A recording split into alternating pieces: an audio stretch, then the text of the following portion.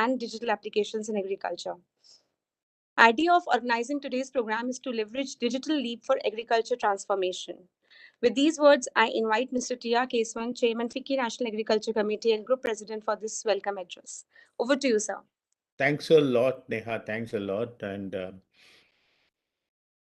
see, for me, the digital transformation in agriculture or the artificial intelligence is going to determine how a nation is going to change the way they do the agricultural practices and also the cost of agriculture and the productivity. I think it is going to be an interesting area.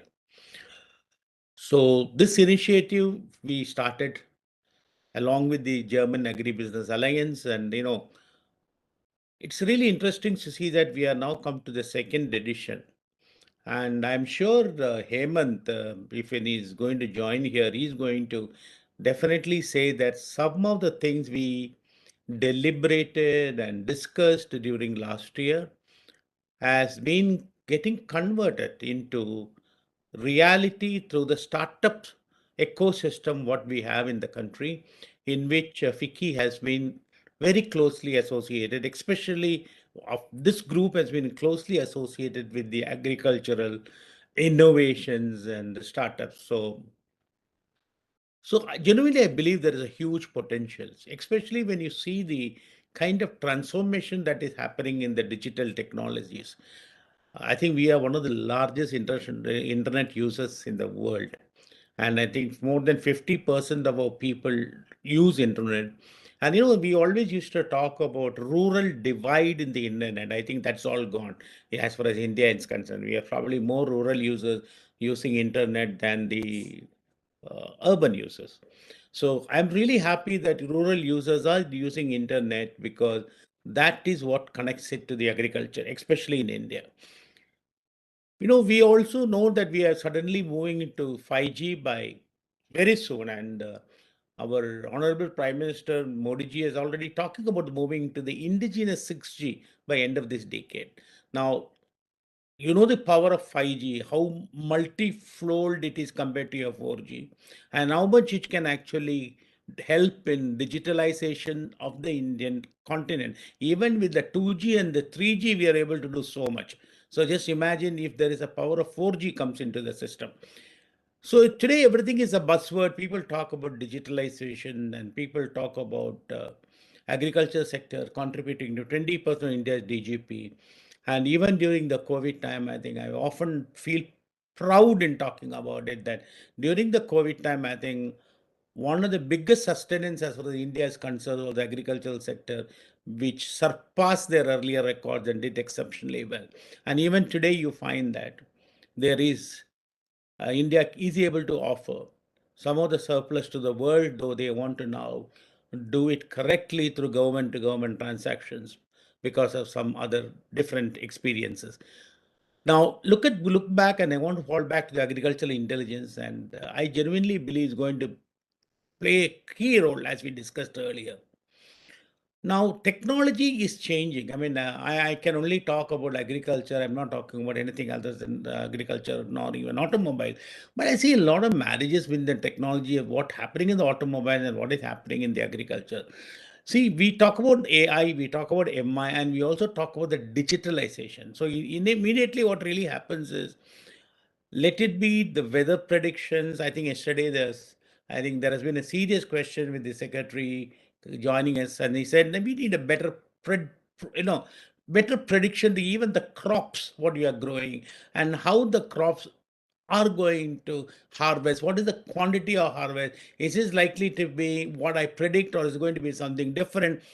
And I genuinely believe the strength here lies in the artificial intelligence and also ability to predict based on what it is seeing and interpolating with what is going to be the end result. Then we also have drones technology strongly coming from India. I don't want to get into the details of it. Then Where I think the digitalization AI is going to play a huge role is the agricultural machinery. The minute you talk about precision machines, and we really talk about targeted planting, targeted de-weeding, then targeted irrigation, and disease intervention, and targeted spraying, mapping, and when it comes to harvesting, and also reading the ground and reading the soil quality when you do the harvesting, and not to leave grading, storage, and logistic. It is a huge chain. And I believe that digital technology, the artificial intelligence, the MI is going to play end to end with respect to the Indian agriculture is concerned. And we also seeing already people talking about traceability. I mean, 3 years back, we talked about traceability, would have been said, hey, will we talk about traceability in India? But people are talking about traceability today, not only for the export need, but also for the local need, because there is a bulging middle class in India, which is actually started demanding that they like to know what they are going to consume.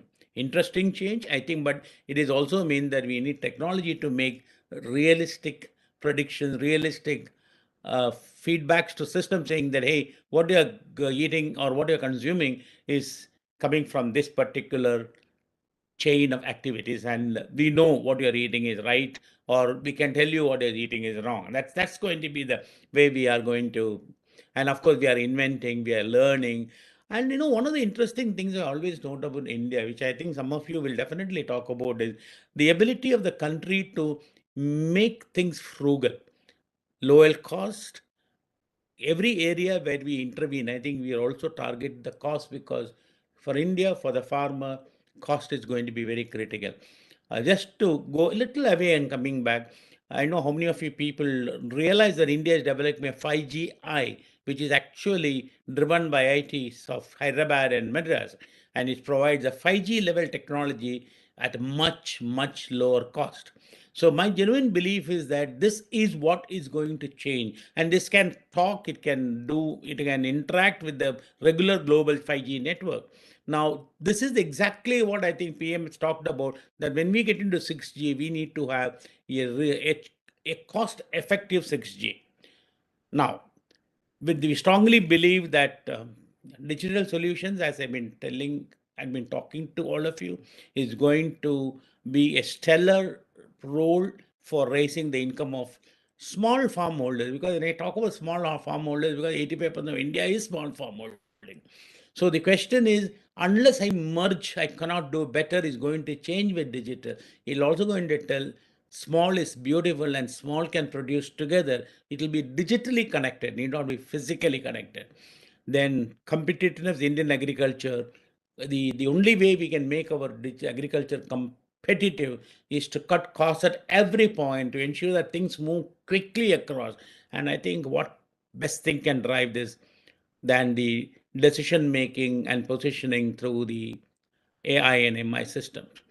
We have very few, we have quite a few people here who are experts. So I'll just quickly name them, but then I'm going to call one by one, and then I'll introduce them.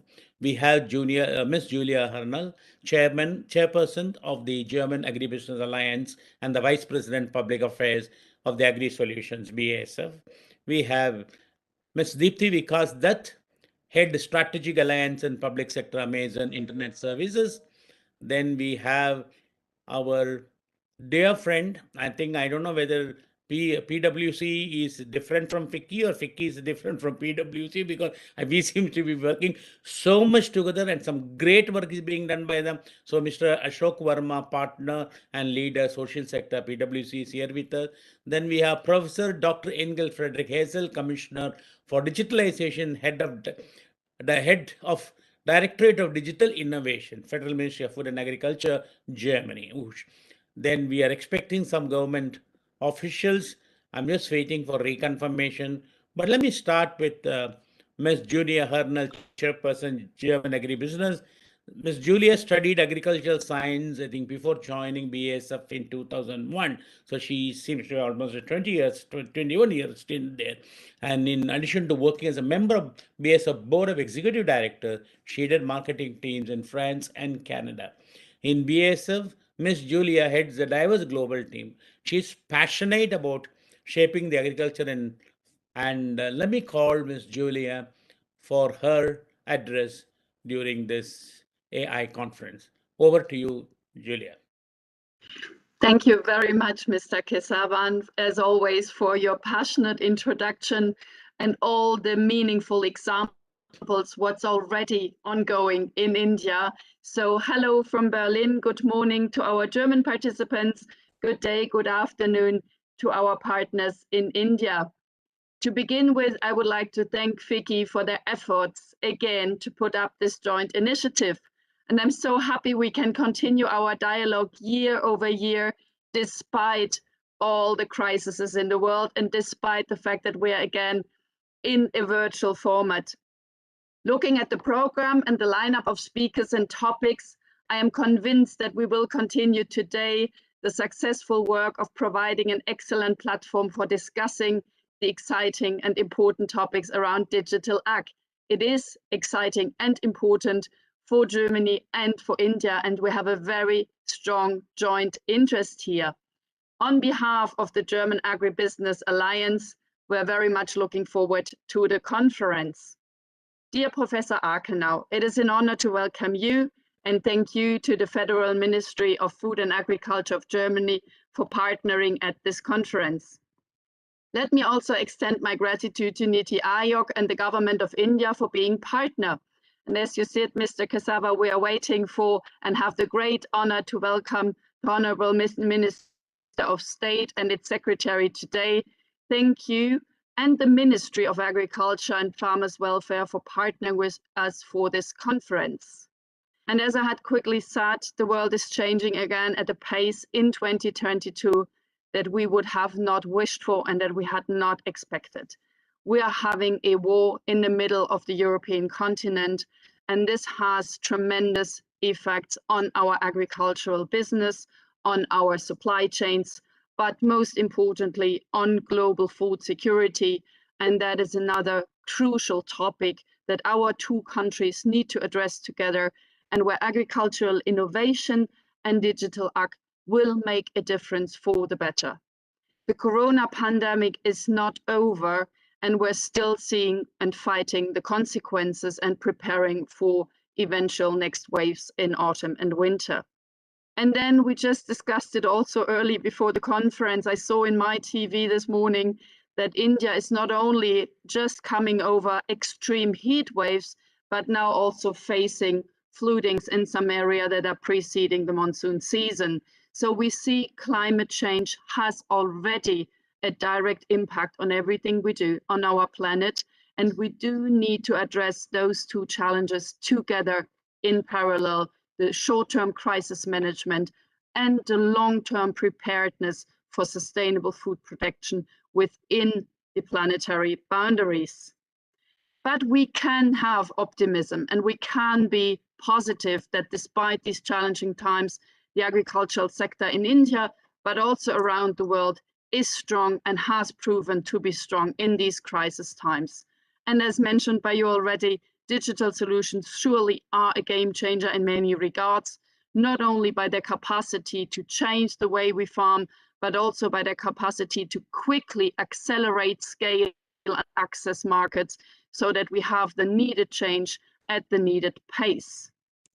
When the Indian Prime Minister Modi and our Chancellor Scholz met in Berlin beginning of May for the Indo-German government consultations, they had highlighted again the importance of artificial intelligence and digital as a sphere of joint interest. And that's where we all built this conference on, and where we have built our dialogue on over the past years.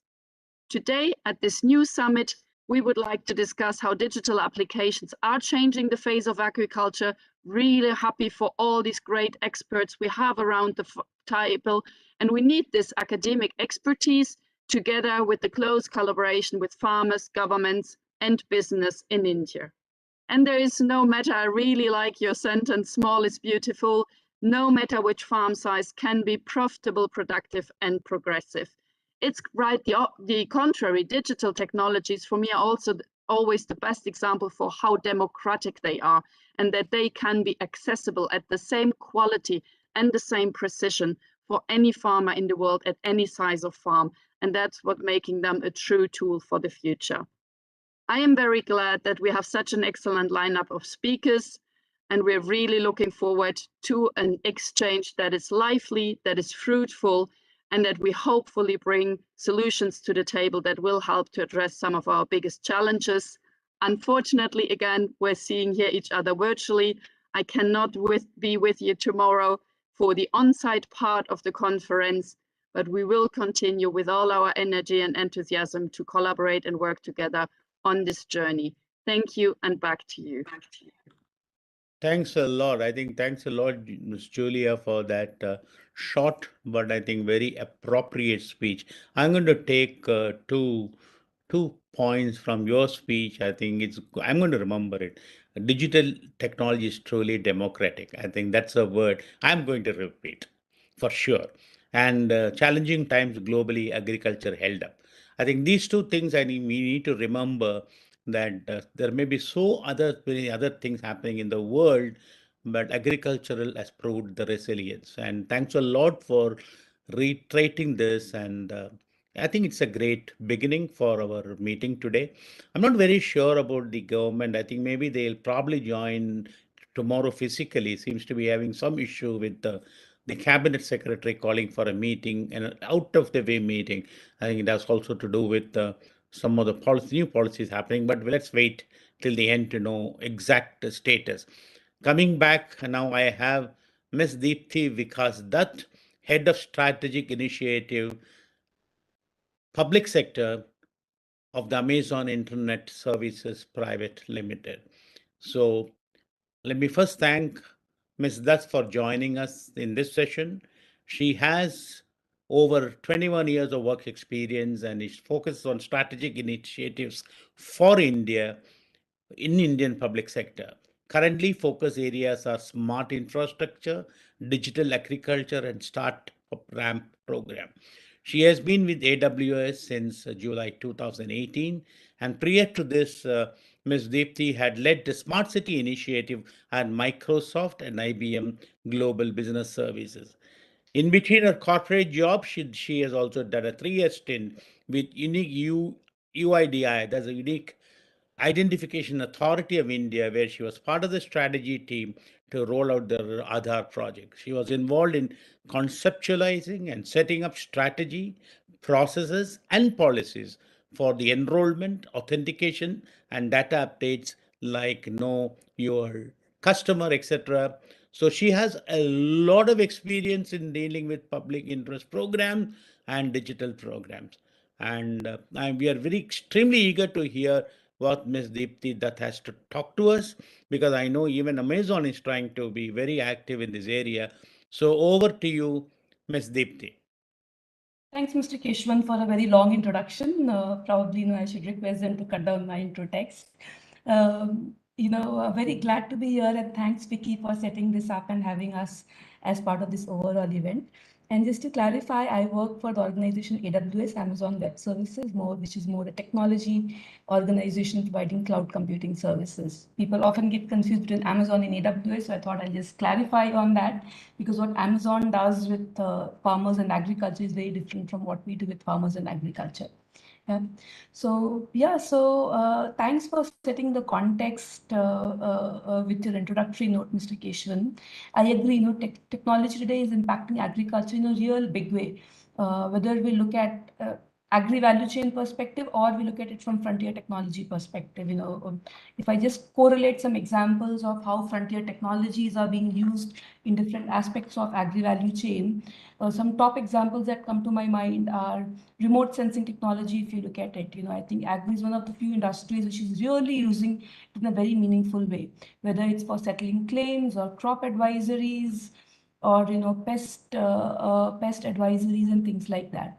Blockchain technology sees adoption in things like seed and produce traceability. You also talked about traceability, or in extending credits to farmers. A lot of financial management is happening through blockchain technology today. If you talk about marketplaces, very interesting digital marketplaces are emerging.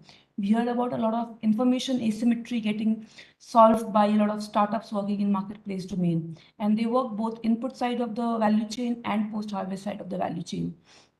Machine learning is getting deeply embedded across all solutions of the value chain, right? Be it all your farmer advisories or quality assaying. Again, a lot of usage of machine learning is what we see there. Drones, as you talked about earlier also, drones are being used to create land records. And what I expect is some new cases will emerge very shortly after the Krishi drone, Kisan drone that government talked about in the last budget. Possibly new use cases will emerge around areas around pest detection, pest management, so on and so forth. IoT sees a lot of adoption not just in farm management but also in areas like irrigation, dairy, and allied industry. So yes, it's an interesting domain, interesting area that's shaping up. Now, if I talk about, I mean, if now at Amazon, at Amazon as a group, when you look at any product or a service that we are coming up with, we always talk about working backwards from a customer need. Okay. And if I look at the overall digital agriculture space that I have, that we are working in, I look at three key stakeholders or customers, and then I would like to double click on the need of each one of them. Of course, the first and the foremost customer at Apex that we look at is the farmer, right? Uh, Everything in agriculture revolves around farmer, and from farmer perspective, we look at how does farmer reduce the crop, the cost of production, how do they increase their revenue, and how do they remove uncertainty. And to cater to all these, what they really need is, what farmer really needs today is four things: access to inputs, access to market, access to advisory, and access to finance. Yeah. And in my head, farmer is the ultimate consumer of technology in this entire digital agri value chain, across all four these areas that I talked about: inputs, markets, advisory, and finance. Uh, their needs, challenges, again, a lot of unpredictability that they undergo that gets discussed a lot. So I wouldn't want to spend too much time on what farmer needs, but yes, we all recognize that farmer is the ultimate stakeholder, customer for whom we need to solve, and that is for the marginal farmer. Marginal farmer today, she is the most disadvantaged one. While a lot of big solutions come around, big farmers, well-to-do farmers, it's the marginal farmer who is like really underprivileged, ignored, and it's for them, for underprivileged farmers, that we need to rethink technology solutions and how do we go and tackle them. Let me talk about the second key stakeholder that I look at, or second key pillar stone. I look at a three-legged tool. So second key pillar that I have, first stakeholder that I have in my mind are startups. Okay, so startups are the ones who are really bringing in innovation on table across the value chain. They are the providers of technology. Some top of my mind examples across value chain would be, if I look at input side, I can think of entities like Farms and Dehat, who are not just rethinking technology, but also rethinking business model on how to cater to farmers. If I talk about soil quality, we have startups like Krishi Tantra who have these little devices developed, and an interesting business model of working with local village level entrepreneurs, where earlier soil testing time used to 4 to 5 days. They bring it down to literally 30 minutes to 2 hours, depending on the conditions. If I look at advisory side, again, a whole lot of startups there, from Tropin, Satshot, Amnex, different ones working on different crops, different states and things like that. If I talk about marketplace, again, that's an interesting area where the farmer as a seller comes together along with, either government as a buyer, or direct traders, or, end consumers as buyers.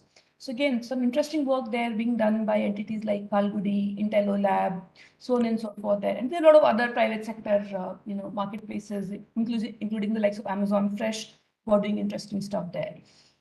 Along with marketplace, I also look at section on quality assaying. What really gets better produce, a better price to the farmer is a better quality of produce should get better, higher prices. So that not just incentivizes farmers to produce better quality of food grains, it also, contributes, if you look at the overall ecosystem, us as consumer of food grains and things like that, it has a lot of positive health impact as well.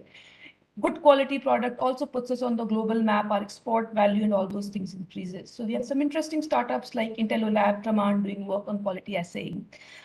Then we have a few startups who are working on the credit side, finance side, entities like Whirl. Again, interesting business models that they are coming up with.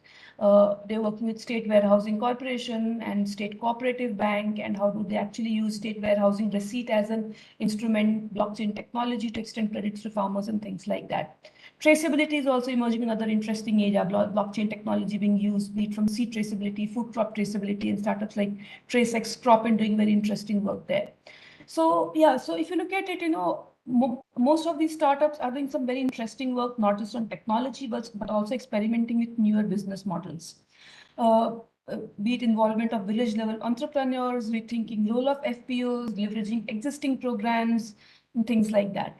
Now, let me double click on what is it that startups really need to be successful in long run. What is really required so that they can move from pilots in a couple of villages or a couple of districts or working with 2 or 3 FPOs to a population scale or national level rollout, right? The 3 key things that startups really need to be successful. One is access to field data. Uh, we all know that agriculture is a very complex ecosystem. It's more complex than in my intro you talked about. I have worked at Aadhaar and smart cities and utilities and all these areas besides agriculture.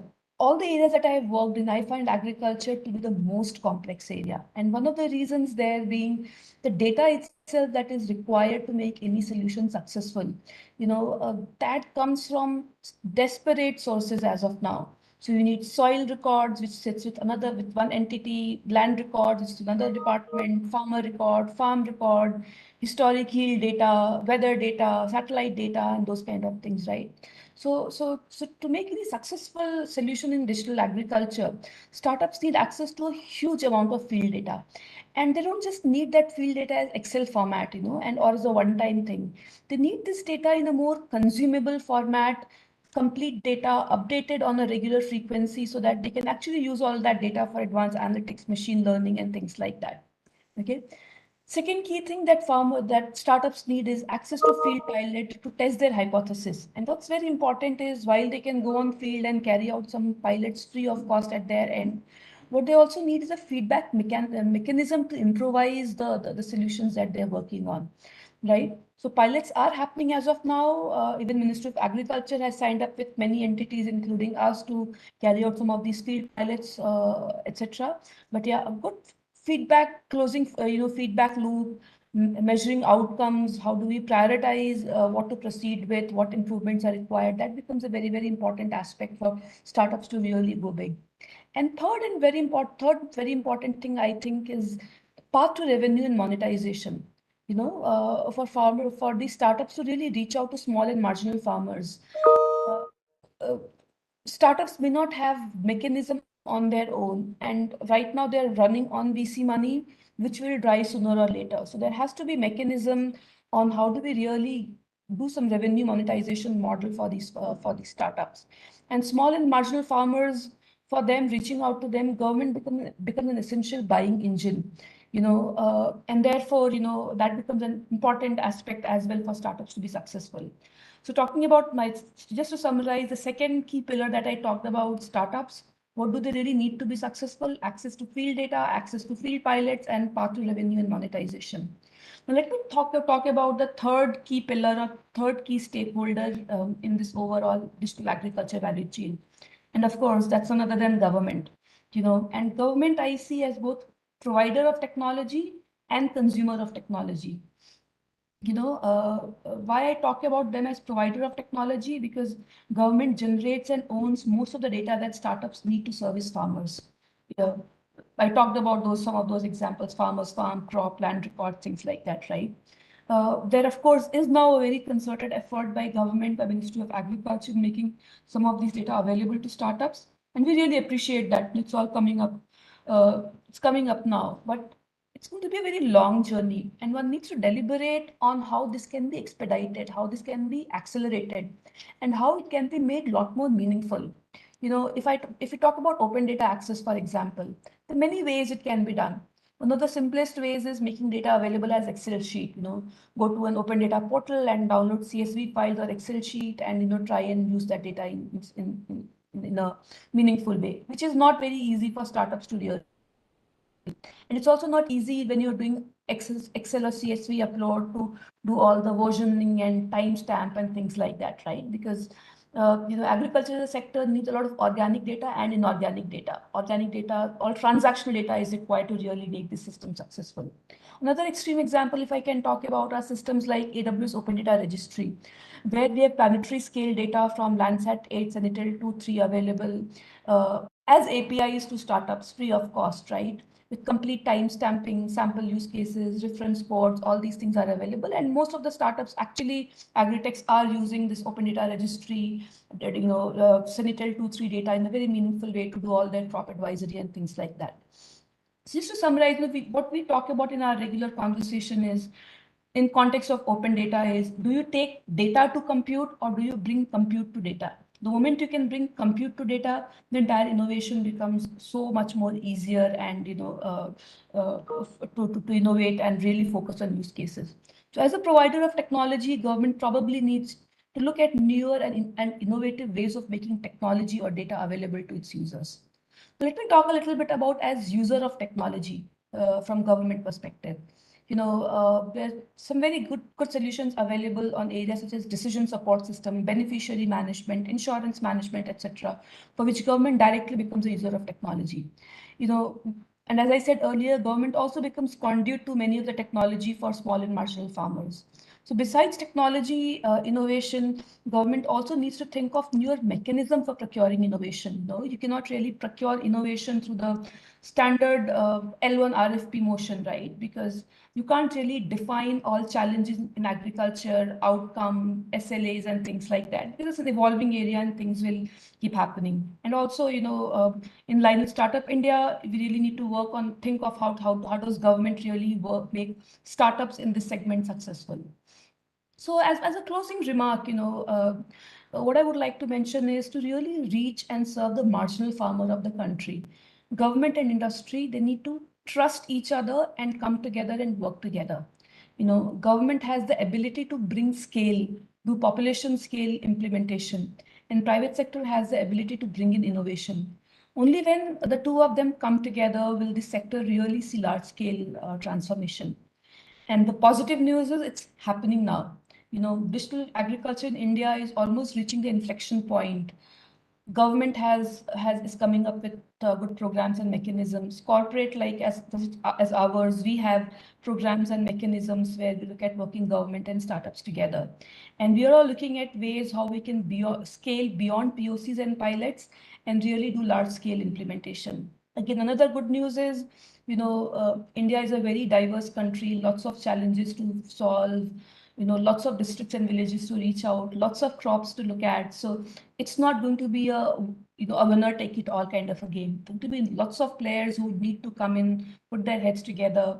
The value chain needs to come together in a beehive model where a lot of these solutions need to come together to make this successful, right, across the value chain. We're looking forward to continuing our collaboration with the government, domain expert, and startups to accelerate this process. Ideally, the kind of platforms that we built with government during pandemic response across contact tracing and vaccination and telemedicine, really looking forward at how we can work in agriculture sector as well. My closing one sentence would be, for agriculture sector to leapfrog, tech innovation needs to be complemented by business model innovation from startups and procurement model innovation from government. Thank you so much, Mr. Keshwan and Vicky, for having me here. It's a pleasure. Thanks a lot, Ms. Deepti. Thanks a lot. And thank you for clarifying AWS. See, I always listen to people like you. For me, the entire Indian agriculture reads more like the Bhagavad Gita. More you read, more you know how much you don't understand, how much you don't know. So thanks for some of this clarification. I think it was very nice, very simply put, but it was very, very, very nice.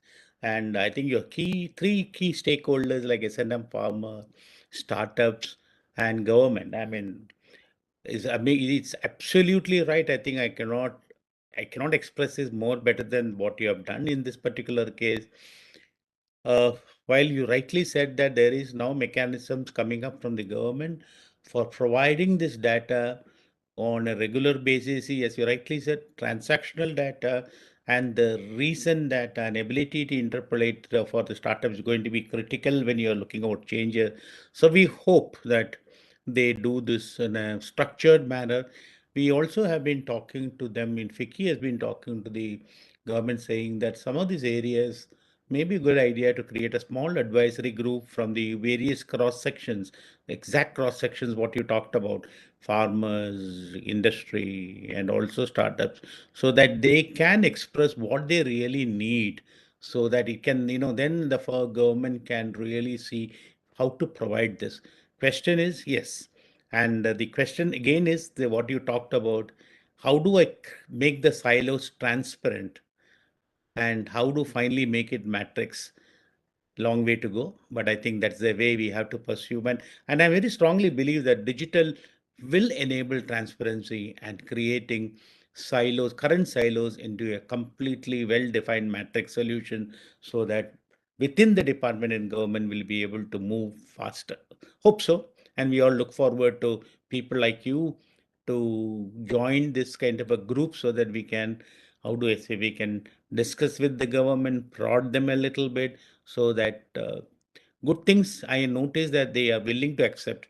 The only question is they say come on a social point of view rather than a separate industry point of view. And we has always maintained, Vicky, that we will, whatever we put up, we look at the overall interest of the country and the people, and how best a business can be done, or a best agricultural area can be done. So let me stop there. Now I'm going to the PwC team, and they have created a knowledge report on redefining agriculture through AI, predicting the unpredictable. I mean, that's going to be an interesting presentation. So what I first requesting them to do is let them play the video for the official launch of the report. And then I will request Mr. Ashok Verma, partner and leader, PwC, to give a brief about the report. So, and I am not going to talk a lot about Mr. Ashok, because I think I've done it n number of times. So I'm going to have a small video clip going to play it again and again. Ashok, over to you. Thank you.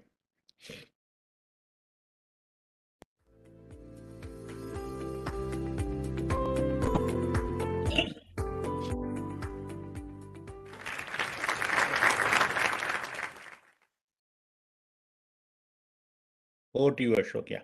Yeah, thanks, Mr. Keshav, and good morning. Good afternoon, everyone. So we started around noon. So it's our pleasure to be here associated with Vicky once again as knowledge partner for the second edition of the International Summit on Artificial Intelligence and Digital Applications in Agriculture. So I think the context which has been provided by the three previous speakers very apt. And once you go through the knowledge report which we have created, it echoes many of those sentiments which is there. And I agree with Mr. Keshavan when I also picked up that line which Ms. Julia said, that technology sometimes is creates that democratic kind of characteristic, because it can be accessed by anyone. So, which we see, I think Mr. Keshavan also talked about how mobile technology has proliferated in India, and masses have a access to this. So we believe that similar, and hope that maybe the digital applications which we're talking about in agriculture, and use of artificial intelligence, which we're talking about, all of these use cases would be at scale in agriculture as well. So I think my previous speakers also talked about this uncertainty and unpredictability, which is impacting the agri value chain. And that is something which is also the key aspect which is getting addressed through the use of technology.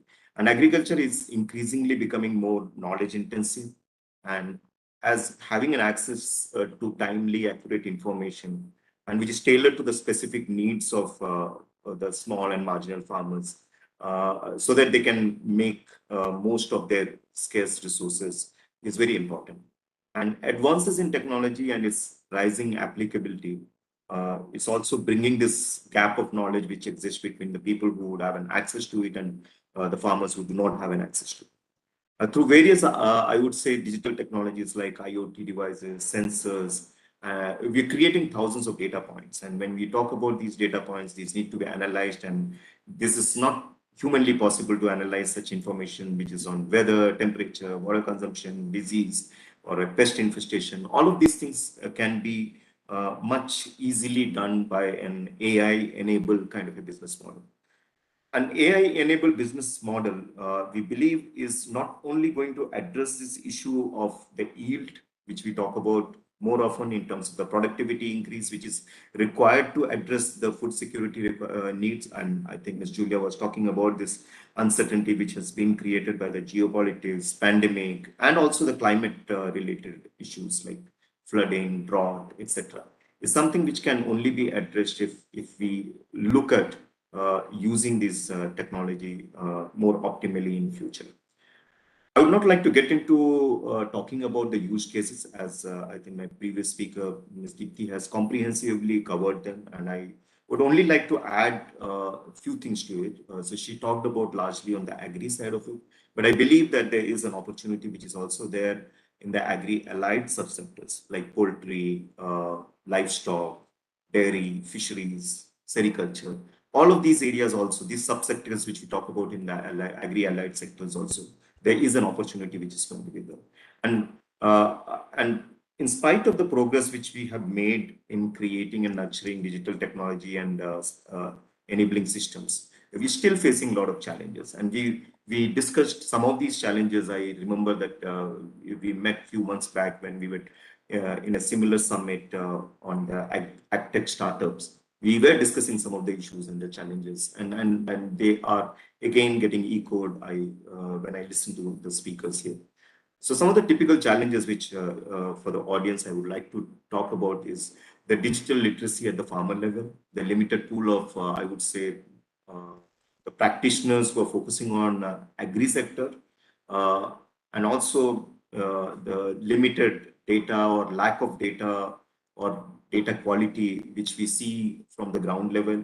And also one of the biggest challenge has been how do we scale up, because we have a lot of I would say promising pilots, but we have had our issues in terms of trying to scale it up. So this knowledge product, actually, the report which we have developed is covering all of these aspects. It's giving an overview of the artificial intelligence in the agriculture ecosystem, which is there at this point of time, some of the challenges which we are facing. And also it has some of suggestions which we have put forth, which could be picked up by all the stakeholders. And I think Ms. Deepthi put up very comprehensively those three key stakeholders, which is like farmers, startup ecosystem, government, and also the corporates as such. So we believe that this strategy which we have proposed is 3S strategy. When we 3S, the first S we are talking about is the scale which is needed in this sector. The second one is the service, and the third one is skill. So we're talking about scale, skill, and service, which can actually address these issues which we were talking about. And the policy, regulatory awareness and interventions by the government is something which is very critical, both as a policy maker and also user of data, like what Ms. Deepthi was also hinting at, to create that scale which is required today in the agri sector. And the scale itself is going to address some of the issues which we face in terms of the service delivery, because farmers would not be able to maybe acquire these technologies as an owner. It has to be provided as services rather than as assets which is going to be owned by them. And that's where maybe the companies and the startups are required to play a role. And they also have to play a positive role in imparting skills and also building capacity of the ecosystem, which includes farmers and others who could actually adopt these technologies and operate it optimally. So these are aspects which we have covered as part of the knowledge paper. We request all of you to go through it. I'm confident that the knowledge paper will provide some fresh perspective to all the stakeholders in formulating and implementing maybe an improved AI-enabled technology, or also get into partnerships which is going to create maybe the scale, the skill, and also the services to the farmers. Once again, I would like to thank Fiki for providing us this opportunity to put forth our views and also interact at this platform. Thank you. Thanks a lot, Mr. Ashok.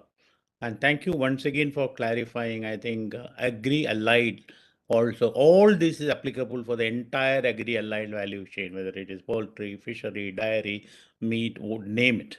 And I think thank you for saying that, because whenever we talk about agri, we only talk about, we tend to imagine it is farm, but all the things connected with this, any agricultural activity can flourish. And I think my take home from you is the scale, skill, and service, which is good. And I think more and more, my belief is when technology comes in, even though it is very democratic to use it, I don't think it may make sense to own a lot of things, because agriculture is a short window. So even drones, it's a short window if you're only using it for spraying. So you need to utilize a product which can go 250 days a year, 270 days a year, to make it really cost effective and meaningful. So agri as a service, what I call as AGAS, I think is going to be the way India is going to change. And I think that's the point where I wanted to record it here, because everybody who's hearing us today, I think they need to take this up. And one very interesting thing, he talked about the digital literacy at the farmer level. I want to add only one point here. See, I see farmers, they love to use the current mobile phones and even the high-end mobile phone to what he wants to love to see. So I think what we have to really do, what many of us started doing, is piggybacking on what he loves to see. So that is the kind of technology we really want to bring it, so that he does not really get into something which he is not accustomed to. And today's technology allows us to do it. That is one point. Second is, farmers, I always believe, they don't want data, they just want a solution. So that's another important thing. And this is where I always request the startups that look at his problems and create a solution model for him. He will love you forever. And if you can give some cost benefit in this process, he will always remember, and then he becomes a sort of a permanent customer for you. Because why, people ask me, oh, I already told this once, and why should he come back? Because in an agriculture scenario, what happens yesterday is not going to what happened tomorrow. So you will always require a solution for that particular period. So please give him, and he will be with you. So let me stop here, and I'm going to request Professor Dr. Ingel Friederike Hessel, Commissioner of Digitalization, Head of Directorate of Digital Innovation, Federal Ministry of Food and Agriculture, Germany, for the theme address of today. We are very eager to listen to you. Dr. Professor Hessel received a doctorate in animal husbandry. So here comes Ashok, that we are now talking about not just agriculture, animal husbandry and animal breeding from the University of Kiel. And in 2017, she was appointed Professor of Digital Agriculture at the Technical University of Braunschweig. I presume I'm pronouncing it right. And since September 2018, Professor Dr. Hazel has been the Head of Directorate Digital Innovation and Commissioner of Digitalization at the Federal Ministry and Food and Agriculture in Germany. Over to you, Doctor, for your theme address. Yes, thank you very much for the nice introduction. And unfortunately, my name has changed. I'm now Engel Akenau, not Hessel anymore, but you couldn't know that. Dear Honorable Minister of Agriculture and Farmer Welfare, and dear Honorable Minister of State, and dear ladies and gentlemen in Germany and India. I brought a little presentation, and I asked the technique to share the presentation with us. Maybe it works. And today starts the two-day conference, and this conference follows the first conference on digital agriculture between India and Germany, which was held in 2020. And the current conference will be an international summit under the headline of Artificial Intelligence and Digital Applications in Agriculture. And it focused on plant production. These days, the demands on challenges on agriculture, especially with regard to plant production, is multitude and extremely high. Can you please go to the next slide? We have planetary boundaries, as you all know, within which humanity can continue to develop, to grow, and to thrive. Crossing these boundaries increases the risk of generating large-scale, abrupt, and irreversible environmental changes. So far, our collective activities pushed 5 of 9 processes beyond the safe operating space, as you see it in this slide. Climate change, biodiversity loss, shifts in nutrition cycles of nitrogen and phosphorus, land use, and as well as environmental pollutants and other novel entities, including plastics. Crossing these boundaries jeopardize the stability and the resilience of the whole Earth system. In addition, we have the huge challenge to be able to provide the basics of life for a growing world population under ever-increasing geopolitical uncertainties. So, how to address all these pressing challenges? Can you go please to the next slide? For this reason, the United Nations member states developed the Sustainable Development Goals, the so-called SDGs. To reach the Sustainable Development Goals related to agriculture, especially to increase productivity of the land sustainably, we think this needs a new era of cooperation, collaboration, and co-creation. This is also the concept we follow at our ministry and with our founding strategy. At the Federal Ministry of Food and Agriculture, I lead the ministry subdivision Digital Innovation. With regard to digital innovations, collaboration, co-creation is the way to go.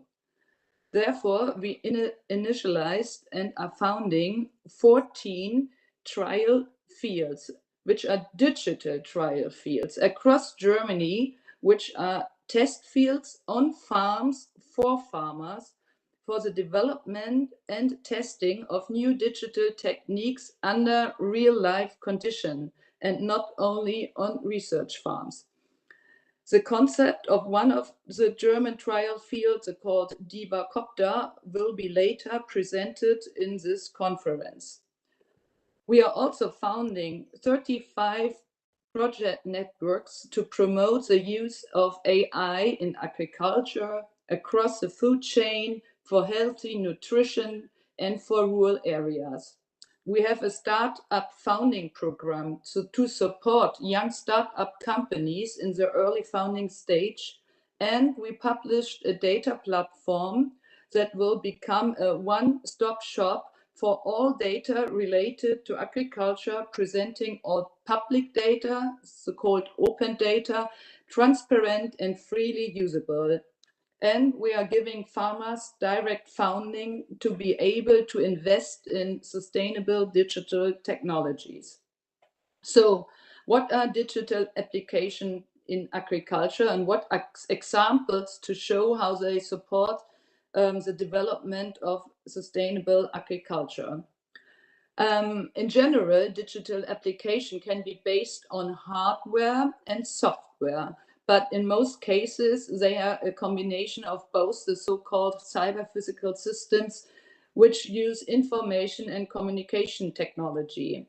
The artificial intelligence belongs to the enabling information and communication technologies like the Internet of Things, big data, cloud computing, mobile computing, and blockchain, and so on. Coming back to the title of the summit, we must state that applications of AI are also digital applications, meaning one possible element of digital applications. In the following, I would like to give you some examples how digital applications support sustainable agriculture, and I would like to start with a short film about one of our founded digital trial field, which is called AgriSense Demin, and I would like you to ask to start the film. In this film, it will explain the use of remote sensing technologies for digital transformation of crop production. I hope they will start the film in the minute. So I keep on talking a little bit until you can see the film in the conference. Within this trial field, which I want to show you now, big data sets of surface informations are used. Still waiting. With the help of AI, important informations for farmers are extracted from data sets and recommendations for the agricultural practice are derived, like how to handle valuable resources like water and nutrition sustainable. Still waiting for the movie.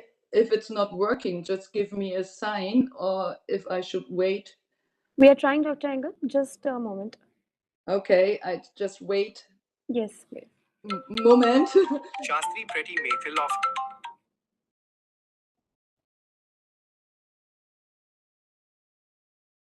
So another, I just keep on talking until we see the movie. Another core element of our 14 digital fields, one of them you will hopefully see in a minute, is the knowledge exchange and the knowledge transfer, in particular to support and to have practicable solutions for small and medium-sized farms. Well,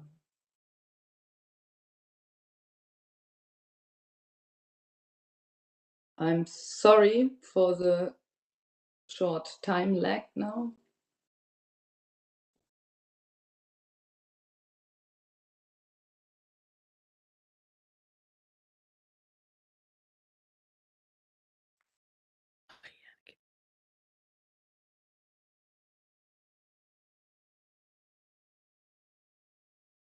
Maybe you just try to go on with the movie, and I keep on talking to our other activities.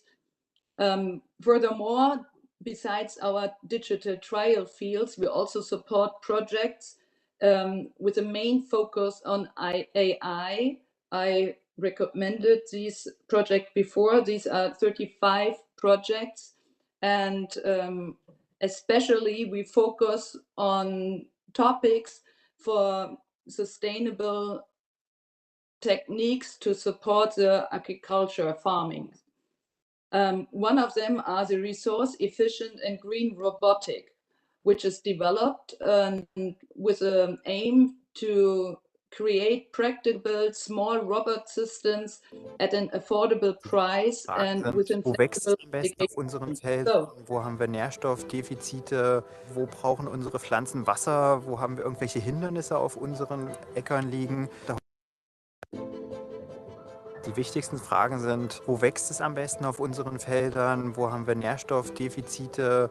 Wo brauchen unsere Pflanzen Wasser? Wo haben wir irgendwelche Hindernisse auf unseren Äckern liegen? Da hoffen wir, dass wir mit Fernerkundungsdaten eben für die flächenhaften Informationen da Daten liefern können.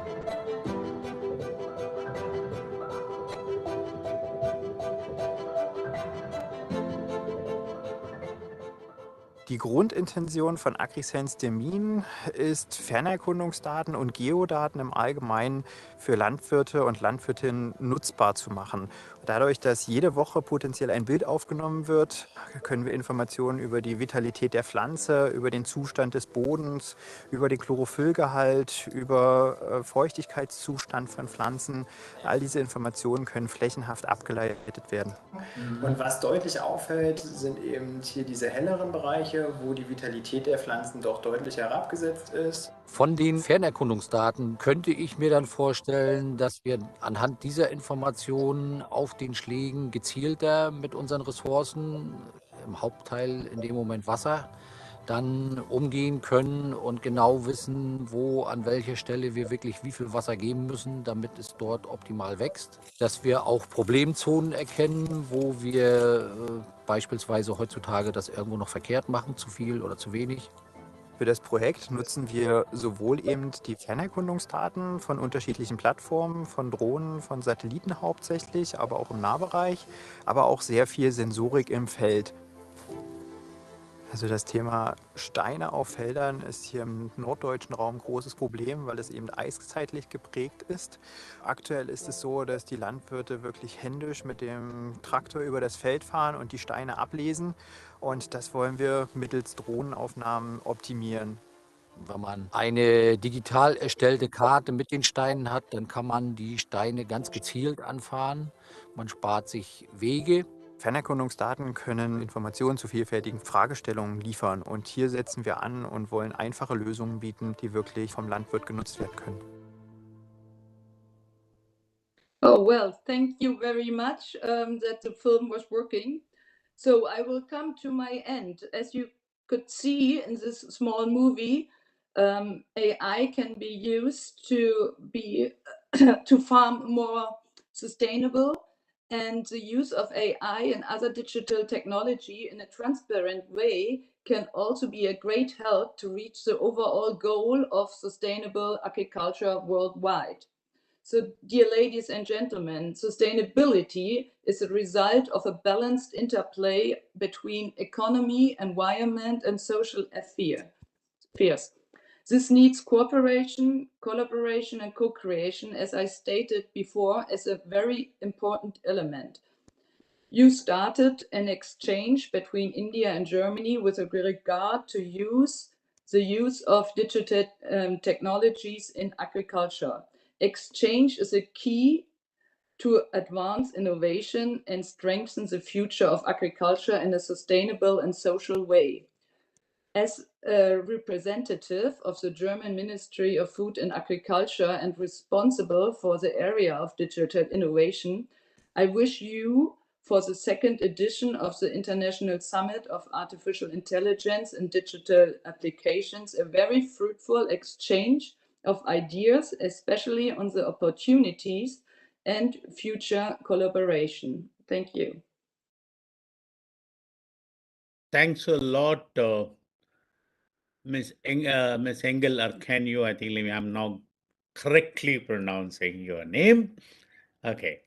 And I think very important what you said actually, because I mean, I'm happy to see the technology, what it can change. The best way to show is just visually show it, because then you don't require an explanation. The visual presence is the most impactful stuff in the world. And I think for me, the couple of important takeaways I have is digital real life testing rather than test fields. And I think something we have been promoting, and I can be rest assured saying that a lot of work in India is actually being done on the real life models, and also including farmers right up front, because it is their mind is going to change, and they will give some invaluable feedbacks. So that is something I know the startups and others are working on it. So great point. I think worth noting it down. Other thing is balance interplay of this for the desired results. And the most important, whatever we do has to be not just sustainable, but socially sustainable. Very important in a democratic country. If it's not socially sustainable, it just doesn't work. So thanks a lot once again, Miss Angel Arcanu, for saying this and being here from the Federal Food and Ministry of Agriculture, Germany. Now, I think I may have to probably wind it up, because we were expecting Mr. Manoj Ahuja, Secretary Agriculture of Ministry of Agriculture and Farmers Welfare, and also the Minister of State for Agriculture. Both of them have been called into an extremely important meeting by the cabinet secretary, is what I understand, so that comes directly from the PM. So they have sent their regrets, but the people from Ministry of Agriculture, so the joint secretary level will be joining tomorrow into our physical mode of meetings. So we look forward welcoming them there, and they have told us to send profound apology for not able to join, and it was very unfortunate because I never expected this will happen. So let me now give back this mic back to Neha. Before that, let me once again thank all the participants who came in and gave invaluable inputs. I know that Ashok has been looking at it very keenly, and we also go very eagerly going to look at his our papers going to be now coming to us for reading. Thanks a lot. Back to you, Neha. Thank you, sir. Thank you so much. I would like to invite Mr. Himendra Mathurao, Chairman Wiki Task Force on Startups. Sir, for your vote of thanks, sir. Thank you, Neha. I hope I'm audible. Yes, sir. Audible. Okay. Okay. No, I was eagerly listening to all the speakers, and it's been a great session to start this event. Clearly hearing from industry leaders and policymakers, it is becoming clear that use of artificial intelligence and digital application in agriculture is here to stay, and not just stay, but transform the agriculture in time to come. I take this opportunity to thank Niti Aayog and Federal Ministry of Food and Agriculture, Germany, to support us as partners in this very important initiative. I would also like to thank Professor Dr. Angel from Federal Ministry of Food and Agriculture, Germany, for her encouragement for this event and for her support to the entire team. And we always look forward to continue this engagement in times to come. I would also like to thank Ms. Deepti Dutt from AWS, AWS the principal sponsor for the event. And I must say Deepti has been supportive of a lot of initiative in the digitization space of agriculture. So I thank her for all her support and guidance, and of course for a wonderful speech. I would also like to add that given the fact that the agriculture sector has a long supply chain, I always say it's one of the most complicated supply chains on this planet, and there is forward linkage, there's backward linkage, not just in India but now globally. We are seeing that, especially in the war era, that the food supply chains are no longer domestic; they are pretty much global. Clearly, there's a need to capitalize on this full potential offered by digitization and AI technologies with a goal to develop a very efficient, transparent, data-driven, market-driven supply chain, right? So I think that is where these cooperations and these dialogues become very important. And to that extent, I would like to extend my thanks to Ms. Julia and her team for helping us conceptualize not just this program but this platform which we have created over last couple of years. And I'll request Ms. Julia to continue to guide us, especially on how to make this platform more global.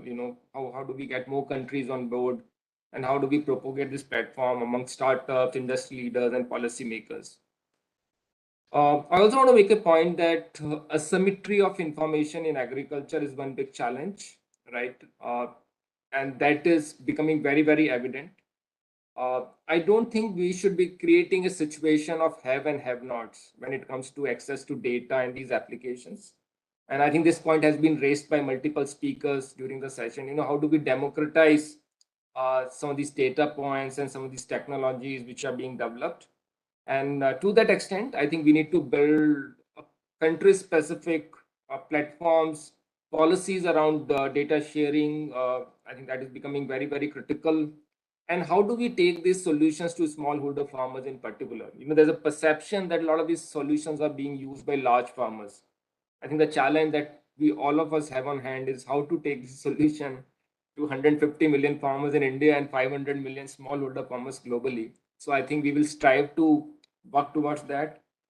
And we need to clearly build more systems. We need to clearly build a robust platform to make that happen. And I think that is what we are going to deliberate over next 2 days as part of this program. The role of future technologies, frontier technologies, especially focused on AI to make that happen. I also request you to all the speakers and the audience on this call to go through the FICCI PwC report on redefining agriculture through artificial intelligence, predicting the unpredictable. I know the team has put in a lot of effort. We had multiple calls and deliberations on the content of the report, the outcome of the report. So I would like to thank Mr. Ashok Verma and his entire team at PwC in bringing out such a wonderful report, and we're privileged to work with you as part of FICCI. So with this, I welcome all the industry leaders. I think there are about 20 industry leaders who are speaking at this forum, the policymakers, the research institutes, and I think we have more than 800 registrations from India and outside India who will be participating in this conference. So we really look forward to the dialogue. But my thank you speech is not over unless I thank Mr. Keswan, a team at FICCI, Sarita, Neha, Divya. I think they worked so hard to make this event of this stature happen. So thanks to all my colleagues at FICCI and also Jyoti, who has worked very hard in making this event happen. So I will request you to participate in the sessions that we have today. I think there are virtual sessions planned for today, and then we have a physical event tomorrow at FICCI Federation House. So I invite all of you for these sessions as well as for the event tomorrow. Thank you very much, and I hand it over back to Neha. Neha, before you take this over, I wanted you to call Hemendra Mathur for the vote of thanks, because I always wonder who's going to give the thanks for the person who's giving the vote of thanks and who have done so much in this. He's a starter for the startups and stuff like that. So that is why I held this back. I said to Karli, then I will tell him. But I think it has been great. Thanks a lot, Neha. Back to you. Thanks, Hemendra, for all what you have been doing. Thank you, sir. Thank you so much. It's always a pleasure hearing you both and having a support from you both as a mentor. At the end, on the behalf of FICCI, I sincerely appreciate everyone for being here, bringing their expertise and experience around the table in such a fruitful and constructive session. Thank you so much. We have our session 1 at 1:50 p.m. The topic of the session is sustainable agriculture with AI and digital applications. We invite you all to join at session 1 at 1:50 p.m. Thank you so much. Thank you. Bye-bye. Thank you. Thank you. See you. Bye. Thank you, everyone. Thank you. Thank you, See Neha. you. Bye-bye. Bye. Bye.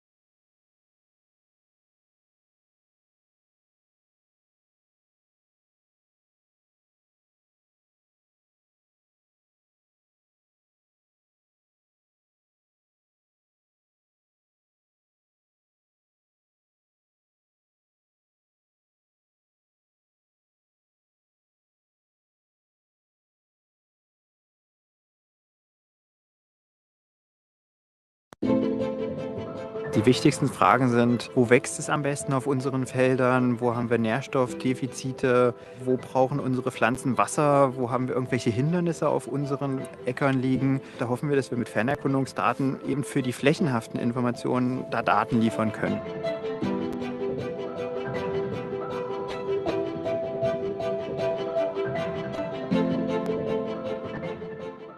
Die Grundintention von AgriSense Termin ist, Fernerkundungsdaten und Geodaten im Allgemeinen für Landwirte und Landwirtinnen nutzbar zu machen.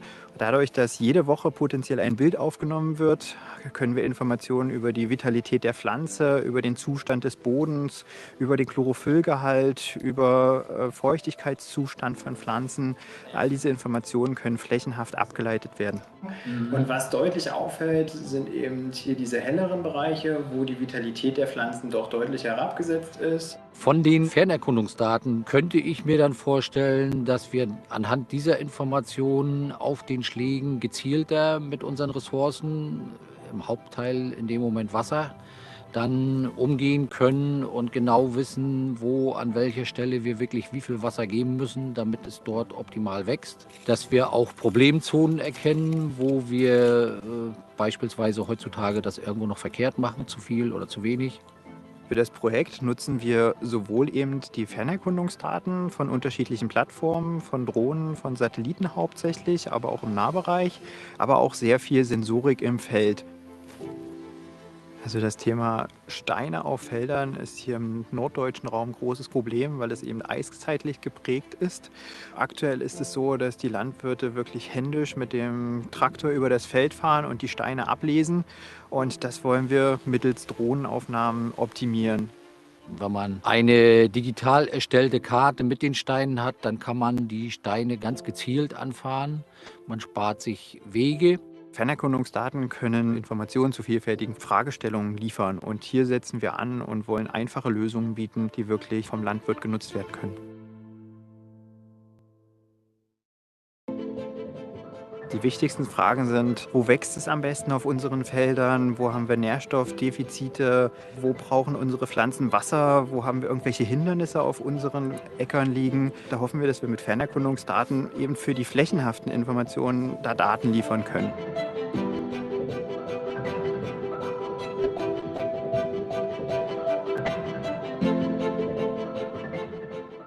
Die Grundintention von AgriSense Termin ist, Fernerkundungsdaten und Geodaten im Allgemeinen für Landwirte und Landwirtinnen nutzbar zu machen.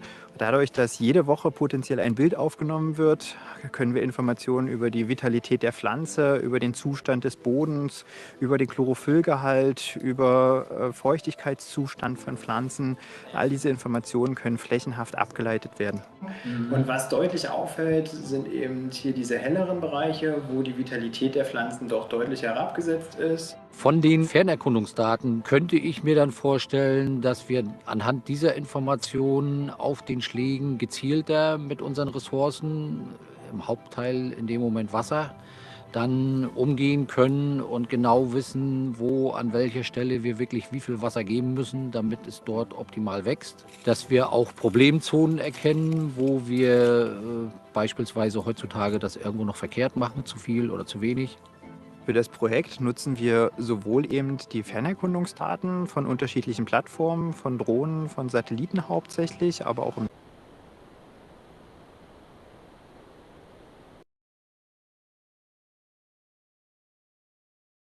So we'll get started. So good afternoon and welcome to all the speakers, panelists, and participants on this first session of the conference. The topic of the session is sustainable agriculture with AI and digital applications. Before we get into the discussion, let me just take a couple of minutes to set the context for this discussion. As we see more digitization of agricultural supply chain, especially driven by government initiatives, startups, and industry, there's an opportunity to develop digital, analytical, and AI tools, like never before. However, the big question is, can the digital application solve for the challenges that farmers are facing in India and across the globe, especially smallholder farmers, in terms of their access to markets, good quality inputs, access to good data, advisory, access to mechanization, and of course, access to credit and insurance. So that's the larger question. And of course, there are other questions also on AI adoption. Is the farmer ready to adopt, right? There's a perception that it's only large farmers who are adopting these solutions. How do we take this solution to large number of farmers? There's a related question, do we really have the right hardware to capture the data of a certain granularity and a certain frequency, right? We have already seen applications of satellite imagery, sensors, IoT devices, smartphones, and more recently drones in terms of capturing the data. The question is our hardware good enough to capture the right data at the right frequency, at the right resolution, right? Because unless we have the right data, we can't build the right algorithms for AI tools. And lastly, not just for farmers, how would these tools will be useful for supply chain players? And some of them are there on the call today, especially agri-input companies, food processing companies, distributors of farm produce, and also the bankers and the insurance companies who are lending to the sector. So I think that's the overall background, and I'll take a few minutes to briefly introduce speakers for this session. We have Ms. Anna Roy. She is the Senior Advisor in Niti Aayog. In Niti Aayog, she heads the vertical lead dealing with data management and frontier technologies. In this role, she has led teams which have brought out major reports like National Strategy on Artificial Intelligence, blockchain, the India strategy. Ms. Roy also heads the Women Entrepreneurship Platform. It's a Niti flagship platform that works towards developing the ecosystem. Then we have Ms. Preeti Mathil Nayak. She is the MP Cadre IS Officer 2009 batch, and she currently serves as Director, Farmer Welfare and Agriculture Development and Cooperative with Madhya Pradesh government. We have Mr. Shiva Prakash THM. He works as Commercial Operations Manager at Zervio, which is the BASF digital farming platform. We have Mr. Rishikant Mudgal. He's the Zonal Program Leader and Portfolio Manager for Asia Pacific at Corteva Agri Sciences. Mr. Asitava Sen, he's the Chief Executive Officer at CropLife India. We have Professor Dr. Dimitros S. Paraforos. I hope I'm pronouncing it right. He is the head of Institute for Technology at Geisenheim University and project coordinator, German digital experimental field project called DIVA Copter. We have Mr. Munish Soni. He is the head of strategy and digital in the crop sciences division at Bayer India. And lastly, we have Ms. Julia Herman. She's a chairperson, German Agribusiness Alliance and Vice President Public Affairs for Agriculture Solutions at BASF. So once again, welcome to all the speakers and panelists. It's indeed a pleasure to have you as part of this session. Before we get on to our keynote address, I'll request Ms. Julia to say a few words as opening remark. Julia, over to you. Thank you so much, Hemendra, and welcome to everyone. Good morning, good afternoon to Germany and India. It's an honor for me to chair this first session of our conference. And as we have heard during the inaugural, there are many solutions on the table. We are in crisis times again. Globally, we have to tackle short-term crisis management together with long-term environmental and resource challenges. And so we're happy to see, and we're optimistic to see, that there are so many innovations and ideas to come to help agriculture to tackle those challenges. Relying on accurate, precise, and reliable data is crucial, and you mentioned it just in your introduction, Hermina.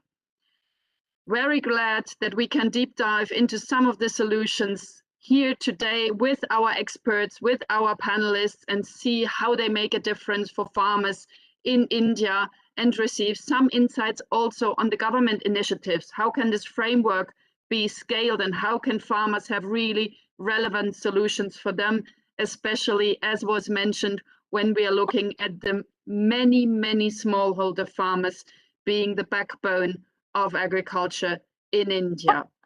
I hand back to you, Harmendra, for the next following paneling session. Thank you. Thanks very much, Julia, for setting the stage and context. Thank you very much, and thanks for partnering us. And I see Ms. Roy joining us. Ms. Roy, a very warm welcome to you for this session. Ms. Roy, so I think you joined at the right time. We have two keynote speeches lined up, first from you and then from Ms. Nayak. So Ms. Roy, I hand it over to you for your keynote address. Thank you very much, Mr. Mathur, and a warm welcome to all the participants in this very, very topical webinar, I should say. I'm Anna Roy, I'm Senior Advisor, and I'm heading the vertical on emerging technology in Niti Aayog. Firstly, I would like to say that, technology is something which needs to be understood, and understood in the context of not only its development, but its use, the adoption of the technology, implementation of the technology. I think development is one bit which can be taken care of with I would not say it's easy, but with some it is the comparatively the easier path, maybe the right way of putting it in. But the adoption, the use cases, the implementation, these are the more important and challenging areas which somehow over time we lose focus of. We in Niti Aayog are committed to a outcome oriented work of whatever we do, whether we work on a policy, we work on a project, we like to set the outcomes first.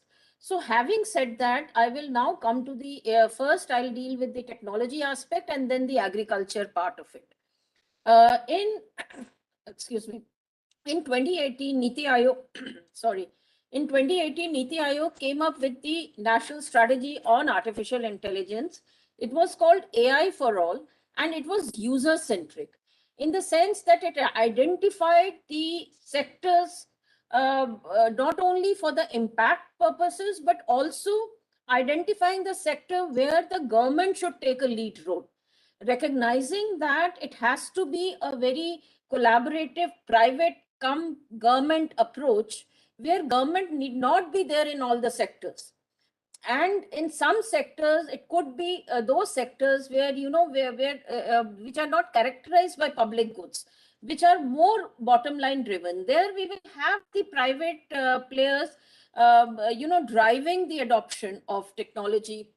And it is the adoption which will also kind of nurture the development of the technology. Because if I'm a startup, if I'm a researcher, I need to see some light at the end of the tunnel. So it's very important to start from the user perspective, the adoption perspective, the use case perspective. And if you have a look at the strategy which we released that year, it talks about the adoption and use of technology, and that is the main thing around which all the recommendations are pegged.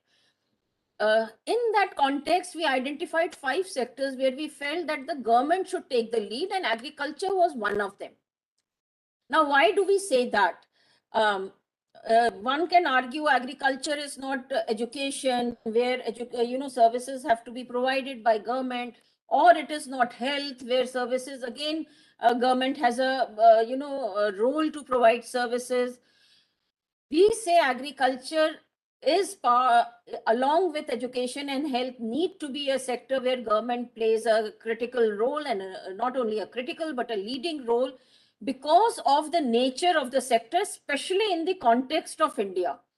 In India, apart from the diversity, we have a very, very dispersed and small land holdings, and a very diverse set of farmers and other players in the agriculture sector. Besides farming, you also have allied services. Now, there is immense potential, but unless you have a very good analysis about way forward, what is the vision, medium term vision, long term vision, then confluence of all these visions, and that is one part. Second part is a number of issues go into agriculture, and unless you address all of that, unless you address things relating to data collection, standard development, and various other aspects, you cannot really benefit from the use of new technology. So that is why we said that agriculture is something where government should play a big role in adoption of technology. Now we come to the various pathways in agriculture. So there I feel one is data. Today we are not very comfortable where data is concerned. In fact, we have developed a deck on data, kind of data, what data is required. And, if the participants so desire, we can also share that deck. We have shared that deck with the Ministry of Agriculture in Government of India. There are cases like the Kutumba project in Karnataka and several other such projects in some states, where an effort has been made to leverage latest technology to collect data, so that it is not garbage in, garbage out. So I would flag data collection and leveraging various methods for data collection as the one of the key aspects which need to be addressed with a clear game plan, with what needs to be done after a baseline study of what has been done, where are the gaps, and how do we fill the gaps going forward, and what is that we are trying to achieve. So that is the first part. Second is, all this data which comes, if you look at standardization, you cannot really go back on the drawing board, because they come in different formats. Instead of changing the source, I think the easier way would be to have a format where the data talks to each other. In our analysis, we found that the data which is most standardized and most uniform and most clean is the weather related data which is used in development of various tools. However, other data, say soil texture, and various other things, that is, we don't have standards, it is not interoperable. So that is one area where we need to have focus on and require research and program approach to kind of, undertake data collection in a standard manner, which is interoperable as a mission mode. That's the second part. Third is development of tools. I feel that our startup, ecosystem is robust enough by providing them enabling framework, whether it is access to data, whether it is access to compute, whether it is access to the market, and allowing scaling and allowing size to them, we will be able to tackle this issue of technology adoption in agriculture towards, like, precision agriculture is a very fashionable word today, but precision agriculture, is not something which is well understood. We have mega IT companies going around saying we have models to allow precision agriculture. And I have learned the hard way that it is not possible, at least not in India. You cannot take US data, develop tools, and come to India and say, we'll do precision agriculture. There is a reputational risk. There is a risk of, throwing away the baby with the bathwater, because there is a user at the end of the scale who is using the tools. And if the tools are not properly developed on the relevant data and the relevant ecosystem, those tools are not useful for us. So it is an entire gamut of things which we need to have a total focus on, not have a very myopic vision, have a proper kind of approach, and then sky's the limit. So that is what really something which I wanted to share, and where I come from is learning the hard way, burning my fingers by going the wrong way. So this is coming from a public policy practitioner, and I will be happy to debate with anybody who feels that I am not really making the correct points. With that, I would again like to thank the organizers, and over to you. Thank you, Ms. Roy. You really raised some very, very important points. I totally agree with you in terms of that it is easy to develop a tool, but how do we drive adoption? And that's where we should think about the farmer. A large number of farmers in India are about 50 years of age. The large number of farmers who are women. The large number of farmers who are more comfortable in vernacular than any other language. So how do we build those functionalities in these solutions so that it is easy to understand, easy to implement, easy to adopt? I think that's a very valid point that you've raised. Another thing that I found that most farmers are not comfortable downloading dozens of apps. They face a lot of challenges. First of all, of course, many of them have smartphones, but they don't have enough storage to have so many apps. So how do we solve for that? And that's why we are seeing social media tools like WhatsApp or a Facebook or a YouTube being more popular than many of the apps that some of the startups have developed. I think that's another area to think about. And also the credibility of the company who's taking this solution to farmers. They're not going to trust anyone. So how that, how do you build that credibility among farmers is another big challenge. And lastly, I think you pointed about the quality of data. I'm totally with you. I don't think we have done enough on the hardware side, especially the kind of sensors that I see, the kind of IoT devices I see. A lot of it is imported from China and other places. I think there's a lot to be done in India to improve upon hardware devices. If you're not capturing the right data, there's no point building AI models around it, because, as you rightly said, garbage in, garbage out. So I think, of course, we should discuss it in more detail, and I'll also throw open these questions to some of the panelists. So thanks, ma'am, for some lovely opening remarks and very, very important thoughts that we should think about and debate. With that, I'll go to Ms. Preeti Mathil Nayak. Ma'am, over to you for your address. I would request you to put up my presentation if you can, or I can share it from here also. I suppose I was told that you're going to run it. Okay, thank you. Yes. So, it said, Roy ma'am, Mathur Sahab, and everybody who has given me the opportunity to share. And I'll just build on what ma'am has said. Ma'am, you were 100% right. When I was listening to you, it was like the truth being told, there are 100 people who are talking about precision farming. There are 100 people who are talking about IT. There has never been a week in my office when I don't meet people from startups, from industry who come up with these solutions. But the idea is how to take it to the farmers. He is the ultimate consumer. We have to be user oriented. So I have just collected all the things that I think we are already doing in IT sector in the use of AI in agriculture.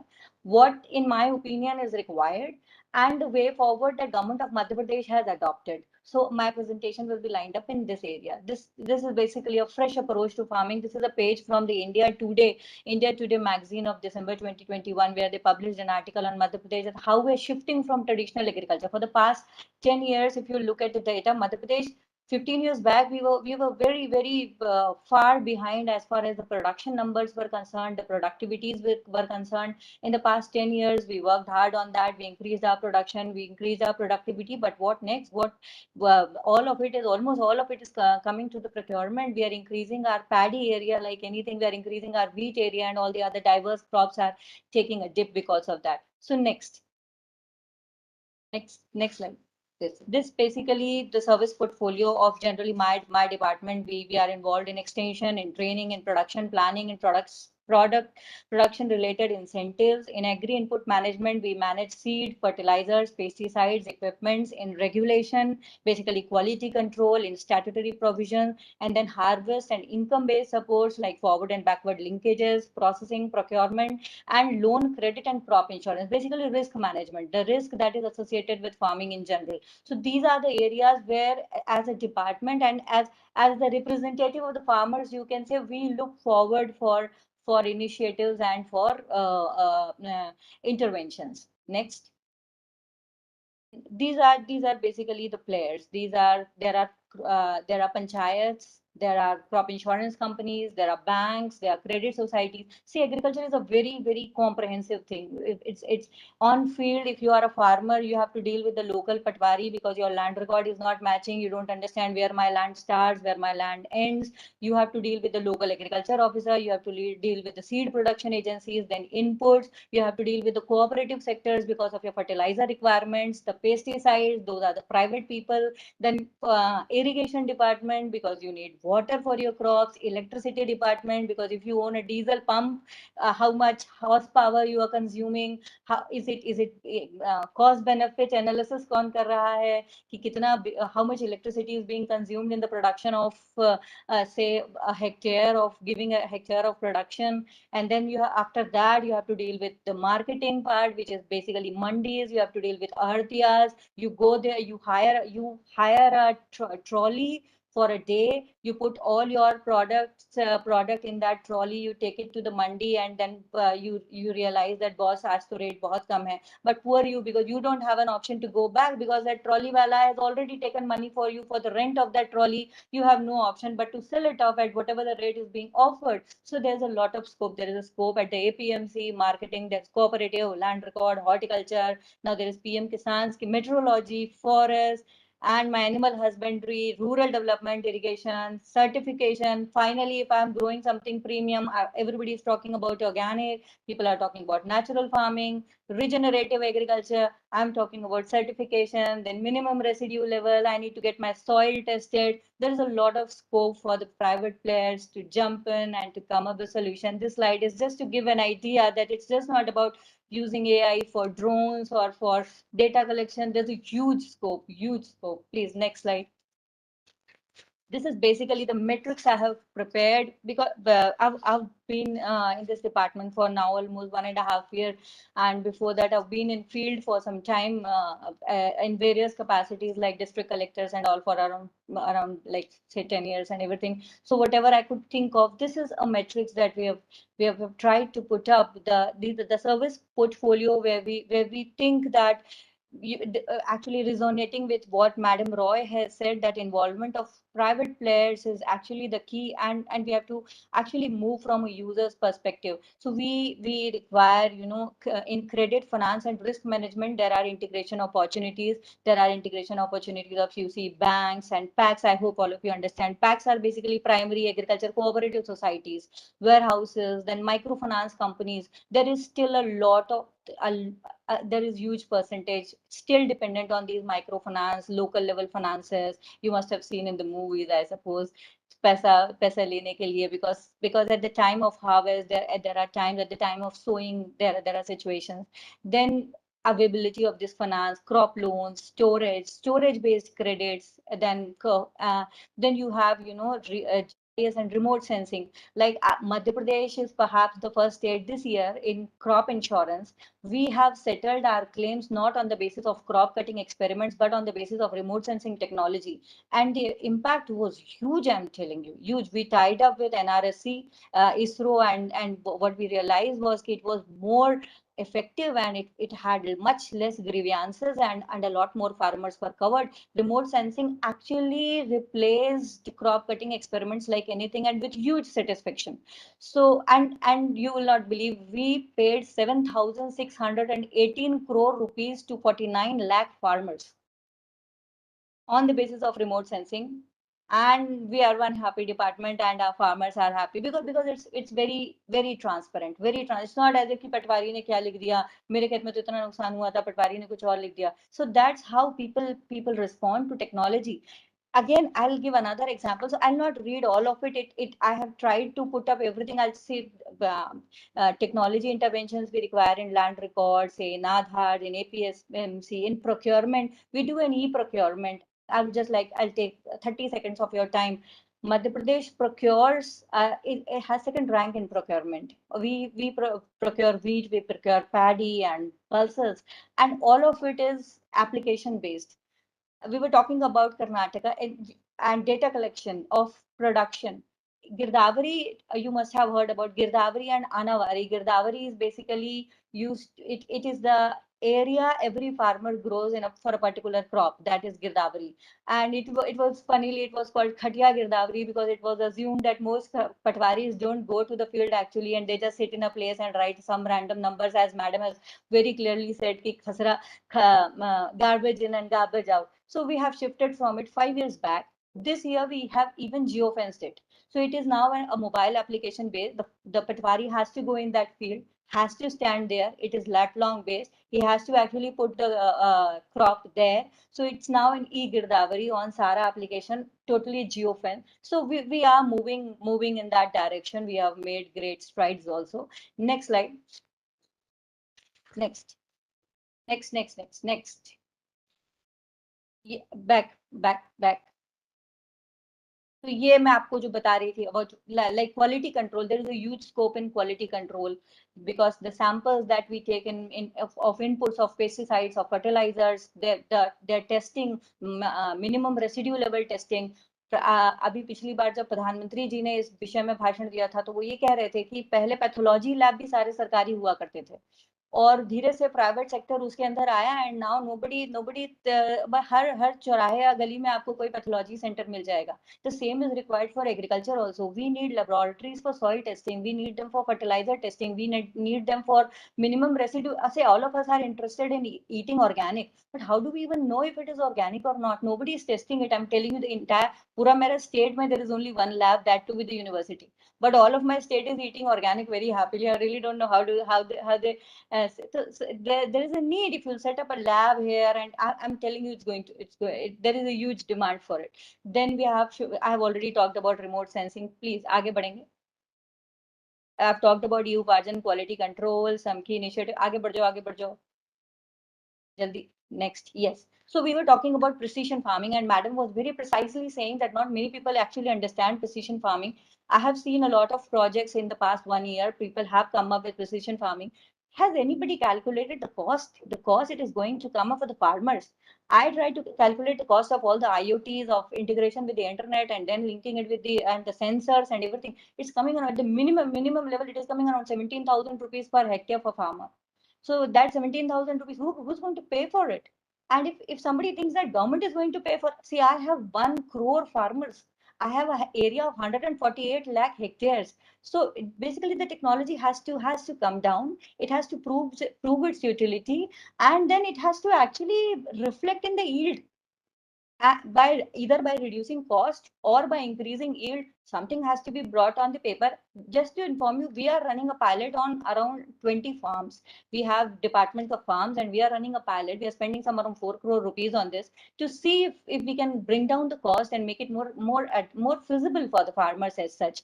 Traceability is another area where there is a huge scope for private sector to jump in and use this opportunity. See, everybody wants to know what they are eating and where it is coming from, and it will benefit the farmer. These days there is no incentive for the farmers. See, he is growing paddy. He's taking a yield of 42 quintals per hectare. He is selling it in procurement at a rate of 20 quintals, 2,000 rupees per quintal. Now that's his fixed stipend. It's like leaving a sarkari job, leaving a sarkari naukri and going for some contractual this thing. He is growing something which has given him an assured income. We have to give him a premium. Now, how is he going to get that premium? By ensuring reduction in cost, one, by giving him that price of the premium. That traceability will ensure that. If I am saying that my product is organic, or if I am saying that my product is, say, natural or pesticide free, if I can prove it, and if I can prove it with the help of blockchain, with the help of IT, with the help of, you can use QR codes, you can use barcode, you can scan it. There are a number of ways. We're doing a small project because I hold the charge of MD seed production also here. So we are doing a small experiment with IIT Kanpur here, जिन्होंने 3D Checo cards बनाए, and we are putting it on in place of holograms. We are using these Checo cards so that it induces some traceability, not 100%, but at least we are able to trace back to which seed it originated from, which breeder seed or foundation seed does this seed is coming from. And then crop related decisions are another thing which I've already talked about. See, the farmer has to know upfront.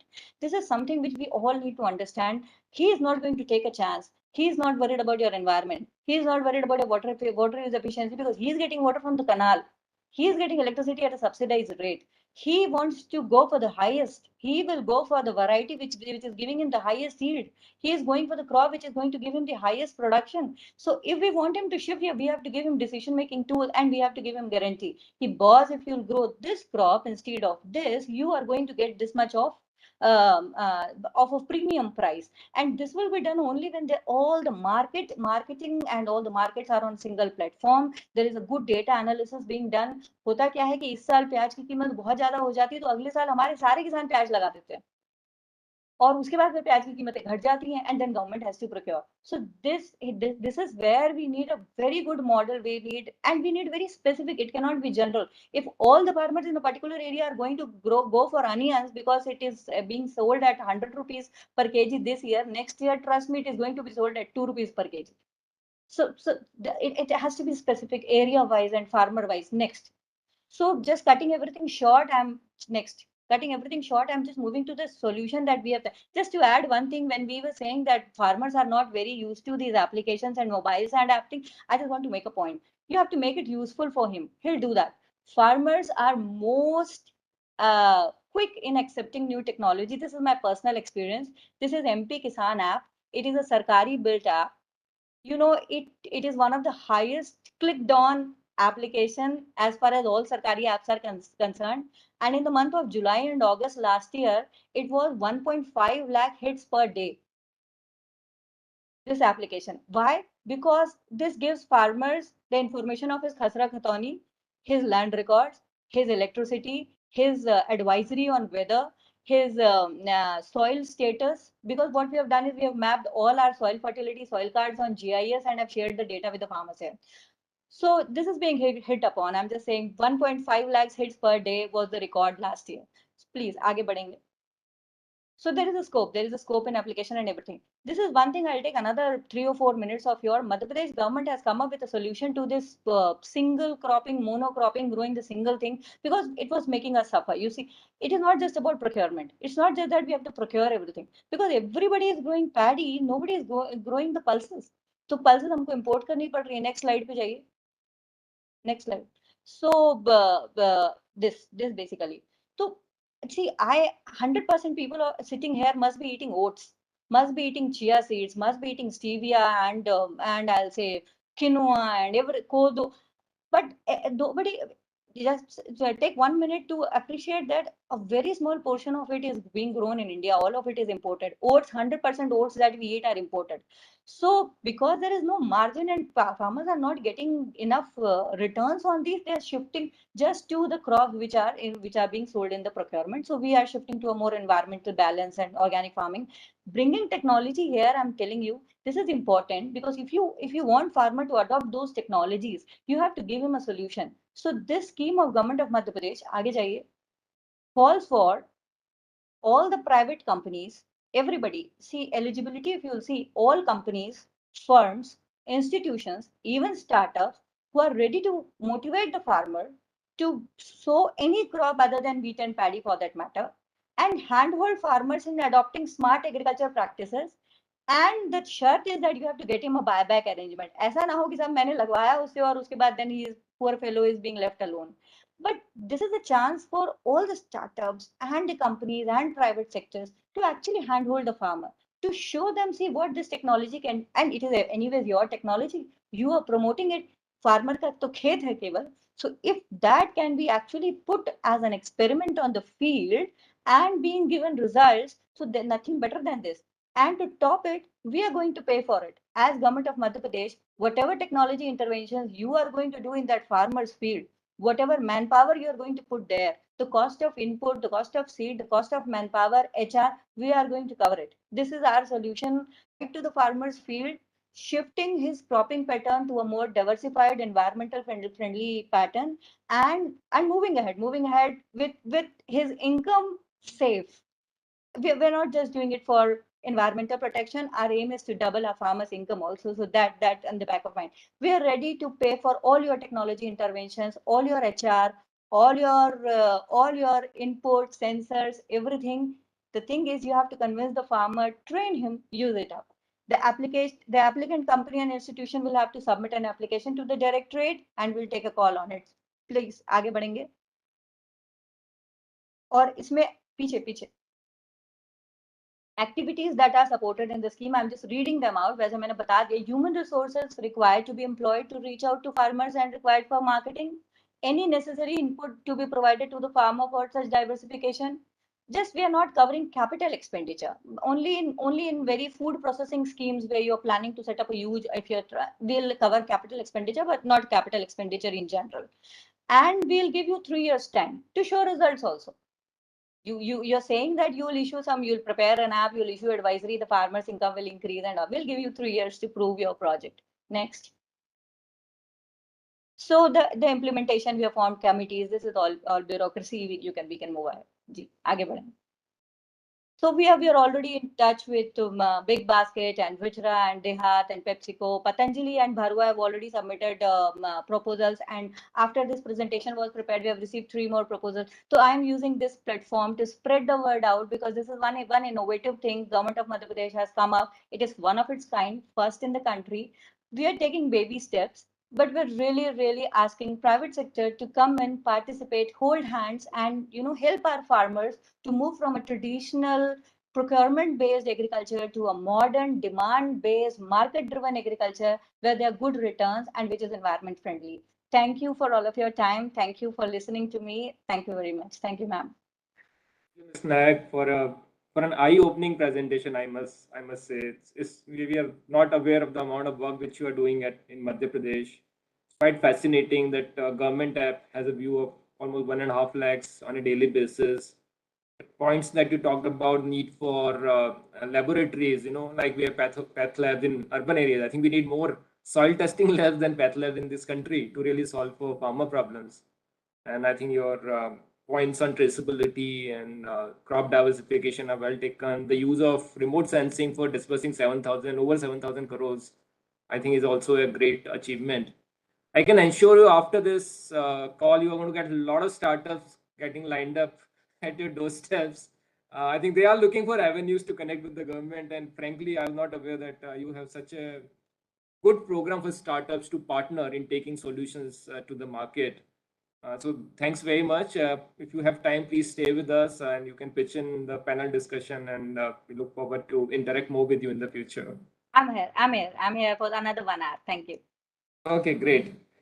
Okay, thanks very much. And with that, I'll start with the panel discussion. I'll request all the panelists to switch on their video if they can. Yeah, Manish, we see you now. Sitava, I can see you. I see the professor. Rishi, I see you. And Shiva, yeah, I think so. So thanks for your patience, and we'll get on to with panel discussion. Maybe I can start with Asitava, since drone is the flavor of the day. With so much happening on the regulation side and the policy side. Asitava, how do you see the role of Kisan drones? How do you see that picking up in rural areas, and how Kisan drones can enable pesticide players to use this for spraying of agrochemicals? Thank you very much, Hemendra, for giving us the opportunity. Yeah, I think we'll talk about AI. Other speakers will talk about the other aspects of AI. So let me focus on drones, as you have asked me. And also there are multiple uses of drones, but we are talking about Kishan drones, which is drones for agriculture. So CropLife, as I think most people know, is an association of leading agrochemical companies. And we have been very closely engaged with the government on development of SOP and other things for agrochemical spraying through drones, which has taken off quite significantly. So may I request the FICI team to put some slides that I have? It might help to crystallize the point that I'm going to talk about.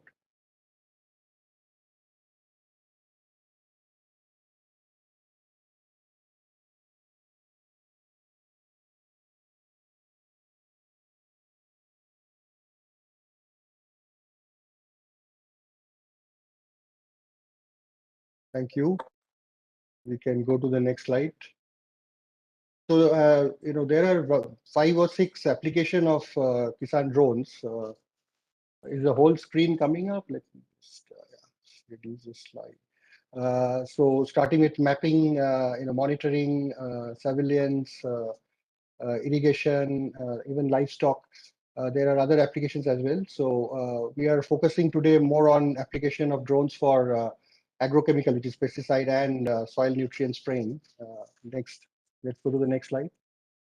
So across Asia, we are seeing drones are taking off. It's not just in India. Japan has agriculture drones for the last 30 years. Recently, China has taken off in a big way in the last 10 years. I believe 20 million hectares of land in China are being sprayed through drones, which is a significant achievement.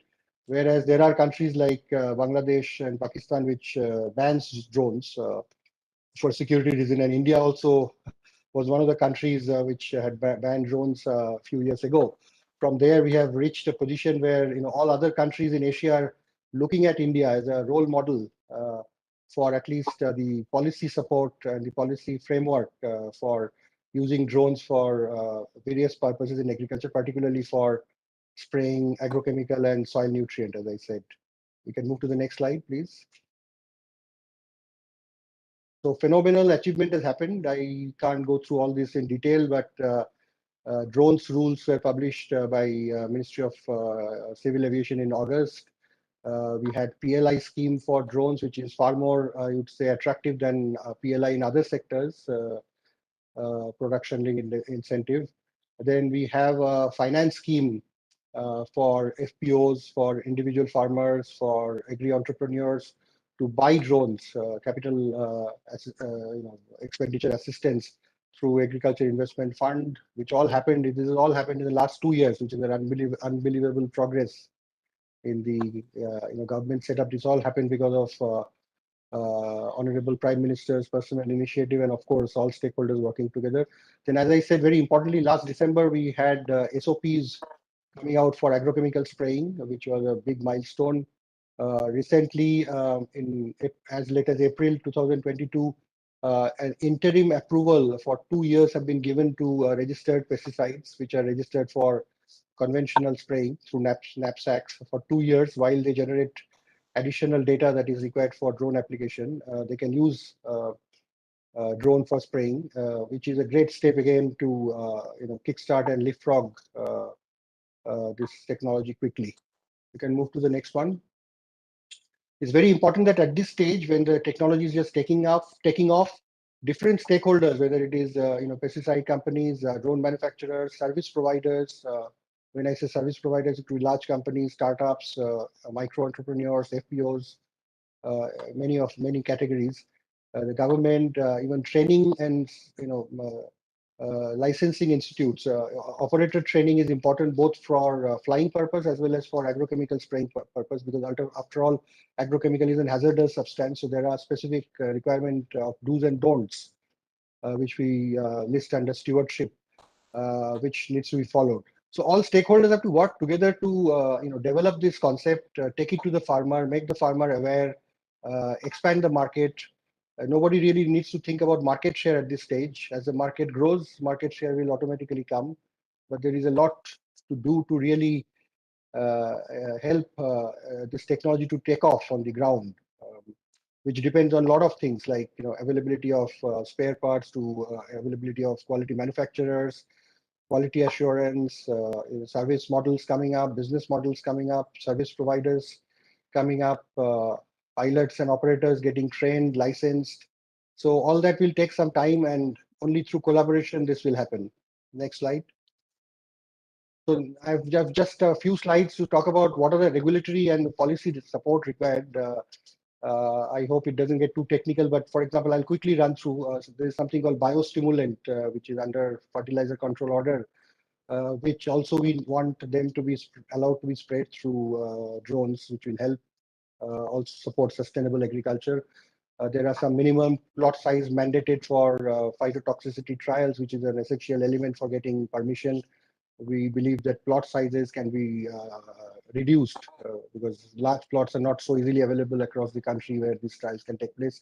Very important point is, I just said 477 approved pesticides have been allowed for interim approval. So there are multiple application of crops for each of these pesticide.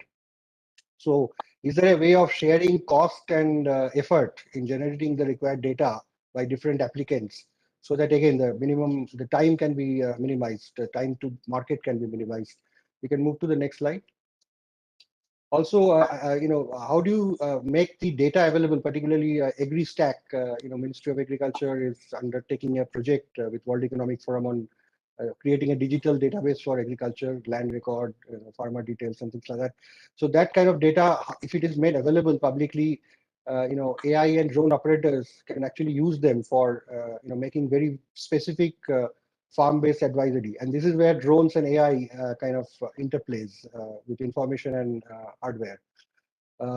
As I just talked about the agriculture infrastructure fund, under which some subsidy is being given. There are some hiccups there, I believe. So a single window clearance will help, particularly small entrepreneurs, to get access to that kind of funding and get started quickly.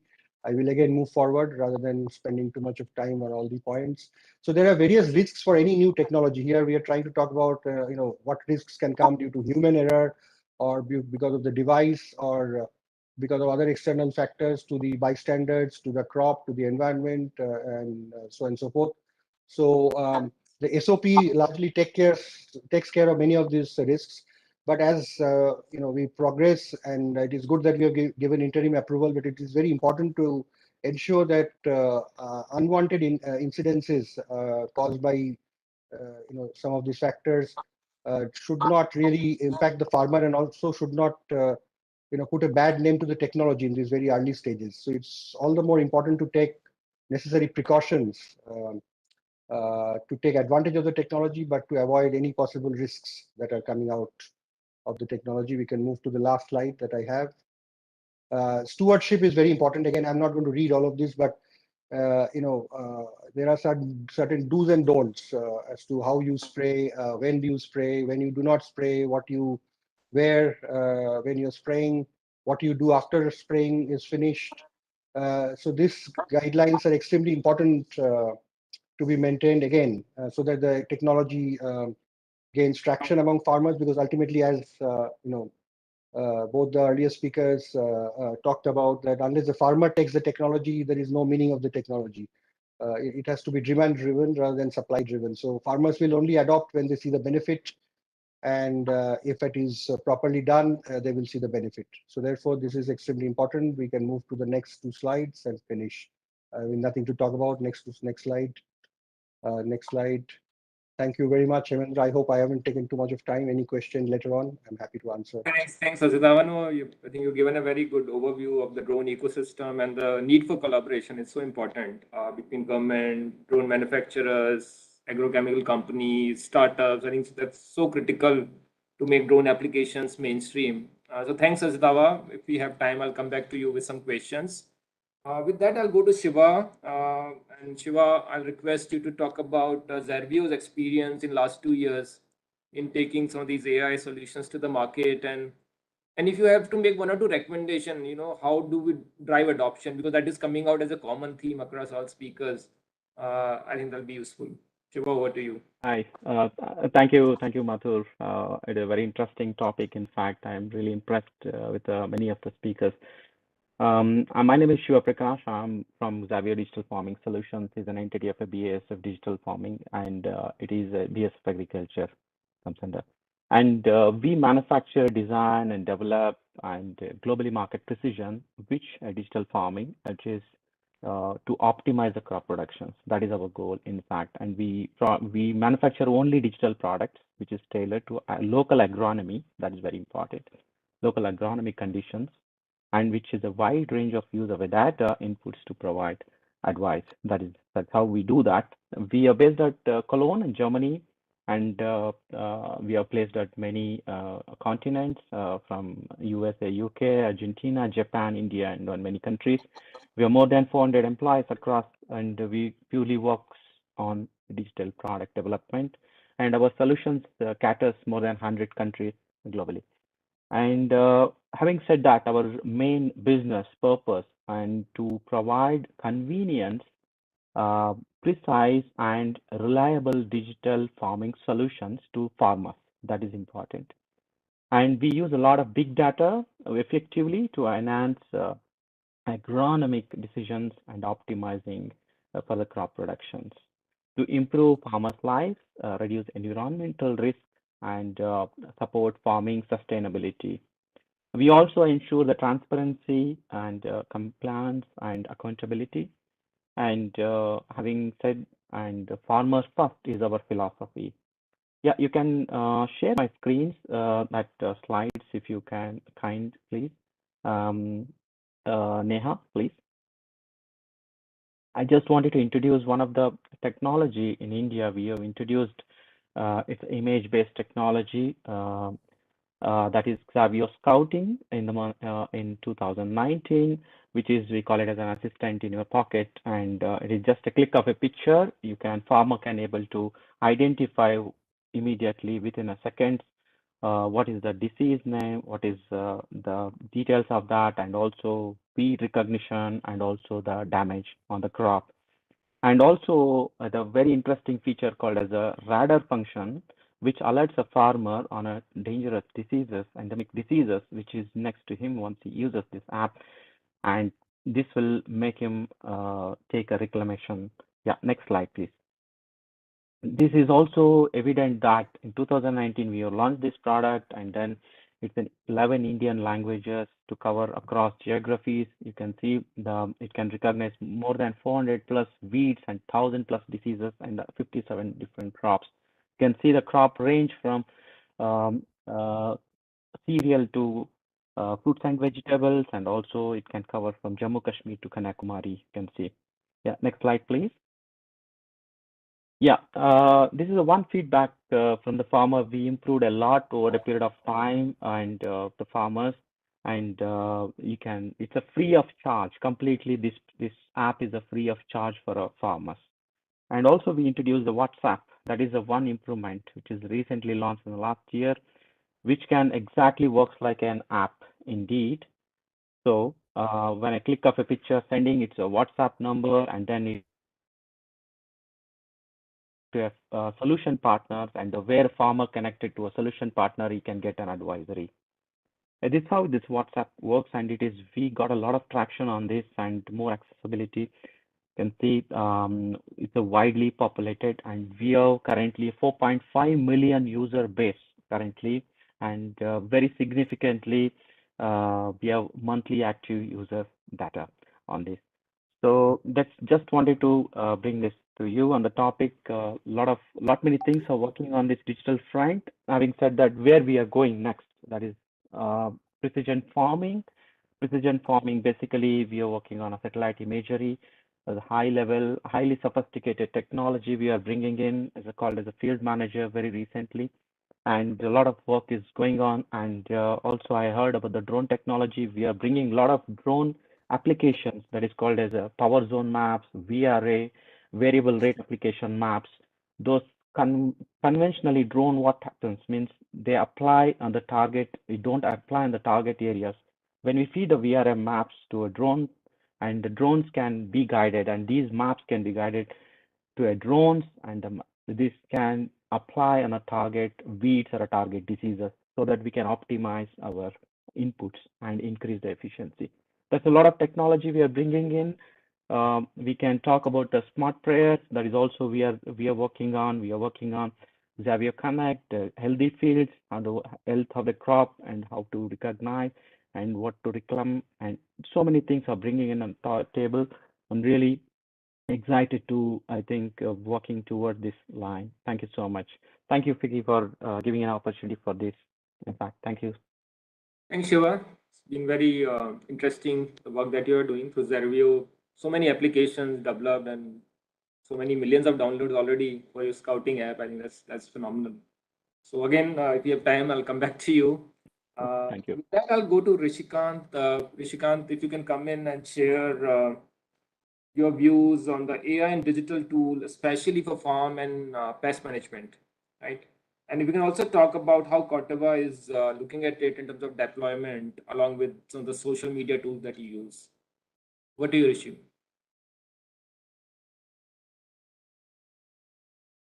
You're free to unmute. Thank you, Mr. Hemendra, and it's absolute pleasure being part of this esteemed panel. Let me bring some context to this AI and digital application, and obviously I'll talk about what we are doing from Corteva perspective for the Indian farmers. Now, if you look into the estimates, farmers approximately lose about 35% of their crop produce to pests and diseases every year. And if you have to put a number to it, the crop life estimate is about this totals to about 500 billion. This is very significant from the food security point of view, especially for countries like ours. However, we can help the farmers to reduce this kind of losses, just not by making available the tools and technologies from crop protection point of view, but also helping them with the information and know-how to get the maximum benefit out of those input technologies that we are providing them. This can be achieved if the farmer can know how to use that technology efficiently, when to use it, when is very important, and that's related to the pest prediction and forecasting, if that is available to him. And as well as advanced application technology, we have heard the earlier speakers talk about drones, which is very important from making that application very target specific, and it reduces, which not only is very specific on application, which also reduces the non-target exposure, and it is very fast and efficient.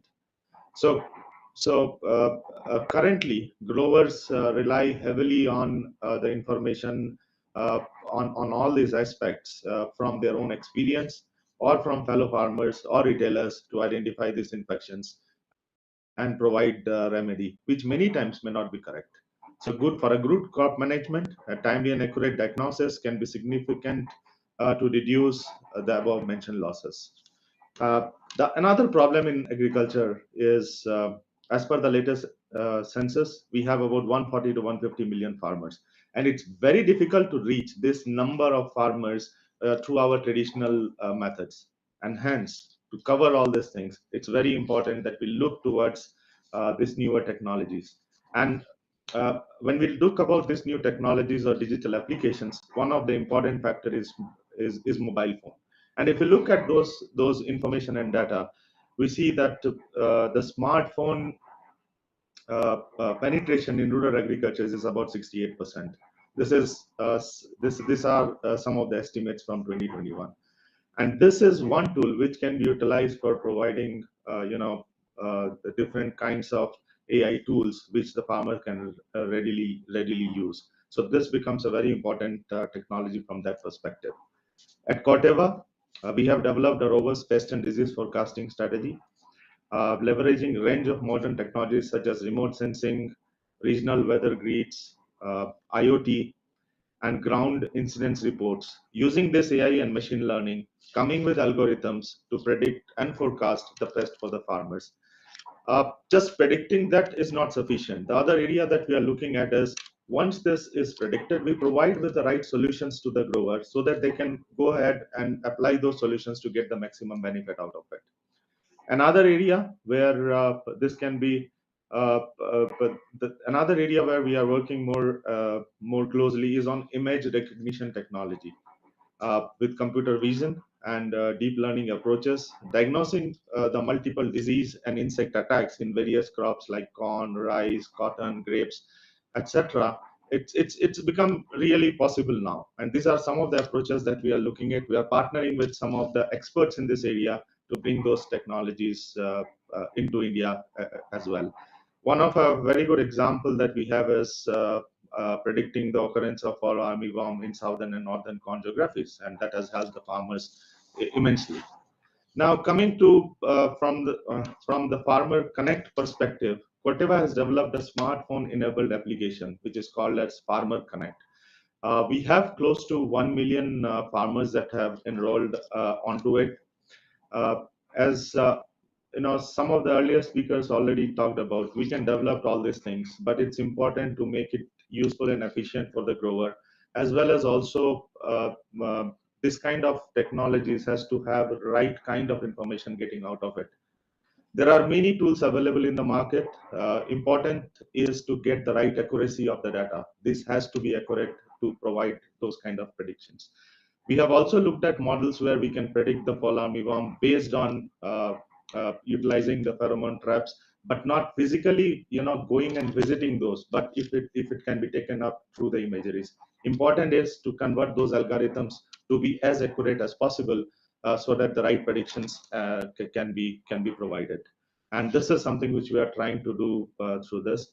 And the Farmer Connect app is 1 million and it's growing. And this app provides the farmer with not only the information on the pests and diseases, advisory from the scientists within the company to the growers, so that they can make best use of those suggestions, and integrating it with providing them with the inputs as well, so that they can readily get those solutions and apply that on their field. So so this would be my initial comment on this topic. With COVID pandemic coming in 2020, a lot of things moved towards the digital space, and we also did a lot of activities from those perspective. Close to 10 million Farmer Connect has been done through this various platforms, through YouTube, Facebook, Instagram, and also Zoom and WebEx advisory sessions that were taken up with the growers directly. So these are some of the initiatives that we have taken in. These are growing initiatives. I have talked about lots of things from remote sensing, imaging, etc. But there are lots of work in progress that will bring a lot of benefit to the growers, especially with the drone technology opening up in India. That opens up this space even more for us to explore some of these areas. Again, thanks for having me here. This is my initial comment on it, and very happy to come back with more questions moving ahead. Thank you. Handing it back to Mr. Hemendra. Thank you, Rishikant. A very interesting approach, using app as well as the social media channels. I think that's very interesting. A lot of startups do it. I'm happy to know that corporates like Corteva are also using a mix of it. So I'll come back to you. We have two more speakers. So I'll probably go to Professor first. Professor, before I go to Munish. Professor, you have a lot of experience in Germany, especially projects to do with smart fertilization and pest management. So if you can share some learning from those projects, and Also, if you can talk about your view on how to disseminate these technologies to farmers, especially in a country like India, has been mentioned that there are millions of farmers and across 600,000 villages, mostly smallholder farmers. How do we take these technologies to the masses in a country like India? Thank you very much, Mr. Mathur. Thank you very much for the invitation. It's really a pleasure to be here today with you. Yes, I would like to share my experience the last years doing research here in Germany and with many European partners, what we have found, and maybe also the topic that you are discussing related to adoption is also extremely important. So we have used some methodologies and I would like to share them with you. If you will be so kind to share my slides, thank you very much. So as said, I come from the Department of Agricultural Engineering at the Geisenheim University, close to Frankfurt. And as an academic, we really like to use also terminology here about what is digital farming, what is digital technologies, what is precision farming, and how this is being implemented to set up the frame. I just have to say, because I grew up as a farmer, my father was a farmer. I know exactly how a farmer feels, the everyday problems that farmers are facing. And this experience is extremely valuable when trying to offer these digital technologies to them. So if you please, to the next slide. Yes, if we try to put the frame of digital technology in agriculture, what is happening the last decades, maybe the last decade? Precision agriculture is not something new. It has started more than 30 years ago. The difference is the tools that we are having, the technology that we are having. So I would say that on the physical world, at the field level, nowadays we have at the core, we have the Internet of Things. So we have devices, we have sensors, we have actuators that are connected to the internet. Actuators on the tractors, sensors on the tractors, on the implements. We have UAVs. Many people talked about drones, about unmanned aircraft vehicles, air vehicles. We also have robotics, unmanned ground vehicles, moving and performing tasks. We also have edge computing. We have so many components there. But then we move one level higher and we reach to the cloud level. We reach to cloud computing. This computational power, computational capacity the last decades had enabled us to start discussing, to start working on big data analytics, and of course, artificial intelligence and mainly machine learning. So we have information as a service, infrastructure as a service, platform as a service. The tools are there. The issue is how to use them and how to connect them. And then we go to the last level, as I describe it here, as digital agriculture. In order to be able to talk about digital agriculture, we need this chain. So we need this different level of technologies, IoT, cloud computing, and big data and artificial intelligence. There we can talk about data-driven processes, now not only based on biophysical modeling that was for decades, digital twins that some people call them. We have taken this from the industry, but it is becoming extremely important in agriculture the last years. So this is how it comes with this level of technologies. And it was mentioned earlier that interoperability is an extremely important topic. How we share the data, how do we put some metadata, where this data have been collected, under which conditions have been collected, to start understanding and offer this possibility between different platforms to share data or between different machinery to share data in order to reach to a cyber-physical connection.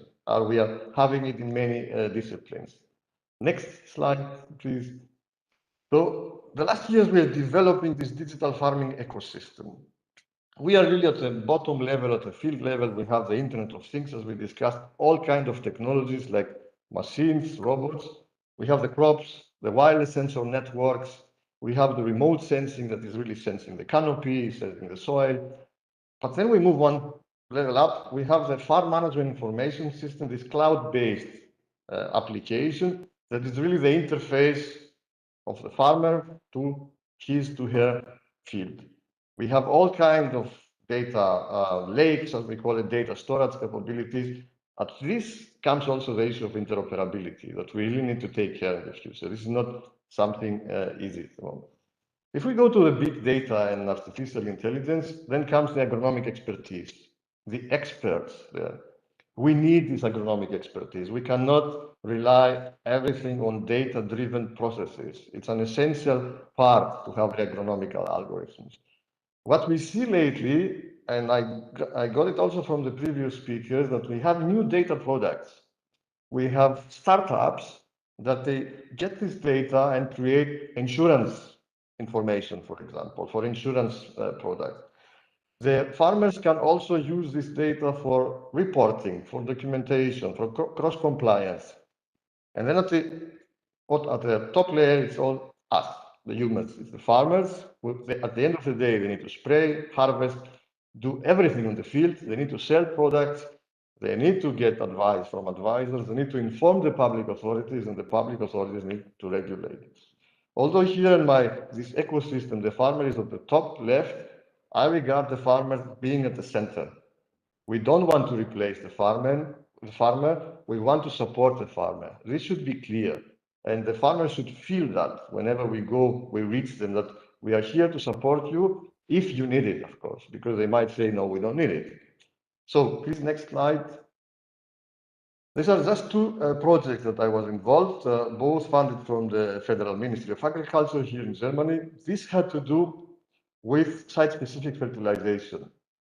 And this, we tried to implement the previous graph that you have seen into one system, how to build a digital ecosystem for site-specific fertilization. We see that we have many tools, but then how, at the end of the day, this is being transformed into application. The farmer, the only thing that the farmers want is to apply pesticides, fertilizer, to take action on the field. So we need to show this, how this is working. Here we had multi-source data. Nowadays, we have data from various sources with remote sensing, satellites, drones, soil data, open data. It was discussed that we have weather data, for example, or even data from the same region.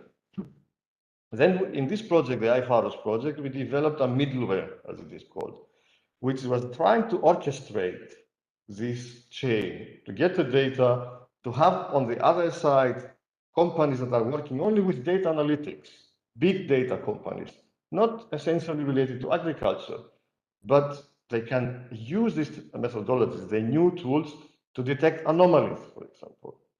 We also have decision support algorithms, agronomical expertise. We have the different indicators. And then we bring all this together. We connect it to the cloud-based farm management system where we create application maps. We create actions. And then in order to be able to speak about precision agriculture, we need to bring this to the field level. We need somehow to bring it to the farmer, to offer this to the farmer. Here in Germany, we use tractor electronics. Isobus is an important aspect, but there are also other solutions. It can be, I have seen products that it can be mobile phone that is not connected to any machine, but the driver sees in real time the setup, the configuration for the variable rate fertilization, and he or she automatically adjusts this while driving, not that the machine takes this control of this prescription map. Next slide, please. The project that we are working now, it is a part of the digital experimental fields here in Germany. This is an effort that has started 3 years ago. It's more than 50 million euros funded, and we have 14 prototype experimental fields where we try to make digitization a reality. Here, because we are responsible for the Divacopter experimental field, our focus is on viticulture and also partially in arable farming. And we try again to make this ecosystem work and to see how to support the farmers in everyday decision making. Next slide to finalize my presentation. What we have found the last years that we are working with digital technologies and together with many international partners. The technology should fit the local condition. And this should be very much careful when we go to offer tools to farmers to first of all understand their problems. What do they need? We cannot just take technologies that are and implement them worldwide. We really need to understand their problems. Agronomical expertise is very much essential in interpreting multi-source data. we still need the agronomical expertise. Artificial intelligence cannot do everything. Black boxes cannot do everything. We really need the experts, advisors, agronomists, but even the farmers themselves. They have huge decades of experience. They are cultivating the land. They know it better than us in some cases, and they can help us interpret the data. What we found out is at the beginning, we need to be quick and efficient when we talk about technology. Sometimes we are trapped in offering extremely accurate solutions to growers, but then we neglect how the time pressure that the farmers have. When it is time to apply fertilizer, the farmers have some hours. If it starts raining, it's too late already. So we need, first of all, to convince them that the technology is working exactly when it is needed and not in this very slow, sometimes the academics are being trapped, I say, to this slow development that we lose the farmers. Application at the field level is essential. We need to think that everything that we are developing should take place on a field with soil, croplands, and weather. It's not a protected environment. In many cases, it's a completely unstructured environment what farmers have to face. How to bring digital solutions to the field, because adoption is an extremely important topic. We have done co-creation sessions. So we have invited farmers and tell them, let us work together with you to find solutions to your problems. These are the tools that we are having. Let us understand better your problems and let's bring them together to really develop the solution together. We have used student ambassadors. Students that are here at the university, they know the technologies. We send them to companies for a period of time to understand the technologies, and then they go to work together with farmers. So when the farmers, during the highly time-intensive season, they have immediate support when something doesn't work. And the students also get extremely important experience from everyday farming, what the farmers are facing. We also had farmer ambassadors, the early adopters. Farmers hear other farmers. So they like to see success stories. And there are success stories in digital tools and precision agriculture methodologies. So we bring farmers that have embraced these technologies to explain this to other farmers. Train farmers, sorry for the typo here, train farmers, and I wanted to say here that we have used already existing channels. Farmers trust, in many cases, their machinery dealers, their agronomists, and these can act as multiplicators to offer and make the farmers understand the importance of these new digital tools. And at the end, also to convince farmer cooperatives, farmer associations, because small-scale farmers, it's not easy to have advanced technology. This was also mentioned earlier. Here, for example, in Germany, we have the machinery rings.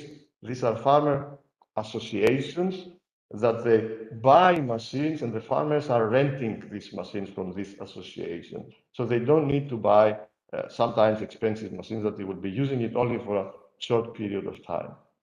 This is just to conclude, and I'm really looking forward to the discussion with all people here. Thank you very much.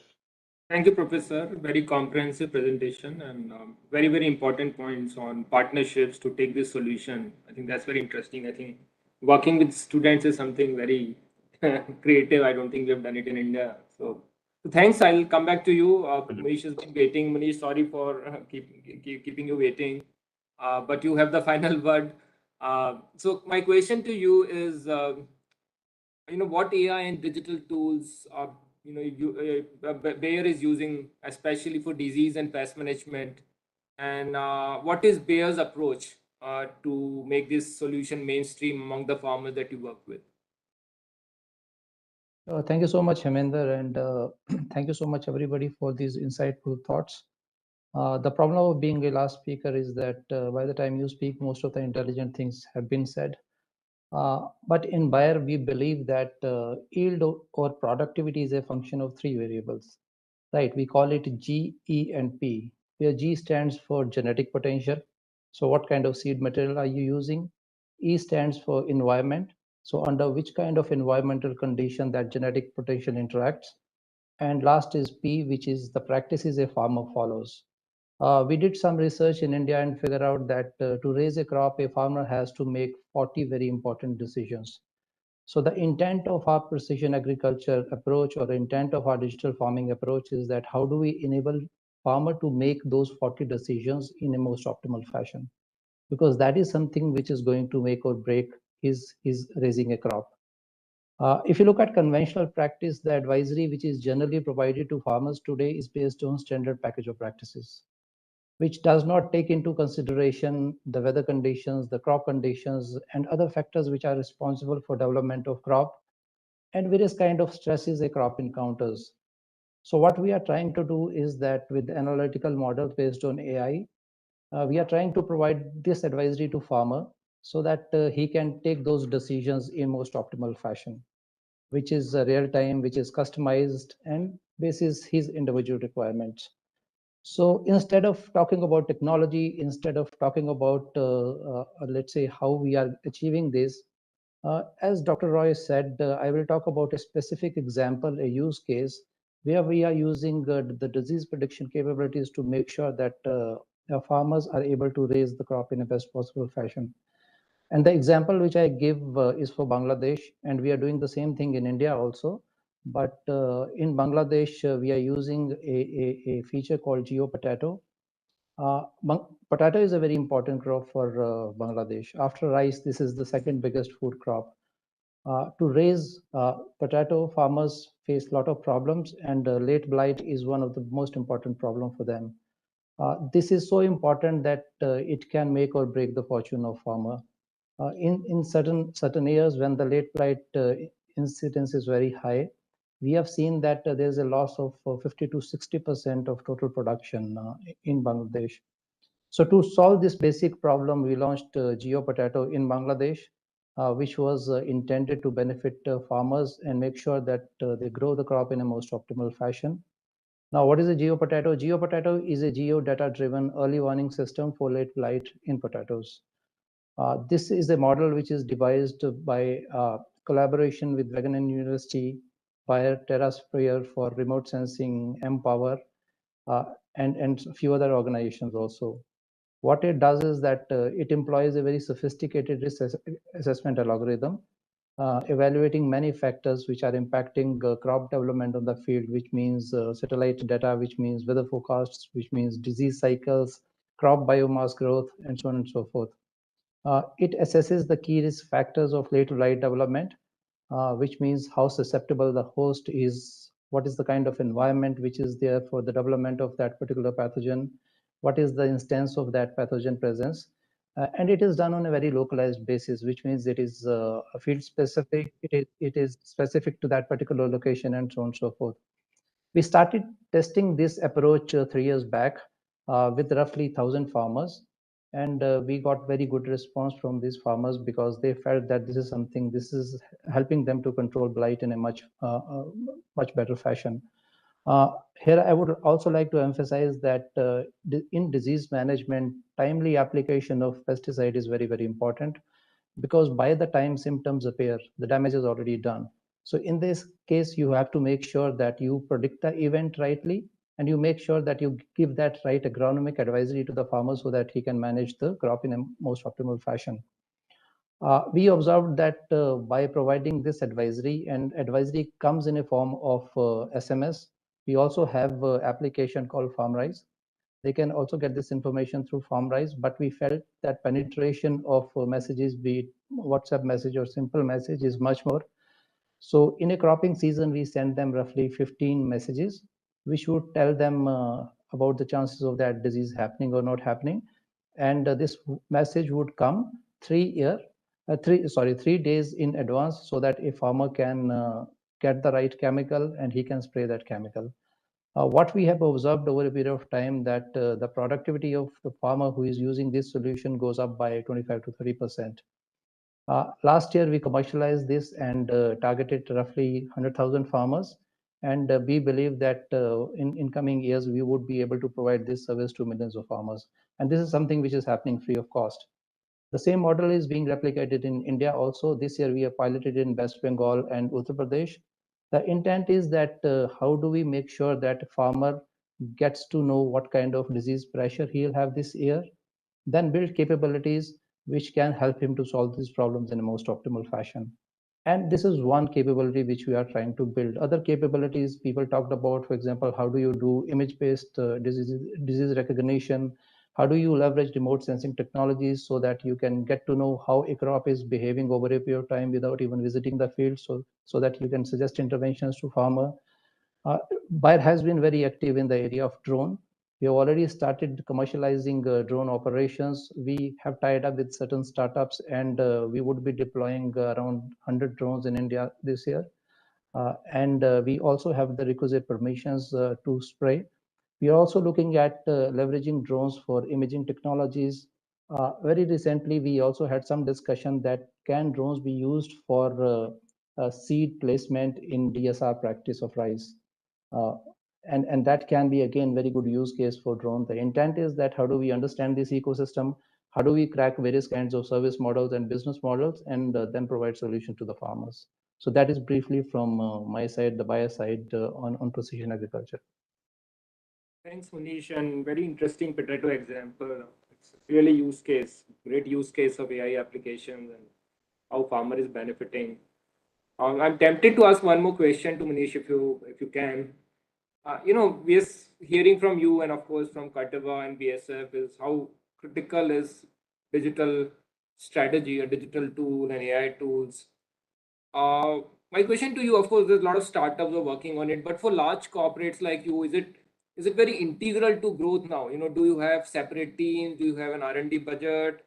How do you see digital becoming core for agrochemical and agri-input companies? So Monish, you can answer, and after that, I think Rishi and Shiva can also comment upon it. Yeah, I think it is becoming a very core of our value proposition to the farmer, because we strongly believe that product in itself will not be able to solve the problem. You have to educate farmer to use that product in a most optimal fashion. And in order to advise farmers to do that, you have to understand what's happening on his field. You have to understand that how weather is going to behave and what interaction weather will have with the condition on his fields, and so on and so forth. So I believe all companies are investing a lot of effort, money, and resources on developing these capabilities. Product to a certain extent is getting commoditized. The differentiation would be caused through these services and through these value additions. So all companies are trying to do that. My only take would be that no single company or institution would be in a position to solve this problem. So the collaboration is something which is very, very important. I mean, we are 3 input companies, and you just heard that all 3 of us are working in the area of image recognition, disease forecasting models, and so on and so forth. So probably scale will not be there. So how can we collaborate? How do we leverage the ecosystem, digital startup ecosystem, which is evolving around us? How do we leverage them? How do we leverage government institutions to make sure that we can provide this solution in a most optimal fashion? Thanks, Manish. Rishi, Shiva, your comments, this transition from a product-centric company to product plus services companies, I think, how does it, for large corporates like yours, how is it that happening? Yeah, I just would like to take this question. In fact, very nicely answered by Manish too. In fact, we are working on towards, we are shifting our gears to customer centric rather than a product centric. That is our approach since our learnings. And we are also learning from a lot of feedback from the farmers, and wanted to bring a lot of value to their means how do we recognize issues, and then how do get solved, and then how do we collaborate and with the partnerships. So we are working a lot towards that, and this is very much needed for this digital agriculture scenario. You understand, in India, we're still facing online purchase for agriculture input, still a challenge. It's a long way to go. And of course, it is emerging in very studious way, in fact, and a lot of entities are working on this front. Yeah. Thanks, Shiva. Rishi, very quick word from you. Yeah, so Shiva and Munish captured it very well. It's an integral part of the strategy with all the input companies now. For us in Corteva, keeping it with our purpose of to enrich the lives of those who produce and those who consume ensuring progress for generations to come, this becomes an even more integral part of it. So we are not just talking about the grower, we are also talking about the consumer who eventually consumes that, as well as sustainability. With the climate change and other things that are happening, the sustainability efforts as well. How can we make those more prominent and integral part of all these things? It's important to measure this, and how do we correlate those measurements as we progress, year over years. One of the important aspect though in this entire thing, collaboration is very important. The data and utilization of the data, garbage in, garbage out. We heard about it from the first presenter itself, and these are the areas that we need to start cleaning up, collaborate, probably between all of us, and make the best use of these technologies that are available to us. And yes, as I said, yes, for us, it's an integral part of our strategy. That's great. I think it's good to hear the word collaboration from all three of you. I think that's so nice to hear. And the fact that it's not about product, it's about customer, the farmer, and the sustainability. I think these are great thoughts with which the solution need to be developed. With that, maybe I can go to Asitava. I've been told by Neha that we may take another 5 to 7 minutes before the next session begins. So we probably, if it's okay, I can extend the session for another 5 to 7 minutes. Asitava, one thing on the drone ecosystem, again, there are a lot of, it's still evolving, very nascent stage. How do you see it developing? Do you see the agrochemical players, for example, building their service models, or you see third-party service providers who are coming and doing it for them, or maybe some startups who building the expertise? How do you see that evolving? Of course, we're very early days. It can be a combination of all those, but what's your view on it, and how do we collaborate better to make it happen faster? Yeah. Hemendra, I think there are a few business models which are evolving, as you said. So one is a FPO, farmer producer organization led business model. The other one is independent entrepreneurs accessing subsidies that is being given by the government. There could be a third model where a large company like BSF or Corteva or Bayer, or for that matter anybody, nurtures a startup. It's more like an incubation model or supporting them to develop some kind of a service model. It could be also large farmers in different pockets, particularly for commercial crops. It could be even a government-led business model like we saw in locust, particularly for invasive pests when there is an emergency. Or in certain states which are progressive, they might start some pilots on their own for some specific application, let's say in hilly areas or tall crops where manual spraying is a little difficult. So all sorts of possibilities exist. I think as far as agrochemical companies are concerned, India has a few large companies which are innovators, which bring new product to the market. And then there are a very large number of generic players who brings those products under the generic approach, of course, after the patent period is over. So initially, because there is a cost associated with data generation, although from CropLife we were able to rationalize the data requirement significantly, and that has been an achievement. We have said that for already approved products for conventional spraying, there is no need for bioefficacy, there is no need for chemistry, there is no need for toxicology data generation again for drones, with the same product being applied through a different technology or a different mode. So, but still you need phytotoxicity to prove that the concept way of spraying is not harmful for the plants. So given cost and the time, I would say that about 2025, initially large companies will come forward, apply for maybe 200, 300 applications, products, multiplied by whatever crops those products have level use approved. And then once this happens in the next 2-3 years, there'll be many generic companies who would use the data generated by original registrants to kind of replicate it. And in the meantime, the infrastructure also will grow. It's not just about policy approval or registration or companies' willingness. It's also about having spray operators, farmers willing to pay, costs coming down, the concept having been proved on the ground.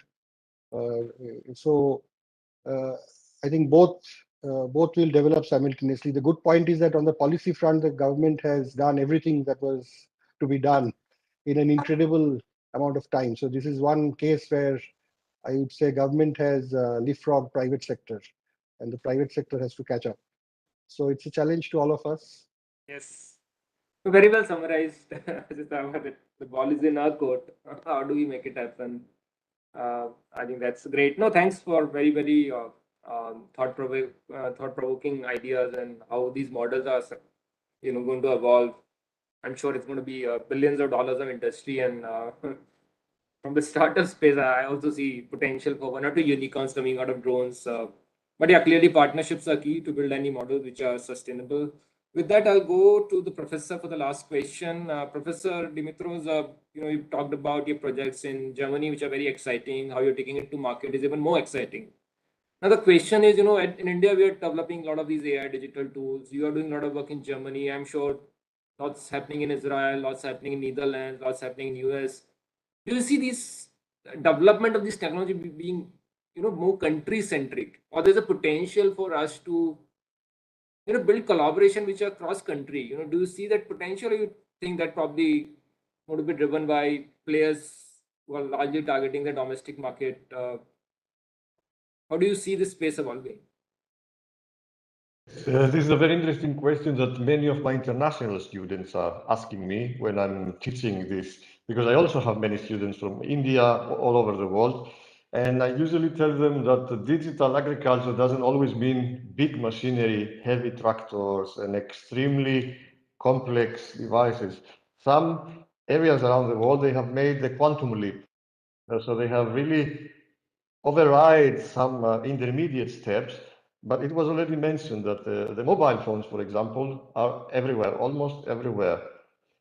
That's why I said we really need to see what the farmers need, what are the local problems, the local conditions, and there are definitely tools, digital tools that can support them. And we just need to have them together. It's clear from all the discussions that we just need to have them in the path together, so to discuss with them, not about them. What I see as the biggest challenge is this multidisciplinary approach that we need to follow. We really need to bring many expertises together. It's a complex, the food system has become too much complex and will increase the complexity in the future. So we need all powers, even methodologies that are being implemented in other countries. There are ways to introduce them, maybe in another format. But the lessons learned are extremely important because agriculture in the end is agriculture, is growing crop plants. And although in some areas of the world, big machinery or robots might make more sense, there are methodologies that can be transferred in other areas of the world and vice versa. There are lessons to learn from both sides. And we need this collaboration. This is very nice that here in Germany we have international institutions. We talk to students worldwide, and we can see that everybody is willing to contribute. We just need to keep up the pace and start talking to each other more and what can be transferred. There are many things to learn from each other. Thank you. Thanks. That's a very nice thought to close this session. So I think we're just out of time now, but I want to take this opportunity to thank everyone on the call, all the panelists, Ms. Roy, Ms. Nayak, Asutawa, Shiva, Rishi, Munish, Professor Dimitros, and of course Julia for your attendance, your presence, and some very, very interesting discussion which we will take it forward. I know Neha is looking at me. Neha, sorry for taking more time, but thanks very much for giving this liberty, and over to you. No worries, sir. Thank you. Thank you so much. We are grateful to all the eminent speakers for their time and effort to share their thoughts and experiences today. Thank you again for your contribution. Our second session is starting. It's already started. May I request everyone to join us again at 3:30 p.m. Thank you. No, I'm not. Thank you. Thanks, everyone. Bye-bye. Stay safe. Bye. Bye.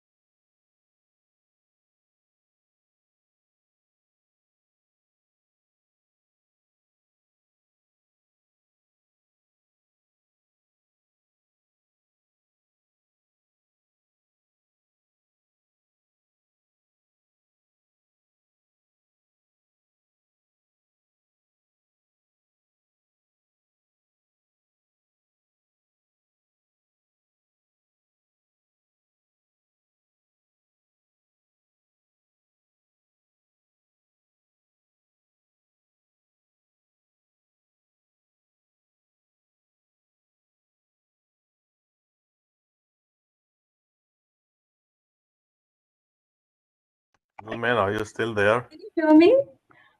I lost on my laptop. There's some network issues, there internet issues. Can you hear me, Ms. Agunasa? Yes, I can. That's what I was Please, about to ask. I would request you to take the floor and move forward with the moderation of the session. Thank you, Neha, and thank you, everyone. Good afternoon for joining to this interesting session. I must say this afternoon has been one of the most productive afternoons right from the inaugural session. गुना शुक्ना से पहले वाली line और फिर गुना शुक्ला वो सब चला गया. Divya, Neha, are we good to start?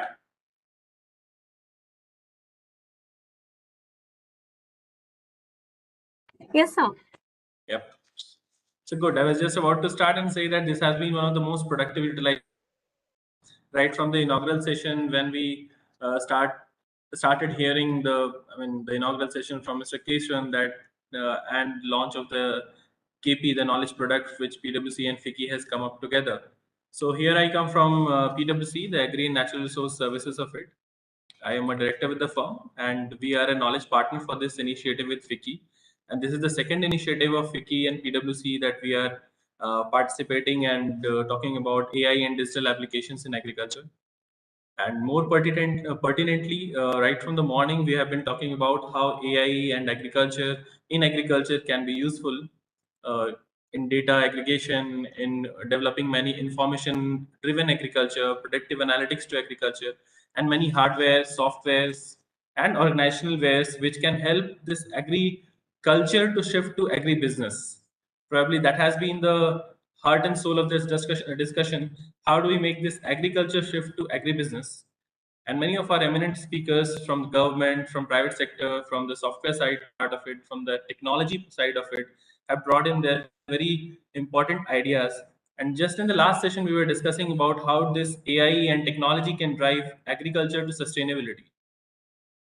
All this technology sustainability has finally to address the market, and probably the session what we have been sitting here with such eminent speakers is to address that part of it, the smart farm practices, or rather they have it has been named as smart farming for better prices and better quality for consumers.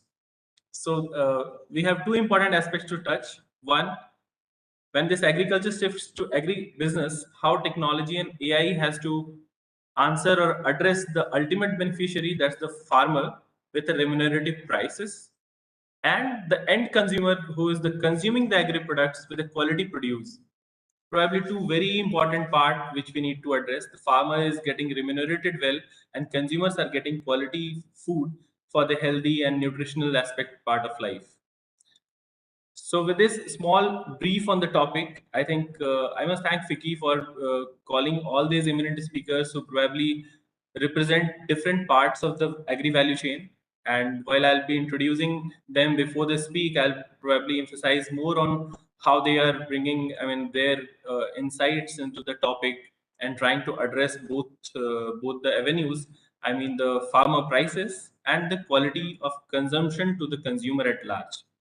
So this would be this is the broad theme of the session, and the structure what I have planned to do is that we'll start from the from keeping in mind the agri value chain. We'll start from every speaker, right from AWS. We are planning to start, and each of the session, the speakers will get around 10 minutes to speak, and again at the end of the session, we'll come to each one of you individually to gather your views. So probably that's the acceptable mode for all of you on the panel, right? So and Neha, I think the eminent speaker from Department of Horticulture, Bihar, is yet to join. Director of Horticulture is yet to join.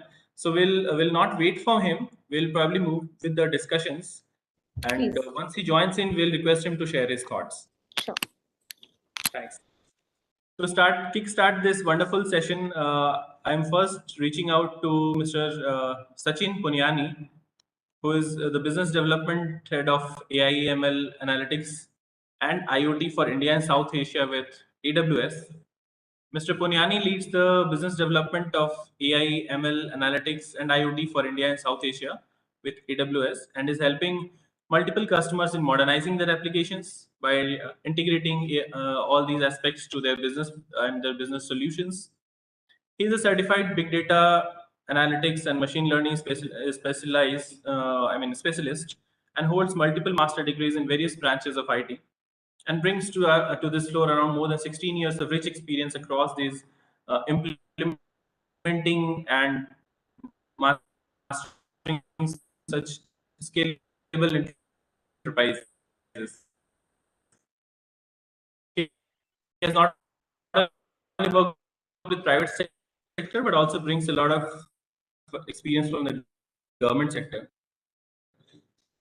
So, there are his thoughts on how, technology and AI can be leveraged more to make this agriculture smart.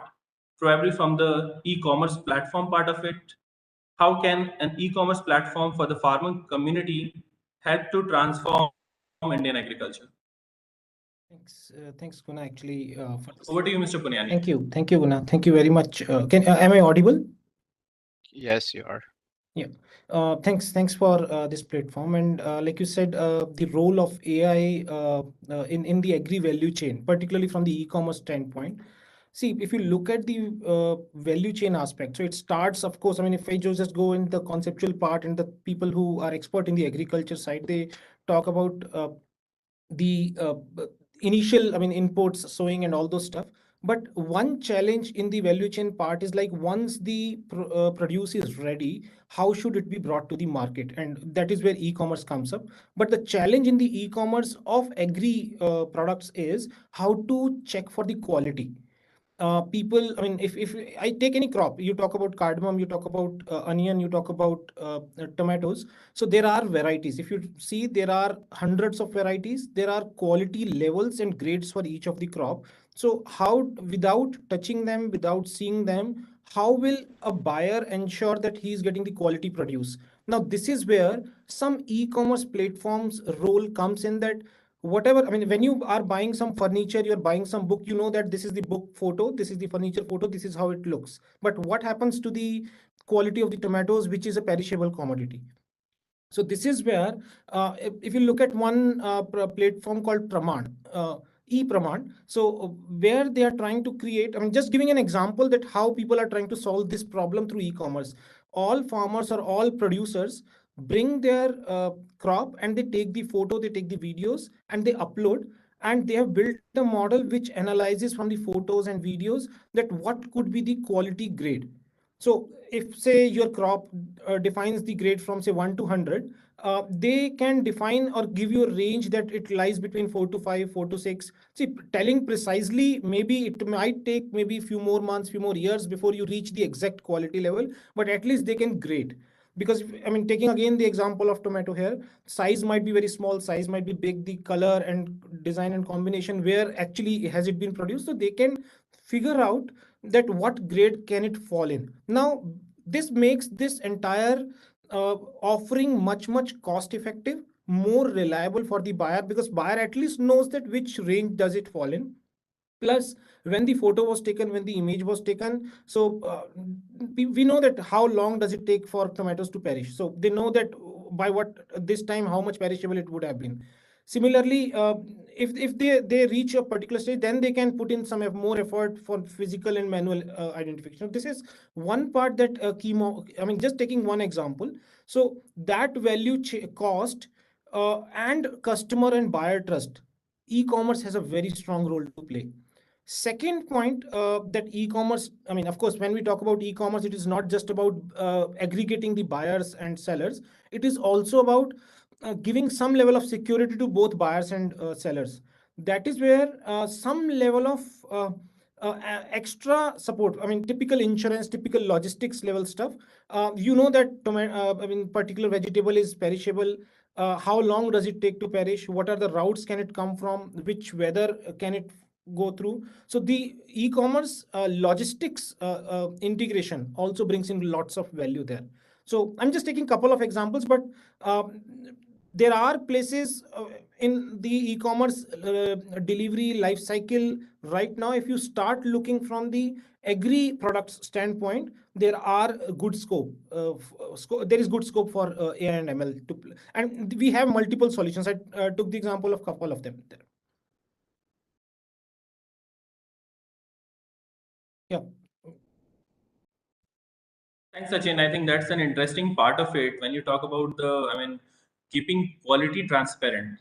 Probably the information asymmetry in e-commerce, your analytics or the technology-driven measures to remove the information asymmetry can help the farmers to get more benefits. That is what we always think of when there is a electronic platform that the consumer and the buyer, or the buyer and the seller, get to know the exact parameters what are there for the commodity, and a price discovery is transparent.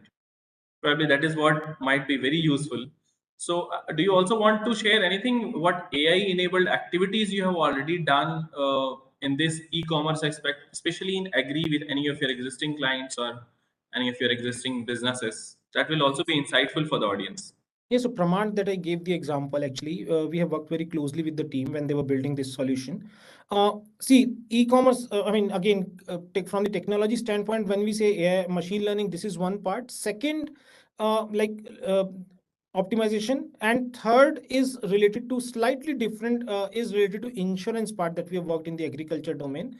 The farmers actually are looking out for insurance for their crops, but how do you value the crops? What is the volume? What is the quality? That is where machine learning aspects are come. And the current operational cycle is very costly.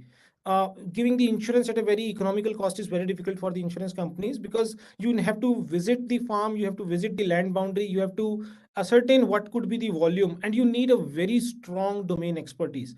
That is where the satellite image based analysis, again, it is not eradicating human intervention completely as of now. Maybe in future it can, but what we are doing, or we have done at one place, is like the organization has taken satellite imageries. They are regularly monitoring the crops that how they are increasing, what volume could happen. They're trying to build some models for crop volume estimation, and also they are monitoring that. Initially they estimated because of climate change, because of what could be the volume they estimated, but they, with the help of satellite and machine learning regular analysis, on a monthly or fortnightly basis, they also keep on monitoring that whatever they estimated, is it really going in the same direction. Now, how it actually has helped in optimizing the operational cost. Earlier, they had to send a complete team. They were relying too much on the local expertise, local team travel to the farm to ascertain the cost of the volume and then give the insurance. Now, before investing in the in-person visit, they uh, try to do some satellite-based analysis. They qualify that whether the visit is necessary. If they, when they qualify this, then only they invest in the visit. So this has brought the operational cost a lot down. But at the same time, if we see in the agri value chain, it has given more confidence to the farmers that they, if they are doing right, they'll get the insurance, they'll be more secured. So bringing more strength into the value chain. Plus, I mean, if we talk about soil health, if we talk about ascertaining the crop predict, I mean, crop quality based on the weather condition, based on the scenario. So these are all scenarios which are, I mean, I'll say that we are in the early stage right now at the engagement, but couple of scenarios we have gone a little ahead, and we see that people are successfully implementing all those. Very well said, Sachin. Probably all these aspects need to be weaved together well when we talk about bringing in it on an e-commerce platform, or the quality aspects, right from soil to plate, probably harvesting to production to processing, post-processing, or retail or merchandising part of it. Each of the data has to be properly shared and being transparent when we talk about it. Thanks for the wonderful views, Sachin, and representing the examples what you have already been implemented or implementing. We'll come back to you for further views on this. In the meantime, I'd like to switch the thoughts to, I mean, shift to the other eminent speaker who has been probably practicing few of these. And I'd like to introduce to the audience Mr. Pankaj Dwivedi, who is the head of BD and agronomy from Nurture Farm. And Mr. Dwivedi leads the business and agriculture technology function of the initiative, Nurture Farm. And he has been a co-founder of a few companies in horticulture mechanization, and has a background of agriculture chemistry along with supply chain. Currently at Nurture Farm, he is spearheading the initiatives in sustainability through technology and works with wide spectrum of internal and external partners for making global impact. So Pankaj has led businesses in agriculture, e-commerce, digital, and precision agriculture.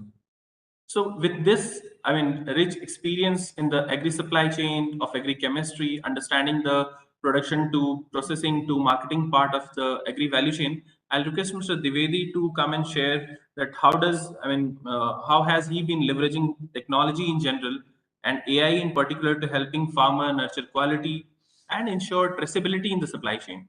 Probably that is what Mr. Sachin was also emphasizing a lot. And how has he been actually practicing it? That will be very insightful to see. Over to you, Mr. Pankaj. You are probably on mute. You need to unmute yourself. Yes, I was. Thank you, Guna. Thank you very much, Vicky, for the opportunity. Yes, I think I would like to just take the opportunity to take few on the ground examples, what we do in the field and how it is leveraging the technology, particularly big data, and how it is enhancing the process of technology adoption in the farmers field. Okay. So first thing, Nurture is the largest service provider in India to farmers. So last year we serviced close to 5.5 million acres of land during different service. The major services we provided was all ordered on application. So whenever we talk about it, people get surprised. So in 2020, people were ordering services over phone, and hardly 6 or 7% of them were using smartphone to order services. Last year, we provided 55 lakh acres of services, and 97% of the services were ordered on smartphones. So it was a surprise to us also. We started finding out what is the reason. And the reason came to us that if you properly incentivize the farmers to use technology, they do use it. The application which they are using is so phenomenal that it is as seamless as Uber or Ola in the urban areas. So they can click on a service, book it, and the machine will go in their field and provide the service. When the machine is going in the field, the real magic happens. The machine is actually traveling in the field, making a geofence boundary and assigning it to a farmer's profile in the background. As soon as we do that, we start collecting information about the crop, the stage of the crop, the infestation of a particular disease or pest, and the type of product which has been used to get the remedy. These data sets in one field is not significant, but if it is in 55 lakh fields, then it becomes significant. And there comes the real role of technology, AI and ML. We start finding that, okay, which area is having more severity of a certain disease or pest, which can have impact on the yield, which can have impact on the quality, and ultimately it can have impact on the price realization for farmers. This is one case. The trade team, we have a trade function itself. So I'm just picking some wisdom from Sachin's conversation, that we exactly know that out of this 55 lakh acres, which all field has grown which variety of, say, cotton. So for example, if you integrate it to the dictionary of all the varieties, you can easily say that which variety is producing what type of staple length and what can be the thread count at the time of ginning of that particular cotton. And you can trace back and tell a buyer in the advanced markets like future market that in these future dates, you'll have this type of cotton available in this quantity, which will have this type of staple length. So we started integrating these data sets and reaching out to the people who really find it very valuable. So this is one like standard use of technology what we have already deployed. Okay, I'll take another example of a very nice project which just concluded in terms of auditing also. Last year, you must be aware that in Northwest India, a lot of paddy stubble is burned. And that is a causal reason for heavy pollution during the winter period in Delhi. So anybody who's living in Delhi, they must know it properly. So we deployed a solution which is more like a decomposer solution invented by Indian Agriculture Research Institute on large scale. We deployed it in close to 4.5 lakh acres. And how the data and AI things started working there. In the month of February, March, we started enrolling farmers for the program. And we started taking just a simple information that which variety of paddy you cultivate and when is your expected date of transplanting. Based on those two data sets, we started future forecasting the expected date of harvest, which is generally coinciding with the burn periods. And we started forecasting the expected burn events. Once we had that farmer enrolled, we geofenced the plots. And the geofence plots were monitored through satellite for the burn events later. And this geofencing was not done manually. It was done by the machine because the machine was going to spray the biodecomposer solution in the field. Once it was geofenced, then for next 15, 20, 30 days, we started monitoring the plots for the burn events and started incentivizing the farmers. If somebody has not burned, then they will get a certain amount of points. And those points they can redeem for a particular product or a particular service. So the data started playing around. This year, in advance, they have started enrolling for the program. So how data is going to play big roles is so evident in these type of examples. The same program we progressed further. So you might be knowing that agriculture contributes close to 25% of total greenhouse gases in the world, right? A significant portion is coming from paddy, almost 10-14% of that. And we found one very good example that how can we enhance the use of a certain practice to reduce the methane generation from paddy fields. And that also started happening on like a predetermined data sets, that okay, these areas are fully flooded based on the satellite data, and how it can play a very important role in reducing greenhouse gases. So we started incentivizing the farmers to say that you have to take 2 drying events, that is called alternate wet and dry, and you can reduce the carbon footprint while you are cultivating paddy. Since the farmer required to submit a lot of data sets for actual carbon credit to be generated in this regard, they need to have the land records, who is the owner of that land, when the drying event happened, what is the proof of drying, and everything. But the simple use of technology and the use of AI ML things into it. So we started putting the geofence and started putting, connecting it to the farmer's profile, started putting the land record data within the same profile. And geotagged time-stamped photographs were taken for a drying event. And that is now becoming a precursor of the audit for the purpose of carbon credit generations. So the things are playing really, really well. In this year, this last Rabi season, we have tested large-scale drones for the purpose of spraying and data generation. So how it is happening, like that for the drones to fly, they need to find a flight chart, which is more like a flight control has to have a predetermined geolocation or geofence for the drones to make the path and fly.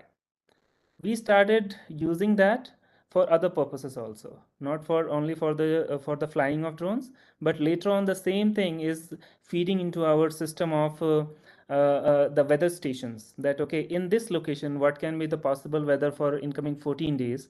And the team which we lead, they have written algorithms regarding the disease and pest forecasting, that for 14 days these are the possible weather conditions which can occur. And based on that, if the crop is in a particular stage, which we know because we know when it was planted and in which stage it is, the possibility of a certain pest or disease with a probability can be given to farmers. So the beauty, just imagine that I'm a farmer sitting in some part of, say, Haryana, in Hisar, and since I have taken the first service from Nurture, they know that when did I sow my crop. They also know the variety of my crop, so they can say that exactly which day of the crop life cycle the cotton plant is. Now marry it with the expected forecasting condition of weather. So expected forecasting condition of weather is in next 14 days, the rainfall probability is 80%, the humidity probability is 65%.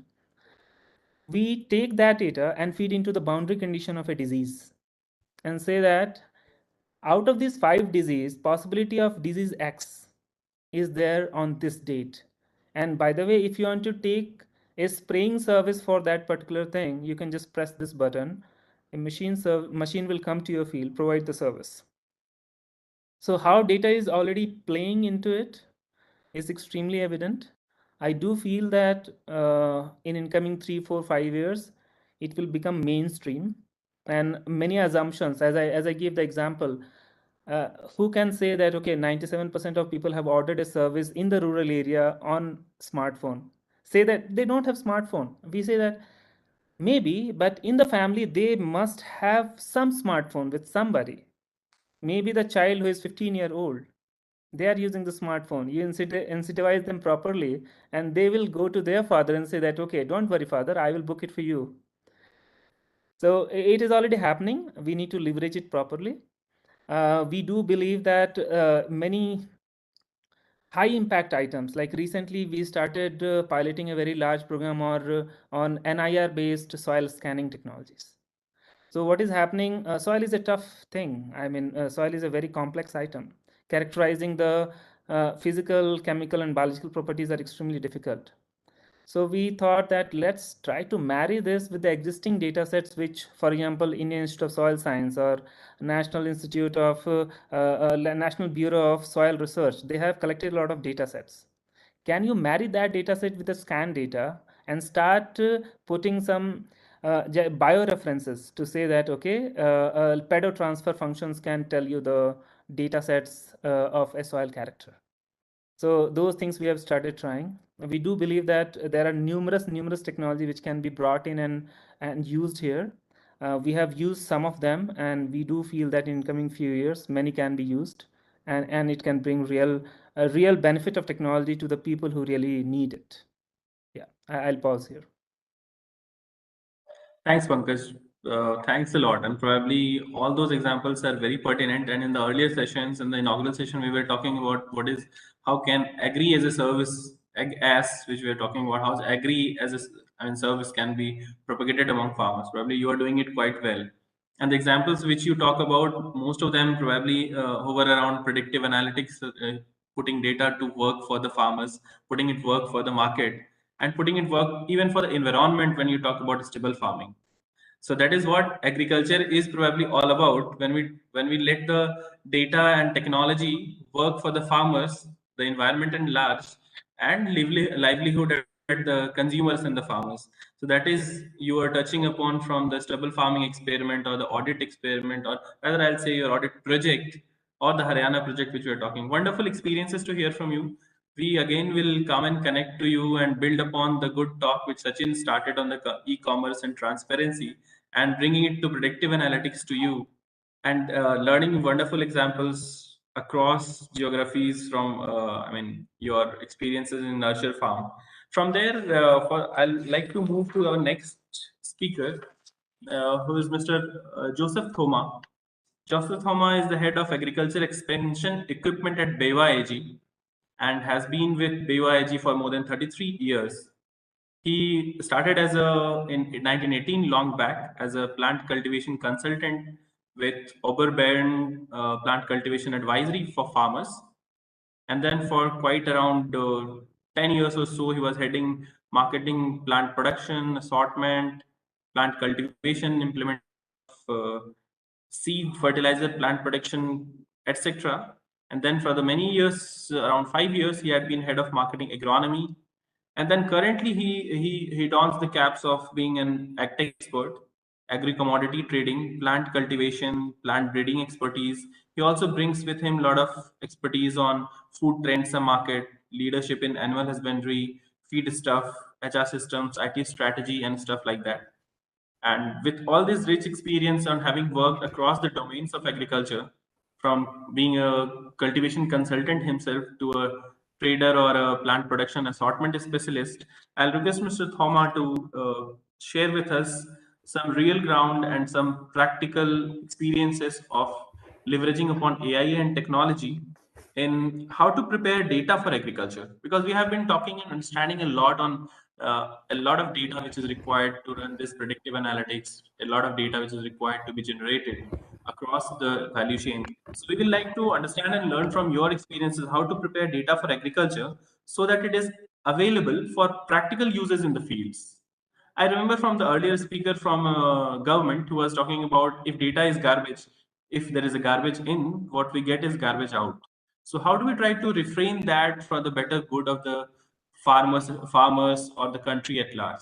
So it will be very important to understand how to prepare the data for agriculture. I welcome Mr. Thoma to share his experience and enlighten us on that. Mr. Thoma, over to you, please.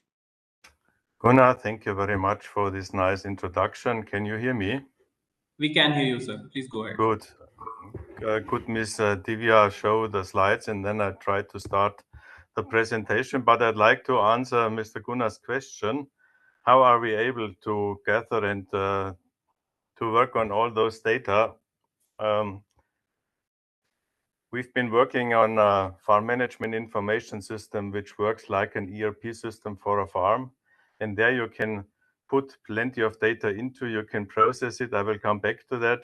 And in the end, you can edit it into different areas or to different steps of the value chain, depending on that, what you want to hand over. That means this is a proven system, more or less that old that I'm in BayWa, but nevertheless, let me talk about the company now. And to the very left top, you see our company's name, which is BAY and WA. Let me explain what it is. BAY is short for Bavaria. It is a region of Germany. And WA means Warenvermittler Good Distributor. That means BayWa means we were the Bavarian good distributors. We were founded in 1923 by the Bavarian primary cooperatives, working according to the rules of Friedrich Wilhelm Raiffeisen, supporting each other, still valid up to today. And even up to 1989, the year when I joined BayWa, BayWa was limited only to Bavaria, that means a small region within Germany. And from then onward, we stepped to the east, that means expansion started. East of Germany, other areas of Germany, other areas of Europe, and today we are a global trading and service company all over the world, and I'm very, very happy to join this session. So the requirement is to show you how can this affect agriculture, and I'm going to show you 3 services. And the first service is directed to those who want to know how much is yield in the field, more or less authorities and I think the insurances. And the service we call Y is either for areas or for countries. It is precise, early and reliable, and we no longer guess, we just know what it is. So could I get the next slide, please? How does it work? This is a map of Germany. Number 1, we classify remotely the species which are in the field. And for that, we execute properly specific rules of data processing. And then the second step is by crop, we analyze thousands of samples again remotely.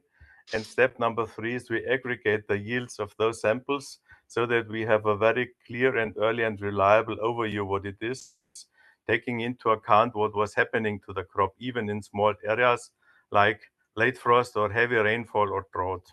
So when does this service is available? Normally we start prediction 6 weeks before the normal harvest date, and then you get it in a weekly distance. The crops we are able to address, this is all types of cereals differentiated by species.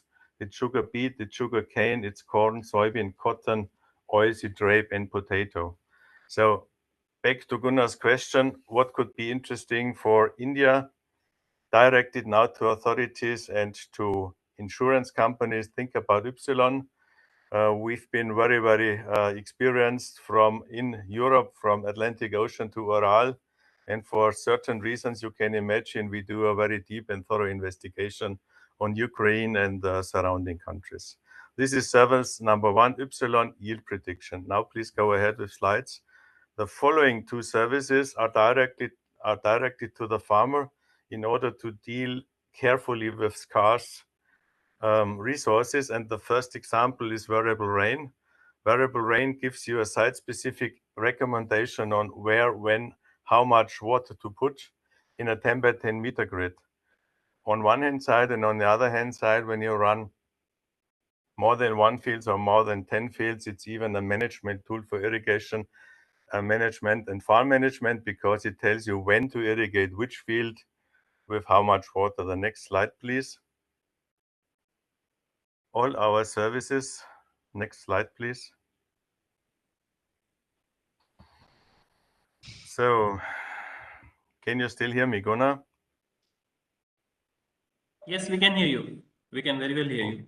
Could someone forward the slide, please, Ms. TV? Okay, thank you. So, what you see here is more or less the outcome of our AI and data-based plant growth model PROMET together with satellite downstream process data. That means all our services are based on one hand side on properly calculated satellite images, and on the other hand side on the PROMET model. What is the PROMET model? It is an AI and data-based growth model which has been calibrated more than 20 years ago, dealing with 500 values of crop, soil, and climate. And what you see here is, this is the Center Pivo in Zambia, 100 hectares of wheat. And you see the small squares is in a 10 by 10 meter grid. And here you can see the crop water demand per day in a week end of July. And you see how that differs from 6.25 up to 7. Does not sound very much, but as the farmer is willing, in order not to neglect any area, to put 8 millimeters a day, with our precise recommendation and the proper execution on this field, on one hand side, we are able to give a recommendation in advance for the next week or 10 days. And the savings are tremendous, not only in water, which is scarce, but also in electricity, which is needed to run the irrigation. So message number 2, we know that there are irrigated fields with the crops I already mentioned, and I'd like to show what variable rain is able to do in India. And maybe one of the auditors is interested to collaborate with us. So Ms. Divi, please go ahead with the next slide. The next service is directed to the proper use of fertilizer and seeds. Fertilizer is at the moment extremely expensive. Seeds are expensive too, and the question is how to put it in the right place and how much. The next, please.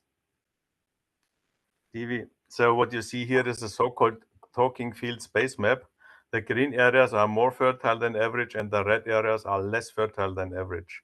On the right-hand side, you see the range from -40 to +35, which is normal for all, more or less all fields in the world, no matter where they are. The farmers in general know where the fields are more or less fertile, but they do not know where it exactly shifts and how much it shifts. So this is the basis. This is an overlay of plenty of data, and we can significantly distinguish the different areas. Based on this fertility map, we can now decide together with the farmer either, and this is the next slide, TV, to feed the low biomass zones with more fertilizer so that the crop can come up. And on the right-hand side, on the middle, you see the prescription map. On the right-hand side, you see the values. The green areas, which are the more fertile ones in this case, get enough, and the areas with lower fertility get even more. And on the left-hand side, you see the calculation, and to make a long story short, the precision farming application, which means the site-specific spreading without neglecting any area, always is in advance because your savings and the savings result of the unequal spread. So in the last slide, Divi, go ahead, please. Here we feed the high biomass zones with more fertilizers. This is just a question of what in agronomy you want to achieve. So we turn it around. The green areas now, they get more fertilizer, and the more fertile areas get more fertilizer, 200 kilograms, and the lower fertile ones get less. And again, the site-specific precision farming application is in advance. You can see the figures on the slide. So, short summary, Ypsilon is directed to insurances and to authorities in order to know what the yields are. We are no longer guessing, we really know in advance. And number 2, the services which are directed to farmers in order to save scarce resources like water on one hand side, or seeds and fertilizer based on the talking field space map on the other hand side, on one hand are interesting for the farmers, and on the other hand maybe even for authorities too, because I learned that in India fertilizers are heavily subsidized. Thank you very much so far. I'm waiting for your questions. Thank you, Mr. Thoma. That was really insightful for us to, actually understand how you generate data and how that data can be put to different action, which we all have been talking around. And you demonstrated that quite well for all of us. So if AI and all these technologies are solutions, probably data is the oil for them. So all this power to all these technologies will come from data, and that's how probably that will come to more action with many of us. Many of the interventions, solutions, or the startups we are talking about. Moving on from here, we will also try to gauge this whole evolution of agriculture to agribusiness driven through technology and AI with a lens of project monitoring. How can data, how can technology, how can AI be put to work to proper monitoring, proper audit of projects, or proper, say, minimizing risks in the agri value chain? So we do have with us one of the seasoned practitioners and a champion in this, Mr. Veera Lakshman Bhagwati, who is heading the Inclusive Business Sustainability at Covestro India Private Limited. And if I may introduce him, then he has a rich experience of more than 30 years in the chemical industry and across Asia Pacific region. Inclusive business of Kostreva, which he has been heading, brings to focus many of the innovations which they are trying to put to different aspects of not only agri value chain but also beyond agriculture. The activity of this group headed by Mr. Veera Lakshmanan addresses the basic needs of people like affordable housing, food security, portable water, So that's why I told what he does is beyond agri also, and they all have a lot of impact on agriculture. And we will probably like to understand from him more how he has been managing multiple projects along with various stakeholders through, affordable use of technology and affordable use of AI and data-driven analytics to them. So here I put a starting query to Mr. Veera Lakshmanan, that how do you see the role of AI-based traceability systems in monitoring quality and minimizing risks in agriculture? Mr. Bhagwati, over to you, please. Okay, thank you very much, Vicky, for giving us an opportunity to talk about. So essentially, you are asking about how technology interventions can help in terms of minimizing the losses. Yeah. So primarily, we as Covestro primarily looks into post-harvest mitigation measures. So there are enough people to take care of growing more, but we are primarily focusing on how to ensure whatever has been grown by the farmers, putting his all his efforts, is been preserved, and it is reaching at the end of the day your folks. So that's primarily the engagement in which we are putting ourselves into. So we have solutions which are primarily focusing on cold as well as on dehydrating. So when you are talking about a differential solutions, it's also very important to ensure that you have the right kind of tools, especially the softwares, to make sure that you are reaching the right kind of a market, and also you are providing the right kind of environment to ensure these produce are not losing its value. So one of the important attribute where we could use the technology, especially AI, is to ensure monitoring of what kind of humidity, for example, or what kind of temperatures that are required for each and every fruits, vegetables, and flowers, which gives us extended life. And similarly, from the market perspective, it is also important to know where exactly the demands are lying. Today, our farmers are left at the hands of only the traders. Who makes the money at the end of the day is the traders. Probably 20% goes to farmers, 80% goes to traders. It's an unfortunate situation we are in. It is also, very sorry to say, it's also been very well supported by our government, the way in which it is all functioning. Because at the end of the day, it is essentially the what do you call, your traders makes most of it, and that is primarily happening because of non-availability of information, the last mile information to our farmers. If there is a proper connectivity that could be brought out between the farmers and the market, the essentially the farmers will be in a position to earn better than what they are earning today. And if they can be supported with a post-harvest measure, and they are definitely not in the what you call in the hands of middlemen who really knows when to take the goods from him, giving him the threat of degradation, especially the fruits and the vegetables. So he will try to bargain and ensure that he gets the lowest possible price for the produce. Suppose if they are being equipped with all these post-harvest measures and linked to informations where they are having the right kind of a market, obviously we will be in a position ability of the farmers, which is one of the main, the focus area which government is engaged basically on doubling the farmers' income. So obviously, the AI can play a fantastic role in this, in linking the market, and also to ensure right kind of informations are provided through the institution, through to understand what kind of environment is needed, even inside this particular cold storages or in the solar dryers, where you will get the best of the quality of the produce. So to measure the quality of the produce when it is on storage, and also to market, AI can be a fantastic solution. Over to you, Guna.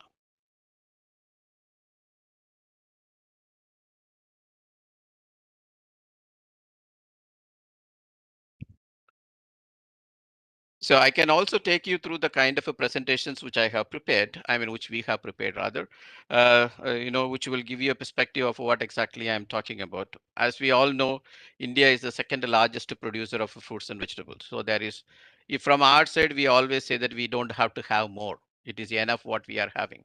We can feed the entire world with what we are producing, yeah, along with some of the other producers like China. But what we are really lacking is reaching the right place at the end of the day with the produce that we are making. And we have also got excellent announcement in terms of to boost the farmers, we have Farm Gate Infrastructure Fund, which is close to about 14 billion US dollar that has been announced. And I think one of the speaker here also talked about usage of smartphone by our farmers, and talked about also how farmers are equipped to handle information much better than a common man. We know that there are about 322 million internet connections in rural areas in our country. And this is the positive side. And if you look on the other side, we waste almost 40% of the local fruits and vegetables that have been produced by our farmers. Why we have to produce more?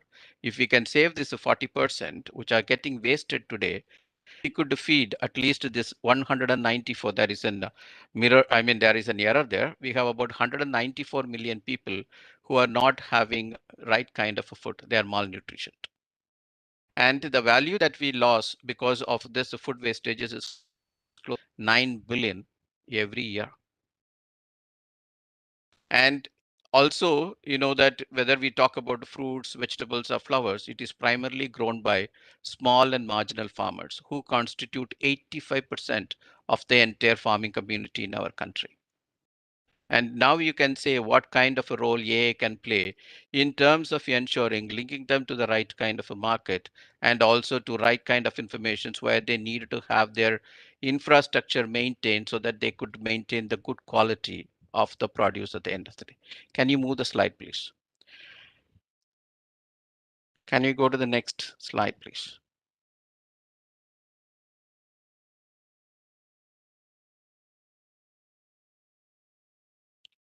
And this is a company I represented because people were finding it a little difficult to name. It is simple. It is Covestro. If you can remember three words: cooperation, investment, and be stronger. That's what Covestro is all about. So we are a 15.9 billion euro company headquartered in Germany with about 17,900 employees working around the world. And we are primarily focusing ourselves into what we call it as the inclusive business. And it's a small community where we are focusing on bringing the innovation of this company, Covestro, to meet the basic needs of the people. So we are into different kinds like food security. We are into fecal sludge management, into construction, and also into water. This is what we do under the inclusive business. Can we move a slide, please?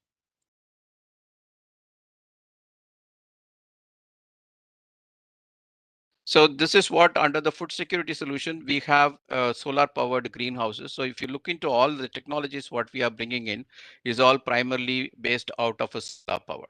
So we are having solar powered greenhouses dryer, which are used for drying of fruits, vegetables, essentially for dehydration. And we are also into solar, what you call the greenhouse cultivation. This is what we are doing in Leh Ladakh as well as in Kargil, because to mitigate the challenging environment where we are having almost 4 months of freezing temperatures. So we could cultivate today the fantastic what do you call your tomatoes or lettuces, cauliflower, everything, and there is no need for them to get it out of the neighboring states like Himachal Pradesh. They can grow their own. That's a situation which is happening today in Leh Ladakh as well as in Kargil, and this whole development was done with the help of a Dihar. And we also have the solar powered cold storages, which are essentially cold storages which could be put at the site of the farmer itself. There is no need for him to transport all the way from his place to the town, because if you see today, more than 65% of the cold storages that we have constructed using government funds are not functioning because they are all at the towns. And the farmers need to transport all the way from his farm to the town, and he cannot bear that transportation cost. And that is how we are ensuring middleman crops in. And he takes the crops and puts it in the cold storages, and he gets the better money than what our farmers get. And we are also having a small sized solar conduction dryer, which are essentially for used for drying of the spices, especially cardamom and stuff like that, which are being specially designed for the tribal communities. Can we go for the next slide?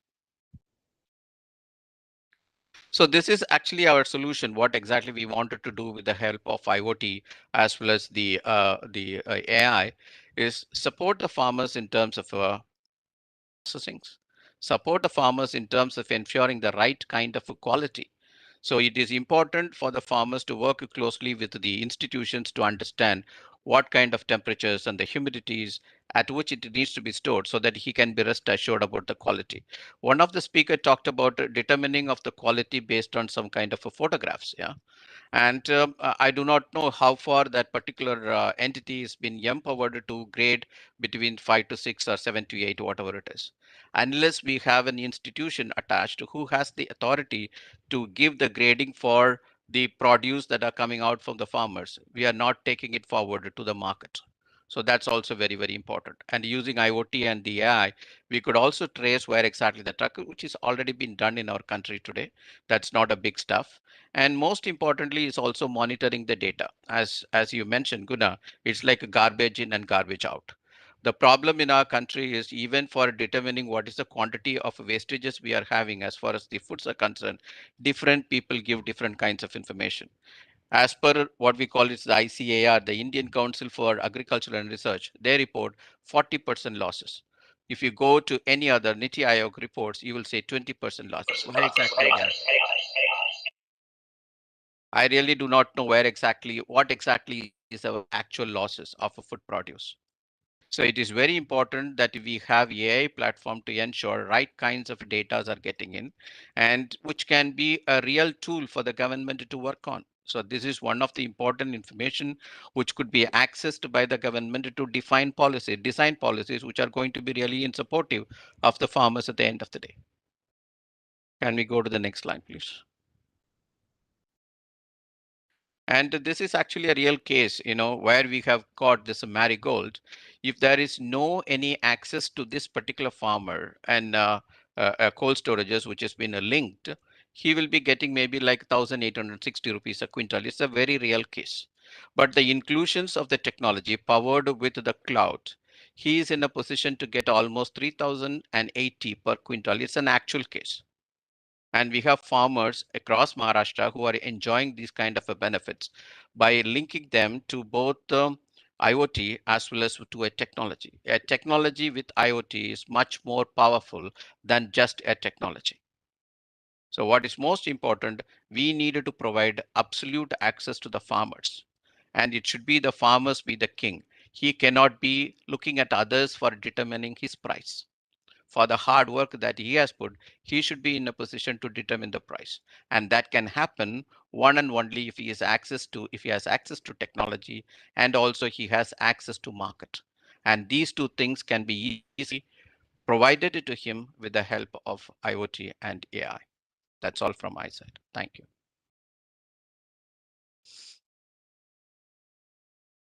Thanks a lot. Thanks a lot for bringing all those real-time examples and also letting us know how IoT can empower the exact AI part of it, and sharing many more insights on the processing part of the value chain, which empowers the farmer much more, because what we talk in agriculture is that quality can never be enhanced.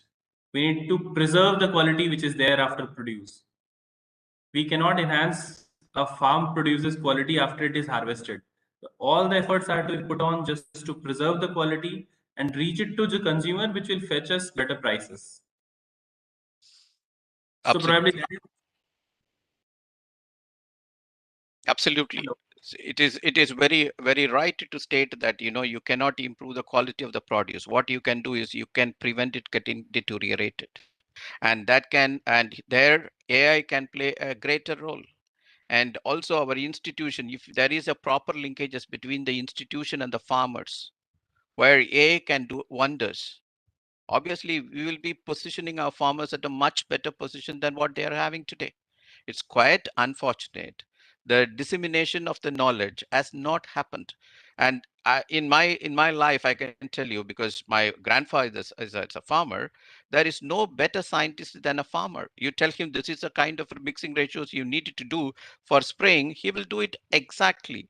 And he says that if you have to go and do the farming spraying at about 3:30 in the morning, he will do it exactly at 3:30 in the morning. So there is no better scientist in this world than farmers. But we underestimate their capabilities and we never provide them with information, even in this informative world. And we don't get them what they really need. We get them garbages. And that's the reason we are also getting out garbages. Sorry to say. But I'm very optimistic with this wise audience that we do have all the who's who in this technology and the practice part of agriculture who can take it not only to the farmer but also to the consumer. And very optimistic with this statements from Mr. Bhagwati that these problems are there. But again, when there are problems, where there are many solution makers also. I remember Pankaj talking in his talk that if there is a technology which is acceptable, farmers are ready to take it. If there is a product or an offering which has some value, probably farmers are the first innovators. When we talk of the adoption cycle, the early innovator has to be the farmer. And he has always been at the promise of getting either a better price or a better produce or a better, I'll say, return to him. So all these technologies, all these smart farming practices, what we are talking, are probably going to converge to the farmer at one point and at the consumer at the second point.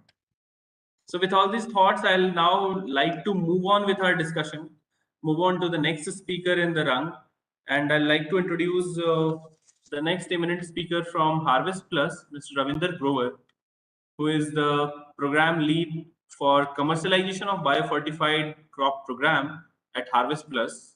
He holds a master's in agribusiness from Manage, which is National Institute of Agriculture Extension Management in India. He has a brilliant record of accomplishments as a practitioner, as a consultant, as an advisor to industry consulting firms in agri value chain, and he dons many such hats. I have been colleague of him at one point in time and do share that feeling together. And he has led many large engagements with the public, private, and development sector in the area of supply chain optimization, route to market, policy advocacy, and multiple business transformation.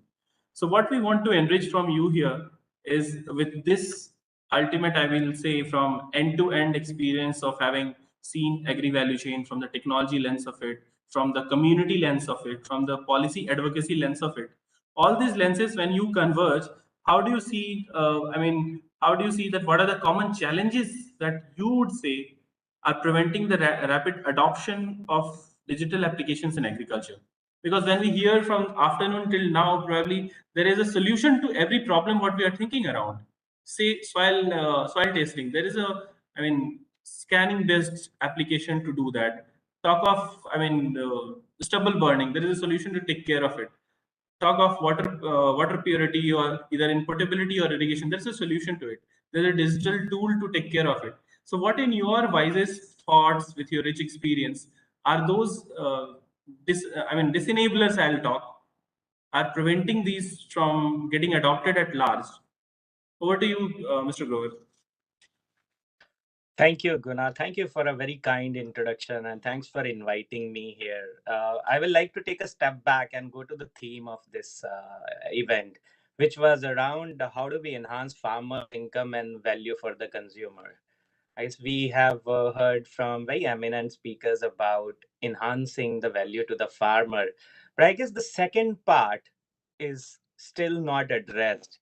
And that has been happening in India and other countries. There are very set of talented guys who are sitting in different rooms addressing these two different problems, thinking they are not related. There are a set of ag guys who are talking about enhancing value to the farmers, and then there are a set of nutrition guys who are sitting in a parallel room and talking about how do we better the rank of India. Say it's 101 out of 116 nations in the global hunger index. How do we make it better?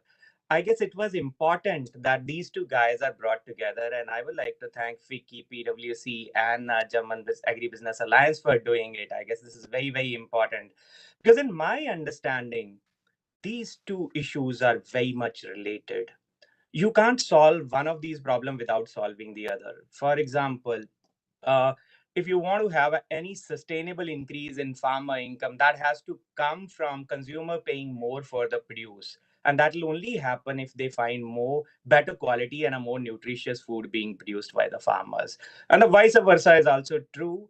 I mean, say no value will be sustainable if farmer is not paid fairly in the process. So, at Harvest Plus, we are exactly trying to do this. We are trying to marry the nutrition with agriculture. And Guna, we have spoken about it in various forums about emphasis on nutrition smart agriculture, and that's the need of the hour. We develop varieties of crops which are naturally rich in nutrition. So simply put, they're no different from the ordinary wheat or rice that you eat. They give farmer an equal amount of yield, sometimes more. They taste the same, sometimes better. They have better cooking quality, sometimes a lesser cooking time. Uh, in addition to this, they are highly nutritious. They have 30 to 40% more zinc, iron, or vitamin A in those. And all we need to do is there's absolutely no need to make any change in our food system or seed system. All we need to do is to convince the farmers to replace their regular varieties with this naturally nutritious varieties. And that's what we have been trying to do for last 1.5 decade. And I'm happy to share that we have reached out to around 65 million people who are now growing and consuming biofortified crops. We have developed around 400 varieties of naturally nutritious crops, and those are commercialized in more than 40 countries. Now, coming back to how do we use AI and digital tools in this process? Simply put, we are using AI and digital tools, this technology tools to scale up the technology that we are trying to commercialize. So we are essentially using technology to scale up technology, and it's very important for us because uh, you know because of various climate aspects, and there is an urgency on the nutrition side, particularly for the lower and middle income countries. It's important for us to take these solution to as many people as possible in a very time and cost effective way. So Harvest Plus essentially, I will say, is now an aggregator, enabler, and consumer of these technologies. And coming to your question about what challenges do I see, in fact, I see only two challenges.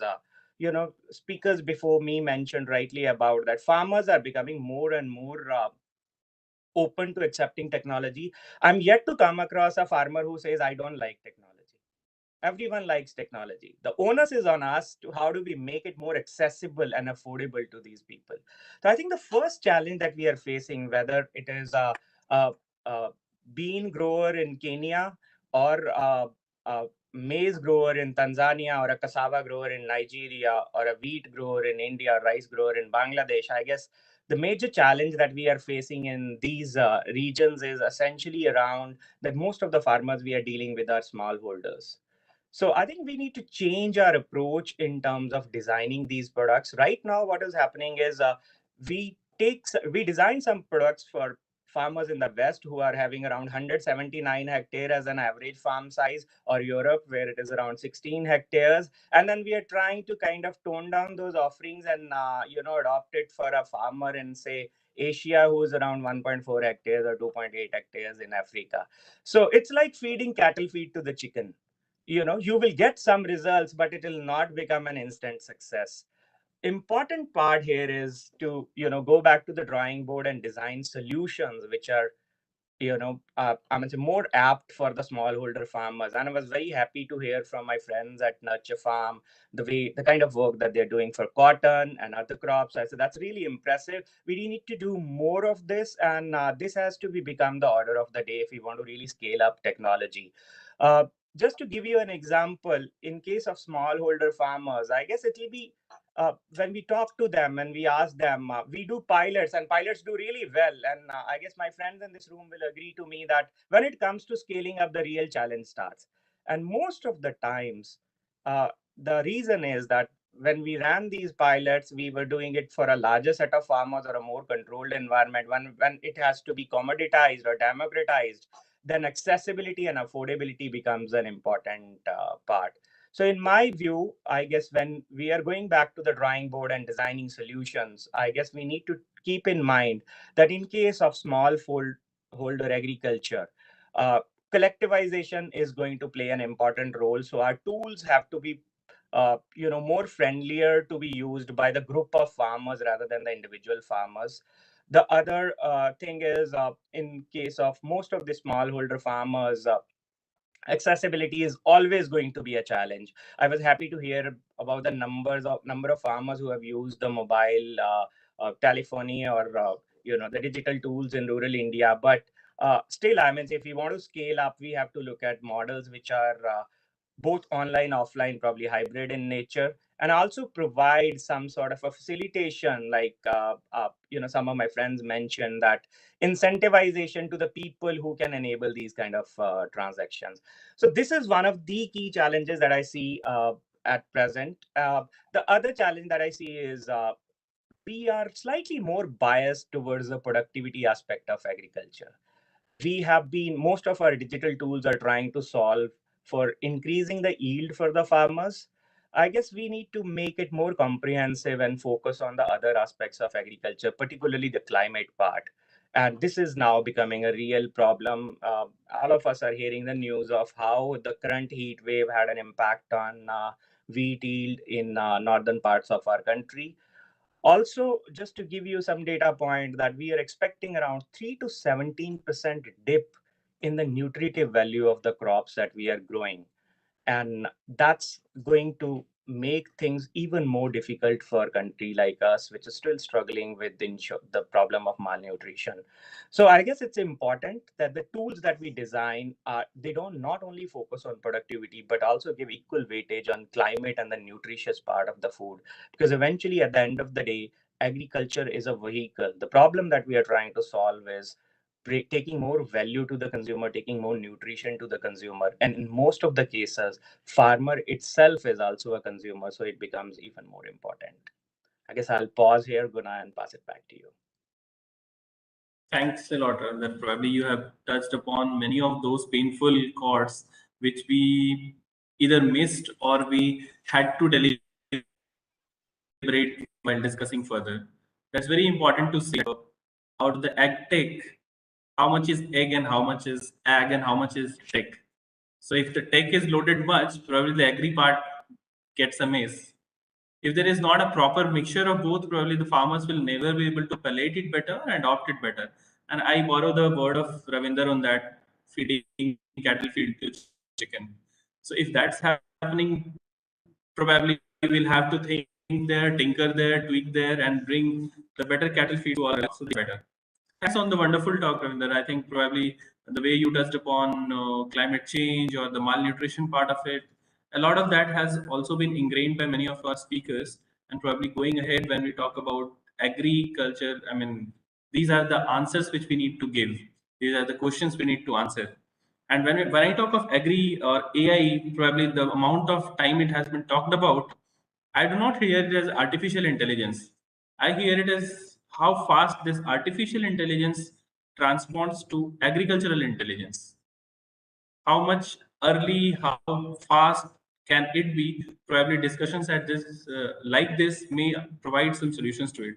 With that, I'll again like to get back to a few of the speakers, and for the benefit of the audience, we'll try to understand more from many of you, because in many of the sessions when we were deliberating from the inauguration till now, a lot has been talked about there on the, I'll say, bombardment of apps, bombardment of technology.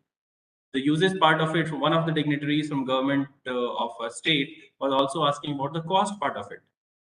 What is the cost of technology when it actually goes to the last man in the run, to the last mile, that's the farmer? So I'll introduce, I mean, again request Sachin here to come in and probably enlighten us more. Probably Sachin is there. Yeah. Thanks for being keeping your camera on. So I'll try to understand from him what it takes to a farmer who owns probably 1.3 hectare or 1 hectare of land to afford a technology of a type what you are talking about. Very, very valid question, actually. I'll just connect it to the answers or the points that a few speakers have talked about. So, see, you have heard about the solutions that they're talking about. People using mobile, people trying to solve bigger agricultural problems.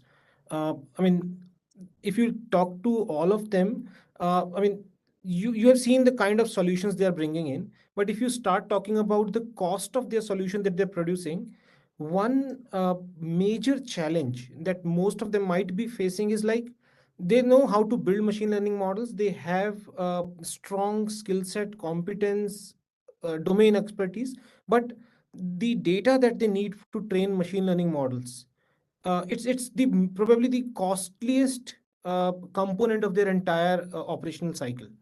And if I mean, just take an example of soil, multiple soil use cases. If you really want to go and check the soil moisture, soil health, and other stuff, you need the information related to soil. You need the information related to the weather. You need information from for multiple other aspects, the land parcels and all those things. Now, the challenge here is these data sets do exist at places. I mean, where they don't exist, then they need to spend time, money, and then collect the data.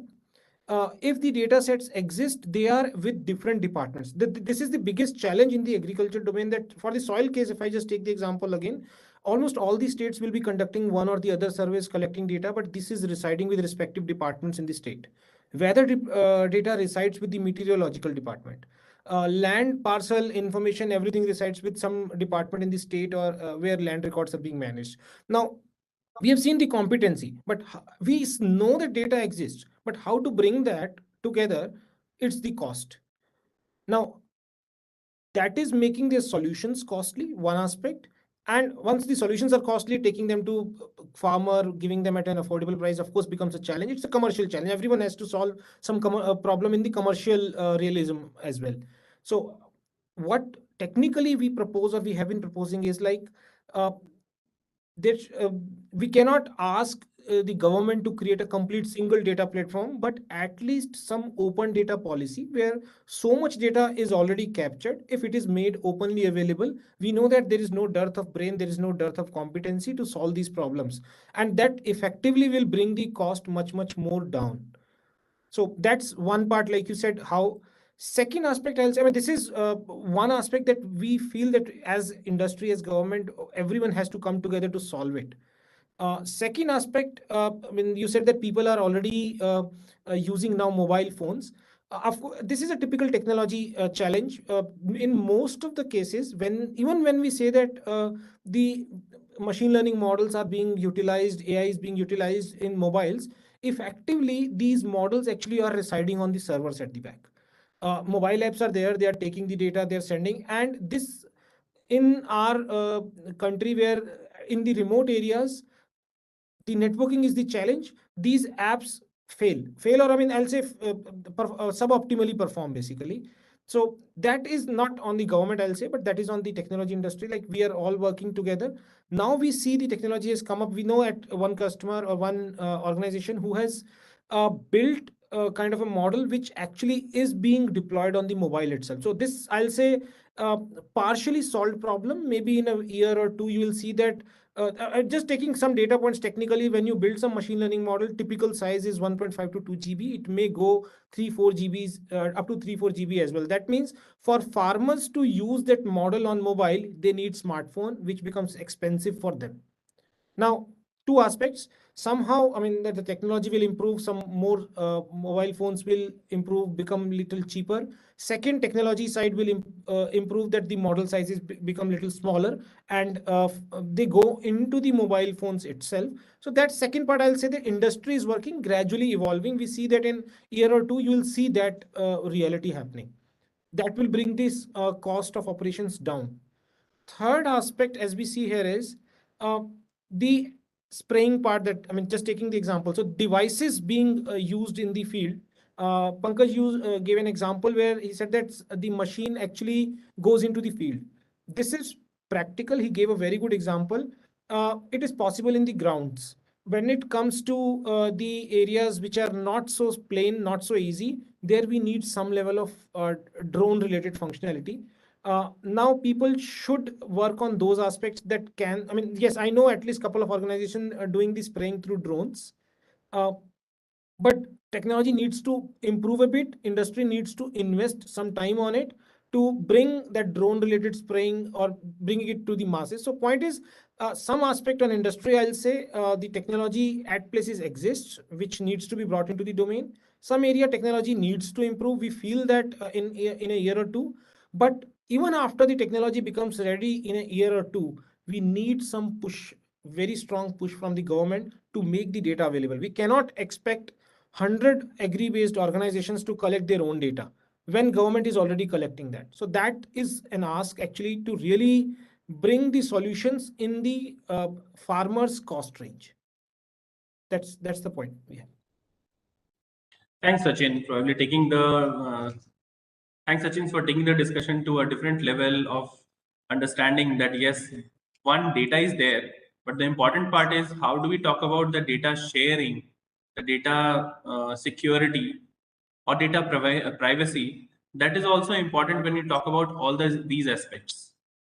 The discussion around ag stack, I mean the agri stack, the national agri stack, which government has also been steering, probably in the talk of idea, when they talk about the Indian digital ecosystem for agriculture, there are also probably many of these points are being touched upon.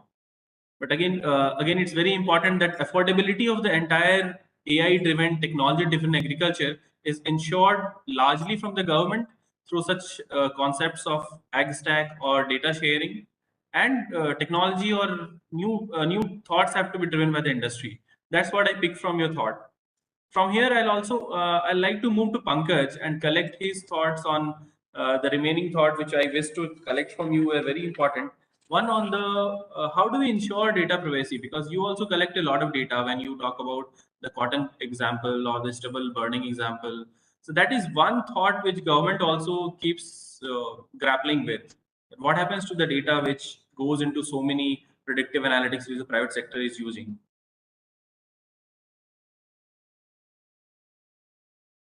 Yeah, thanks, Suna. First of all, I would like to thank Sachin for asking very important questions. And by the way, Sachin, yeah, government is really working hard on the agri stack. I recently met a few of the government officials, and they are really talking serious about this. They were even talking to create just like a CIBIL score system where the data of land, the data of bank, and everything can be collected, and a certain type of scoring system which can be developed. So I recently met few officials, and they were very smart to discuss that. I was seriously very happy about it. Second piece of just one overarching comment. Farmers are the biggest entrepreneurs. We are not. Okay. If they see money, they really deploy. I'll give an example which will shock you. Is like government has released their drone policy on 25th of August 2021. Okay. MOCA has released their policy of how to use, when to use, and whatnot.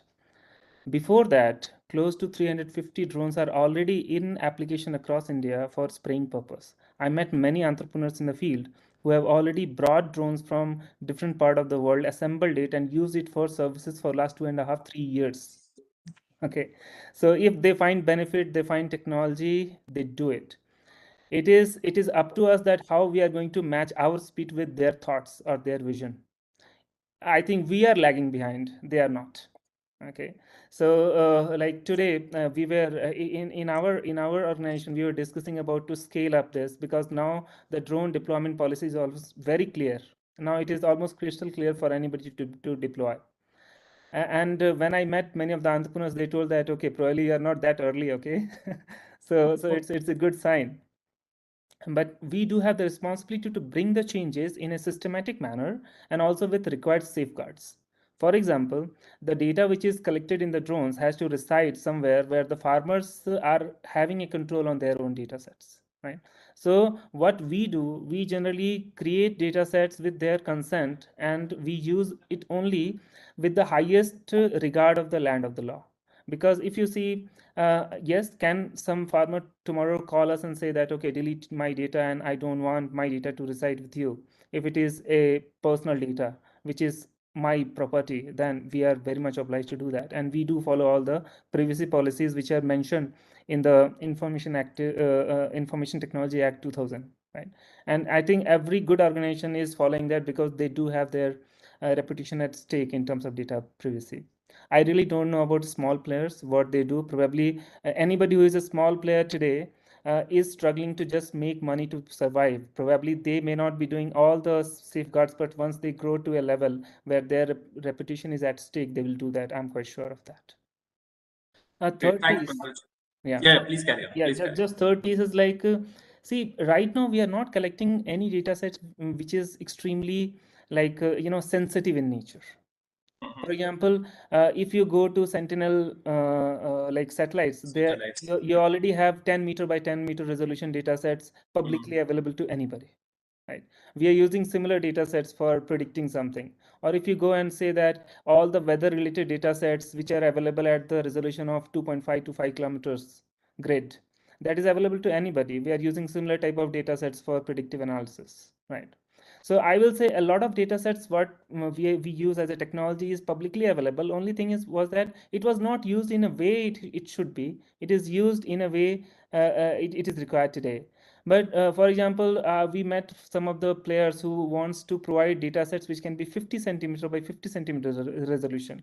But it is not available for entire India. It is available only for some part which is which can be publicly used. So I don't think anybody can simply just take the data and vanish, because data itself from wherever it is originating, it is having its own timestamps, it is having its own safeguards.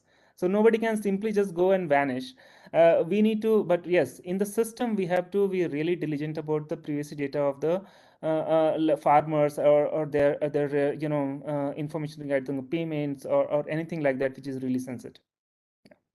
No, very well said, Pankaj. Probably I'll pick two good thoughts from what you just elaborated. Nothing can stop the time of a change. Nothing can stop a time of change. If the change time has come, probably market will drive it on its own. And second, the security and privacy part of it is very important. Even if when we talk about, say, the national ag stack or the idea, probably that is one thing which will be probably built up very strong on that. And then data sharing can be better for the good of the both the parts, farmer prices or the consumer's choices.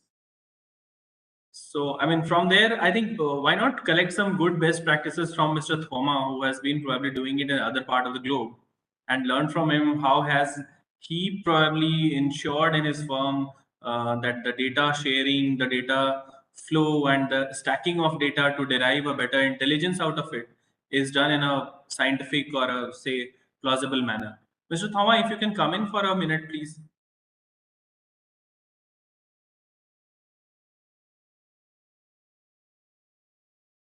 Thank you very much for calling me up again. I'm here. Yep. And I very much appreciate your comment. And like you, I'd like to invite the colleagues in the session or even beyond partners in order to share our knowledge and our services. And are there specific questions on that, or should I go ahead with my offer? Mr. Gunnar, what do you think? I think that's we can obviously take it beyond the sessions also. That's a welcome suggestion from you. But in the interest of time, we would like to benefit from your rich experience of having done it there. Yeah. And I mean, how do you demonstrate it and share with us right now? What we like to do and what we are looking, we like to make the proof on the ground in India that it works, and always keep in mind that we are good in arable crops. We are not in vegetables or in tree crops. And number two, we are looking for partners who are willing to test or in the end to sell it. Great, Mr. Thoma. That's. Thank you. Thank you. So I think we have one of our eminent speakers, the dignitary from Department of Agriculture, Bihar, Director Horticulture, Mr. Nand Kishore sir has joined us. So I can see him having joined us right now. Sir, are you there?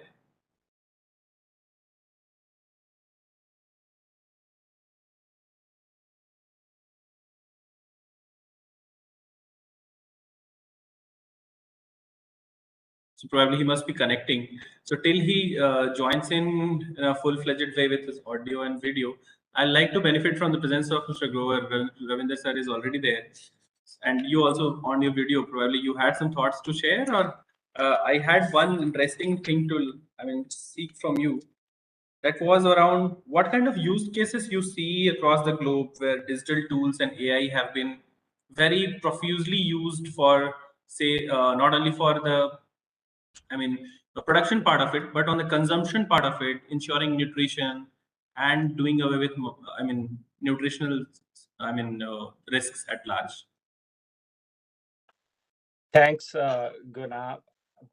So we have been using digital tools from very early on for the whole value chain, starting from lab to farm to fork. I can probably quote some of the examples how we have been using it, particularly from a research perspective.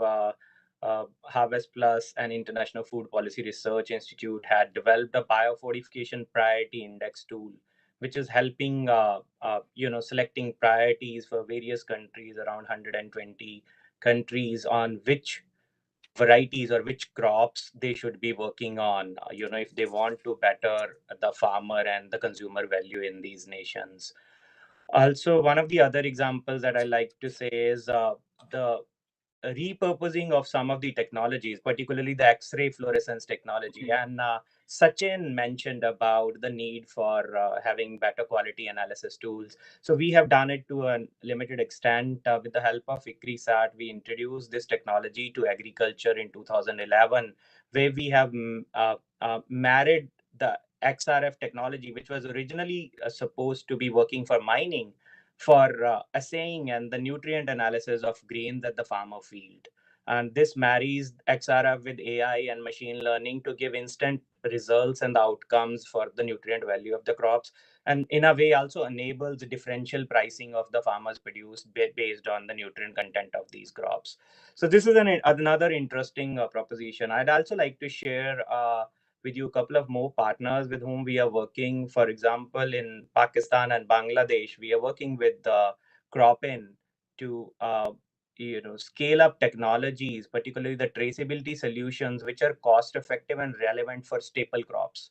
As you would have noticed that most of the traceability solutions are fit for cash crops, fruits and vegetables. When it comes to staples, the scalability becomes a problem because they're not affordable by the farmers. So this is an interesting work that's going on in Pakistan and Bangladesh.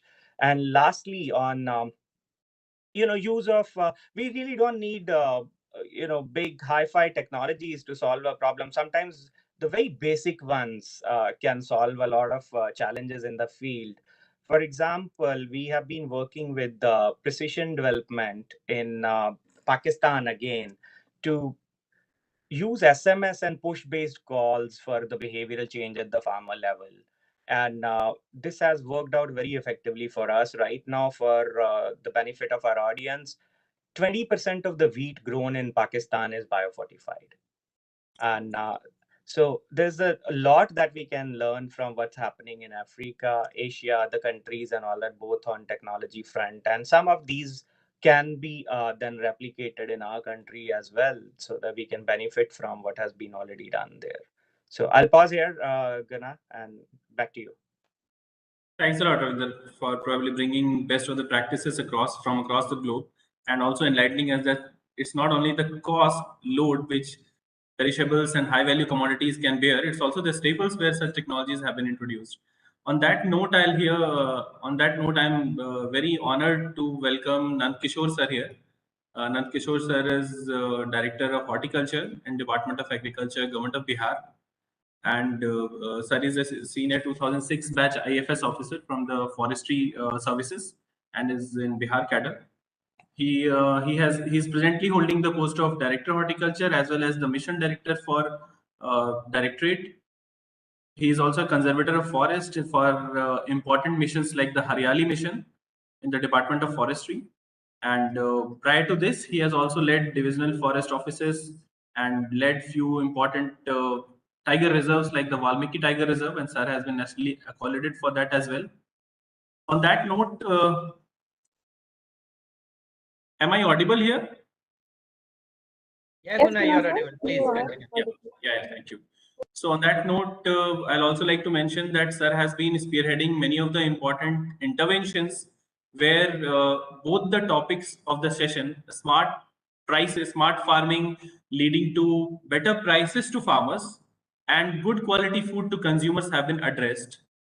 So sir has been leading many of the important initiatives which are FPO driven, which are horticulture and high value produce driven, and are connecting farmers to the consumers. So without taking more time and without becoming a disruptor amongst sir's talk and you, I'll welcome sir here to share his thoughts on the topic, which is on smart farming, ensuring better prices to farmers and good quality produce to consumers.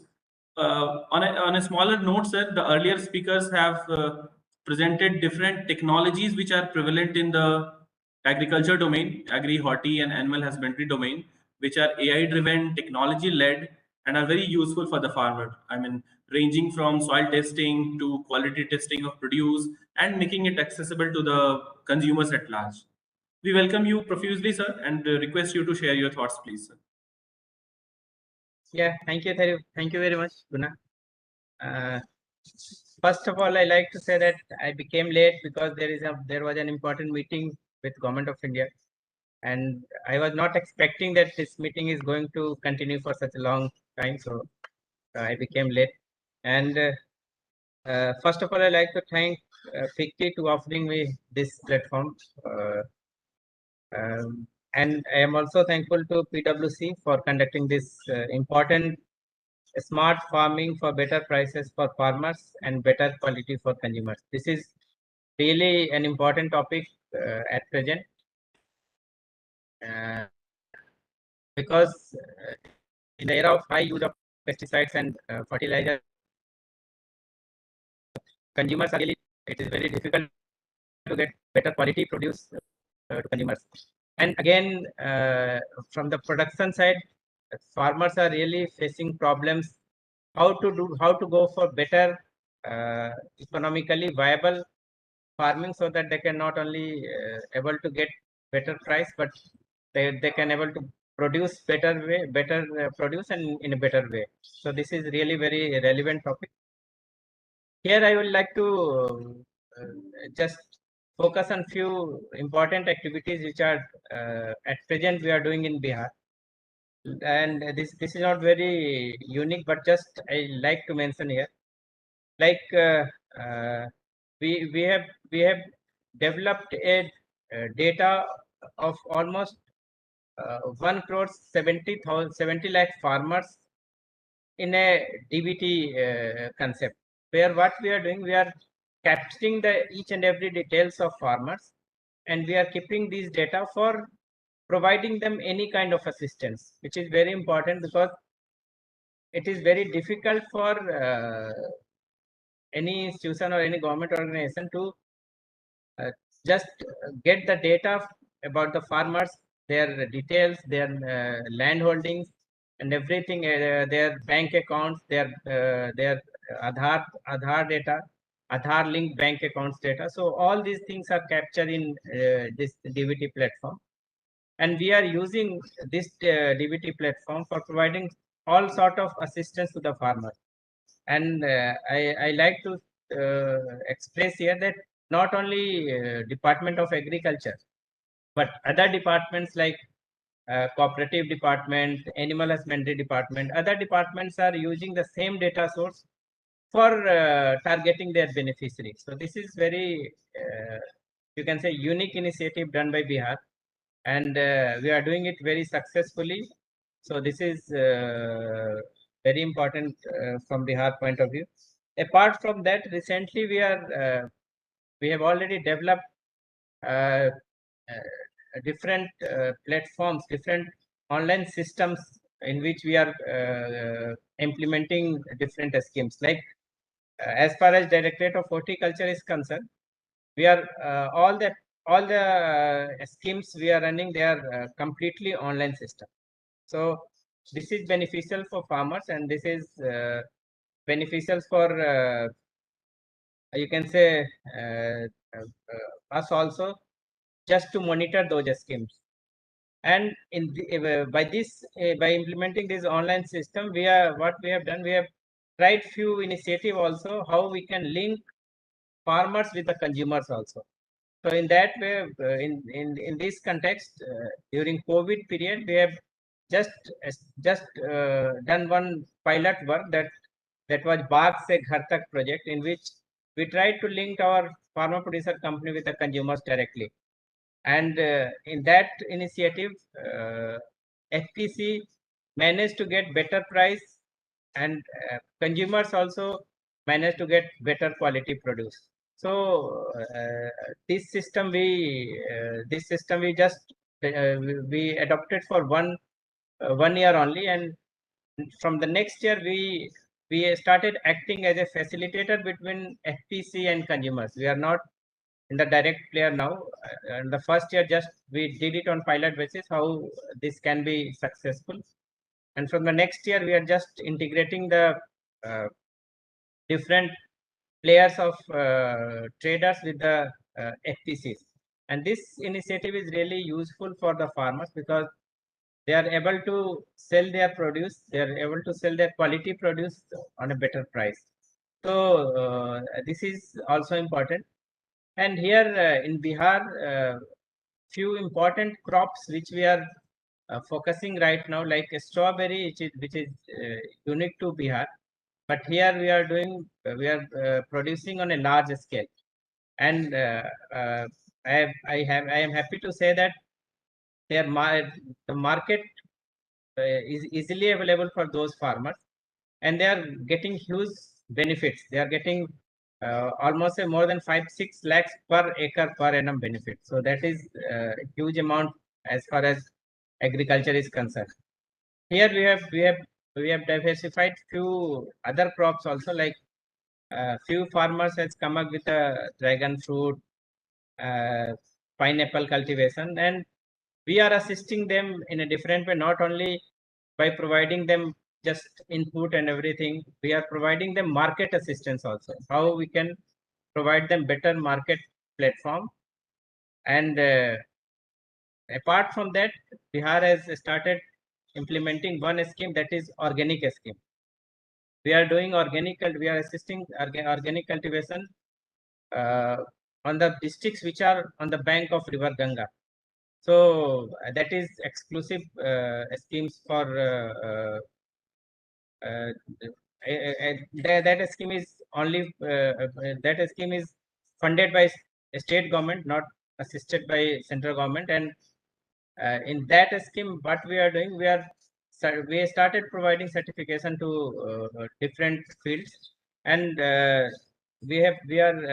certification has been done by Bihar only. Bihar has an agency, that is Basoka, and we are able to provide certification also.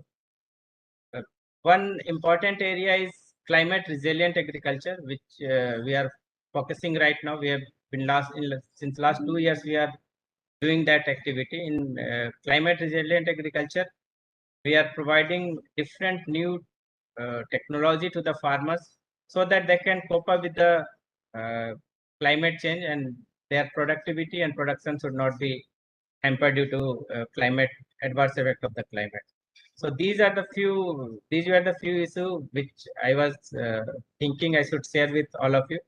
Actually, I'm not much aware about the whole this whole day workshop, but I think this is very novel topic, and all this discussion which has been done throughout the day, it is going to be very helpful for the farmers as well as for the consumers. And I am again grateful to the FICCI and PwC for conceptualizing and organizing such consultation, and I hope such consultations should be continuing.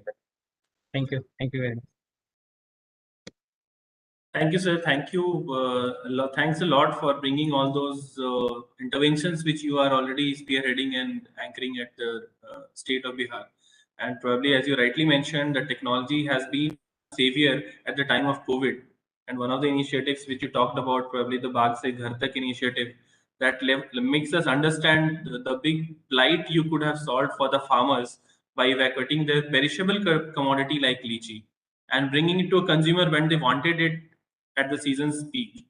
So probably that's the role of technology which we all have been discussing throughout the day, sir. And the role AI or predictive analytics or the role of technology, digitalization rather, has been doing in agri. We will submit the all recordings of the meeting and a knowledge report paper which has been jointly published by FICCI and PwC in this event to you, and we'll keep seeking to, keep taking your views in bettering these interventions and such community meetings. Thanks a lot again, sir. Thanks for joining us for this discussion. We are in this session on smart farming practices. We have probably consulted everyone, and we have offshored the time by 5 minutes. So I'm getting a prompt by Neha on that. So with these thoughts, probably what I'd like to summarize the entire event, entire session as we have n number of technologies, interventions, and solutions across the value chain, right from seed to production to processing to marketing to retail and things beyond that. It's the right time to marry the right mix of them, and probably also support from government would be important to make them reach to the farmers at large as well as the consumers at large. Then only probably these smart solutions which are already prevalent there will make its big bang impact or a slow release impact. I'm not sure of the model it will evolve, either a big bang or a slow release, but whichever it has to be, it has to, accumulate and congregate all the beautiful ideas we shared across the session. With that, I think I'll put a huge thank to all my panelists who brought in huge wisdom and huge, talks to all of us, enlightened us a lot. Thanks a lot, everyone. And I pass on the talk to Neha to take over the further proceedings. Thank you, everyone. Thank you, sir. Thank you so much. Thank you and goodbye. Thank you. Thank you. Thank you. I sincerely thank you for taking out the time from your busy schedule to join us as speakers and delegates as well for our summit today. Thank you so much for sharing your time and experiences with us. One of the important components of today's summit is a special physical session on drones, which we are organizing tomorrow, wherein we will have the opportunity to interact and listen to relevant government officers in the drone ecosystem. I invite you all to join us tomorrow at the virtual platform. Thank you so much. Thank you. Thank you, everyone. Bye. Take care.